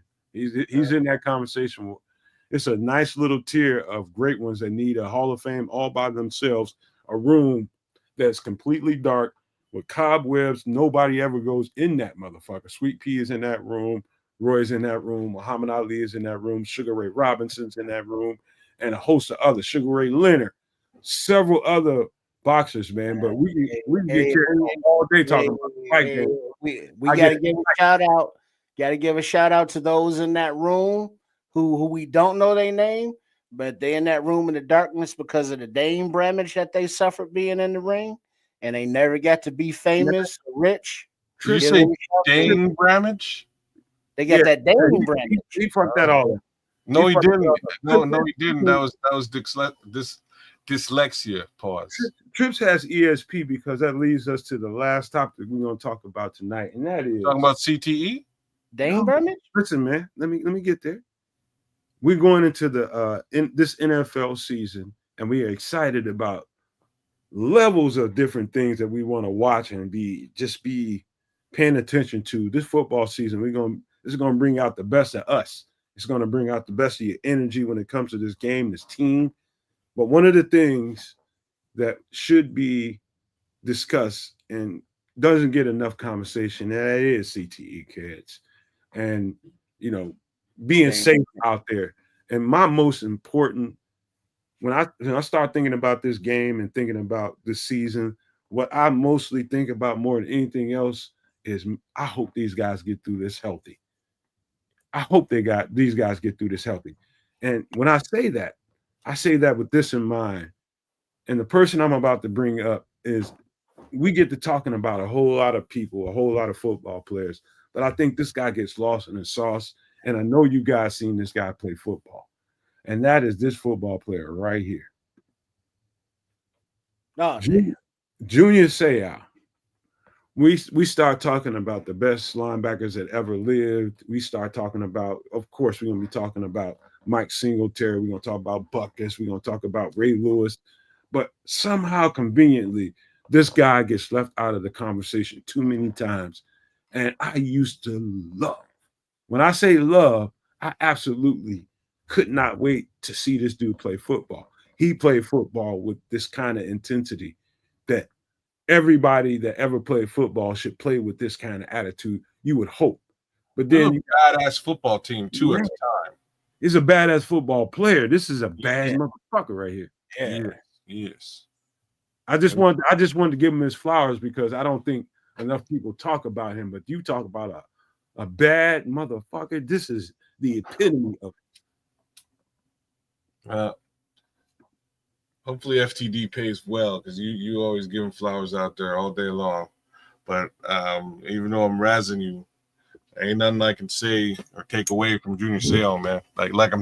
Like during this period of time was a bit of a downturn for Bears. You know what I mean? It was a bit of a downturn. And I spent a lot of time watching this San Diego squad. This squad was disgusting. Man, I think LaDainian was on there. I think there's another running back, though. It was two backs at the time. Man.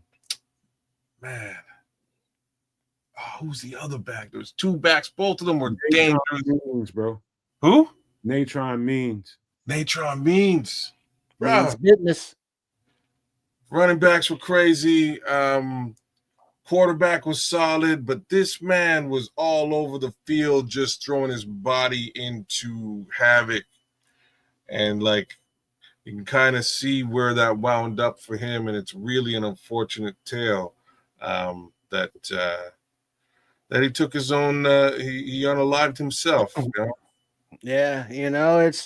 It was a time where in order to see Chargers games, you had to be up late or have some kind of access to those games because they just weren't televised in every market like they are now.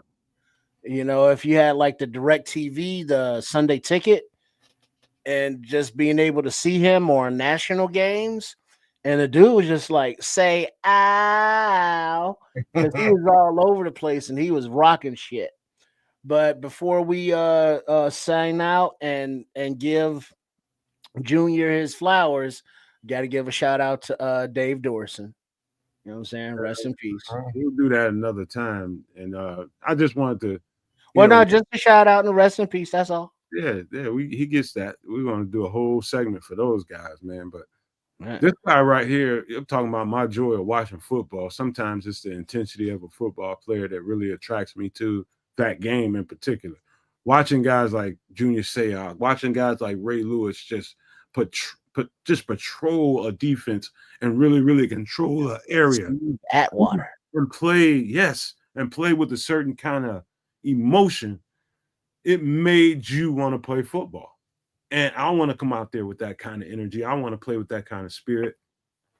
And I think the CTE part of it, and it ended up costing him his life, that intensity. And the way the game was played at that time, is it really wasn't no real understanding of what he ended up going through. No real studies for it. There was no understanding of it whatsoever. I think he's the poster boy of the beginning stages of CTE for anybody.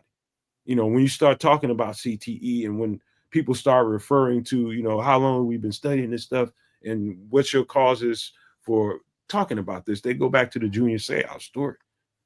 And, I think the game that we love so much and we cannot wait to see comes at a price for some people.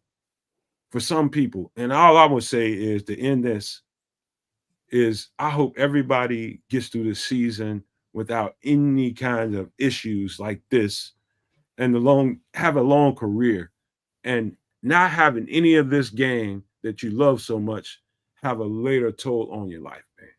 That's all I can say. And, loving something this violent so much can end up being a Junior Seau story, man. And I'm just glad that I'm able to have these conversations with y'all. Oh, I could be Junior Seau. I played the game very aggressive like this. Well, CT is real. And we got a couple of viable candidates for this playing football on this team. So shout out Jaquan Brisker. Shout out Roschon Johnson. Here's to a healthy season. Here's to a healthy career to both of those individuals as well as the rest of the team. Heading into another season, who knows what can happen. I'd hate for anything to happen to either one of those guys because they've been through a lot with their health as it stands thus far. So, just wanted to give a little bit of love back to these Bears in consideration to what we're talking about here with Junior Seau. But one more time, rest in peace, Junior, man. You were an absolute warrior on the field. Indeed. But that's kind of what it is. Knowing that warriors get hurt in battle, when you reach this level of professionalism, the NFL, the very next play could be your last one. And we do wish, the best safety and health on every player. But realistically, we know that guys are going to go down. Guys are going to go on IR. We just hope that their life isn't, in jeopardy like a DeMar Hamlin was for the Bills when he went down. They thought he was dead, or he was for a minute, actually on the field, but they revived him. Those freak accidents, you never know. But we know CTE is a thing. The scientists have actual brains and are studying it. But every time they strap it up, these players are putting those brains in this thing and ramming them into other players, and bad things sometimes happen. So let's hope the bad things are at a minimal, and let's just keep believing in the science, but prepare yourself for when bad things happen. That is not a shock. and maybe you could deal with it a little bit better. I don't know. All right, man. That's well said, Trips. And that's the whole purpose for me to put it out here is to rally the troops behind how violent this game is and how we want our troops to come home safe. I'm talking about the Bears, man. But the poster child to me and my watching the football is this guy right here, and I just could not get away from this conversation and not give him his flowers. I enjoyed him way too much, and I know you guys probably did too. But talking about a bad motherfucker, this is the epitome of that right there, man. This is a bad dude, and I just want to put it out there. So, rest in peace, Junior Seau. Rest in peace, Jaylen Johnson. And how about this, man? It's time to get up out of here, man. Let's give some shout outs and some pleasantries before we get ready to get out of here. Right on. It's been another episode of Wednesday night Extra Sauce. Thanks for coming out, kicking it with us. We've been all over the map talking Bears, Jaylen Johnson contract extension, leadership, the whole 9 yards, man, and as well as CTE and video games. Thanks for joining us here. One more time at Keds Canuck right here on YouTube, as well as at the Nomad Network. By all means, give us all a like, share, subscribe, as well as my homie underneath me at Sports Chicago Style. We would appreciate all of your support. Stay tuned. Website will be coming. We put in some real good work this week with the hopes of it going up there earlier. Just didn't quite make it up, but we'll get it up there soon for you guys so you can experience some of those discounts we put into place. Superflex Fantasy Show on Tuesdays coming live and direct at you. Appreciate more like, share, subscribes, and comments over on that side of things as we begin to ramp into this season. We got about 24 hours before game number 1 starts. Much less than that. We'll be enjoying that first taste of NFL action real soon, and then we'll wade our way through to Monday night where things get real against the Minnesota Vikings. Hey. That being said, man, give you guys a little bit of love before we get the hell out of here. Big Samo's holding it down in the chat along with FFG Style and the Scrolls, and it's Crimson and Bear Troop 9. AC Adams out there too. Mr. Mayhem's out there too. Who else we got? Leo Factor, Levante Rogers doing the darn thing with us tonight. Word. Who else we got out there? Who am I missing? All sorts of folks, I'm sure. The good minister Charles Johnson was with us tonight. We got we got some mad video game takes in here that I missed, man. Wish we'd spend a little bit longer on the video game. That's a show all by itself. The Crooked Commissioner came through, held it down with us. Like I say, maybe next week I might spend a little bit of time with the Crooked Commissioner before I jump back over here to do our show. We'll try and figure things out. Illy Jones was with us tonight. Foster Covers came through, spent a little bit of time with us. We appreciate that, Foster. Always love, always respect. What else we got out there? Who's out there? Oh, the Immortal Nodge was with us for the better part of the night. Jojo Loco 5150 did the darn thing with us. So did Cloud Chasers Radio. He's a super maniac. You should also be as well.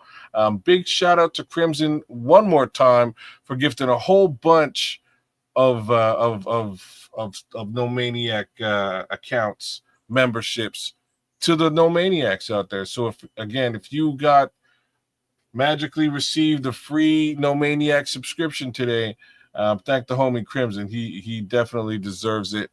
Paid it forward for all y'all. Shout out. We appreciate you, Crimson, so much, man. Absolutely, man. He's awesome for doing that. Shout out to Paul Martin and Ron Renarski. Ron, hopefully what you put in the chat is true facts, and you just came up on 30K. If you did, man, more power to you, brother. I hope you throw a party for real, man. You need to spend a solid G note and have yourself a blast. I don't know where that's going to be or what it's going to be on, but do it and do it large. Tell me about it later on. You ready to pass it up? Don Burr, absolutely zero love for you, brother. But hey, let's call it a night, man. Mad love to all you guys. Thanks for coming through. Triple R, what do you guys Yeah. say? Now, are the people, are they all signed up for Flexum Sports? We are good. We are rolling hard with 2 different leagues, the Canadian Gangster League as well as the Superflex League. We're all signed up and rocking and rolling. The Canadian League is doing the whole the true Superflex styles. We got 2 QBs in there. Things are a little bit different, but all of these teams are stacked. So it's going to be a very competitive situation. Oh, man, I forgot King Booker World and MC Fact, man. Shout out to both y'all. But, yeah, we're going to be doing things very, very nicely over at Superflex Fantasy Football because, again, in both of these leagues, even in a 14-man league deep, we got some real interesting squads. And, by the way, Nomad, even though you're on mute, I'm rejecting your trade live and direct here. No trades for you, man. All right, so question now. Now I'm not a fantasy guy. Well, Mhm. fantasy sports. Let me rephrase that. But for people who are in your The plane boss. who are in the Superflex League or who want like tips on who to start on their fantasy leagues, are you doing a Superflex like fantasy draft show over there on Kids of Canuck? That's what we do, man. So I'll be talking about ADP and waiver wire as we go through the entire season. We'll be taking a closer look at the entire NFL news, injuries, etc. It's a general NFL, a broader NFL conversation, not strictly rooted on the Chicago Bears alone. But you know me, somehow, some way, it's going to come back to the Chicago Bears. Yeah, right on. All right. Well, thanks for the breakdown. So that's the Superflex. You can find them over there at Kids the Canucks. Where's baby Kids? Because I Oh, need those Zerberts. there I he need is. those baby Kids Zerberts. Get those Zerberts. So get those 8 piggies. Look at those piggies. Get those fat piggies. Damn. Get those baby Kids. That's Dude, it, Kids the Canucks. So yeah, all you fantasy football people, those extra little tidbits of information. You might get that down there from Canada way, eh? hey. All right.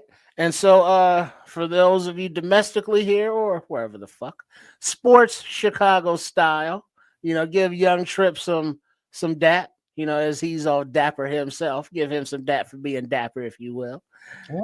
Hey. And then there's the ladies. Everybody knows the ladies. Hey, ladies. Sports Chicago style. You see Chef Trips back there making his special cocktails. No Bill Cosby ingredients. I was just gonna say, you got some Quaaludes, bro. You got them Quaaludes in that sauce. You got some Bill Cosby shit going on. We ain't gonna tell you. Oh damn! But the baby oil is heated. It is This not one's cold. sleeping already. This one's out. That's what happened. This motherfucker said his baby oil is heated. Lucretia's out. You got to have the heated oil. That just takes it to another level. But you wouldn't understand You that. burning motherfuckers up, man. But yeah, sports Chicago style. Come for the content as the season started. We're gonna get the crew of Coach Tripping, Chef Trips, and Trip to do the pre and post game thoughts. So it's gonna be fun. They got their own content. They got their own channels going on. It's a whole thing. It's a whole affair. It's a whole party. It's a whole happening. It's a whole event. Content creation on a different level. Sport Chicago style. And he got hot baby oil for y'all ass. Y'all like that?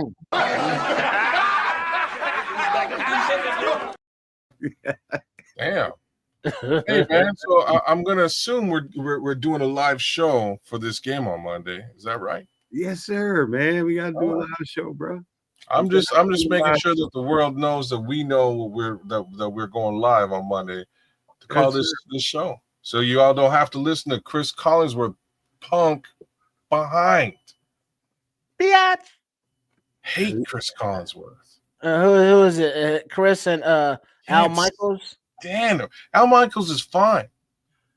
Didn't I saw Al Michaels and whoever he was in the booth with the shirts all the way down to their navel and taco meat all out. It's like I don't need to see Al Michaels taco meat. What's going on? Or maybe that was on the Prime game. Oh, that's a whole different. I got it's all mixed up in my head. I ain't going to. I know they all the same to me because I don't know the. It's like this announcer crew's on this network, and these are now. I don't know. They all the same person. I'm just saying. I'm just. You know, if it's not Adam Amin, Lil Pimpin', I don't know. You know what? Adam Amin's all right, man. You know what? Shout out to Adam Amin. He's okay. He's getting some run right about now, man. He's getting a little access. He's getting more jobs. And he's a DJ too, man. He's playing them tunes out there. Oh no, he DJing too. Now he trying to be Jamaican and shit. Now he tripping. Yeah, he got the basketball, he got the baseball, he got the football, he got the DJing. That's a little pimping. See, I like Adam Amin, man. He's got some fun. I'll tell you this. Yeah, we're gonna be doing it live, and I will be getting my Adam Amin on calling the game. Nomad is gonna be producing because he's like in a different time zone as far as those games go. He's delegating responsibilities now. I gotta coach him hard, y'all. And then Kills is on the spotter job. We'll do this, Trips. We'll see how it goes. We let you loose on the preseason. Let's see how let's see how it goes. But that'll be Monday night. It's what time is that? 8 p.m. Central or 7:30 kickoff Central or sometime around there. We'll let you know by the time we get there. By the time we get there, we'll have the full show details for you all. But again, man, Kez is doing. He just opened up Superflex for the second season in a row. He's getting it off. And I love seeing Kez in his own space, doing his own thing, doing it his way. You know what I mean? I love it. Love his new intro. And you all make sure that you check out Superflex over there, man. We'll be on there on Tuesdays, right, kids? Yes, sir. At what time? 6 Central. 6 p.m. Central. And that was 7 p.m. Eastern. There you go. And we'll be doing that. And so, kids, please, everybody, make sure you go over there and subscribe to that channel. I get tired of saying it, but please, flower everybody's channel the way you flower us. Go over there and show them some love. And especially over here on Trips' channel, on Sports Chicago Style. Show them some love, man. Get over there, No Maniacs, and go hit that damn subscribe button for both channels, please. I hate begging, but this is where we at. Let's go, man. But let me close this by saying this. I wanted to make sure that we discuss, we get excited about this football season and we get excited about our team. What I wanted to say is I brought up the last conversation about CTE for people to just fall back for a second and realize the gift that we're getting to watch this game, this violent ass game that we love so much, and understand the ramifications to it. The ramifications are, people get messed up in this game. And we love the violence. Just understand what comes with it, appreciate the game, and appreciate these guys so long as we have them, and just love it, man. I that's all I can say is me being a former player, looking back at the game now, I just appreciate it a little bit more because I didn't realize how violent the game was because I was so immersed in it. But looking back on it now, like a regular fan, like we all are, I can appreciate this shit more. And I just wish every single one of these football players, not just on Chicago, but on every single other 31 teams in this NFL, we about to enjoy the fireworks of it. I'm just saying, keep it in perspective. It's a violent game and people get messed up in this game sometimes. And I just hope everybody can appreciate that as we, get through with our commentary, we get through pointing fingers about this and that. Just understand what this is. This is violence at its finest. And people get paid a lot of money to do it, but the ramifications of it is not good all the time. So just had to put that out there and tell you guys I love you guys so much and appreciate you guys for being here. Appreciate you guys for supporting everything that we do, not only on this channel, but on Kez's channel and on Trips' channel. We appreciate you guys. Keep the love coming. Keep bringing the water for the flowers. We need you all, man. We need you all in a big way. You don't have to be here live in the show to support us. Just go to the channel and subscribe to the channel and become a member. It's only $1 now. You can really show some love by getting a $4.99 membership as a Super No Maniac, we would appreciate that. But hey, if nothing else, grab a $1 membership and support the channel. Thank you so much to Crimson tonight, who gifted 10 memberships. And that was love, man. We love you guys so much. That was love, Crimson, man. We love you for that, bro. Y'all keep it coming. And I just want to leave you guys with these famous words. If you can think it and you can see it, there's no reason in the world why you cannot absolutely manifest it. Do not, and I repeat, do not be a prisoner of your own mind. But with that being said, we are out.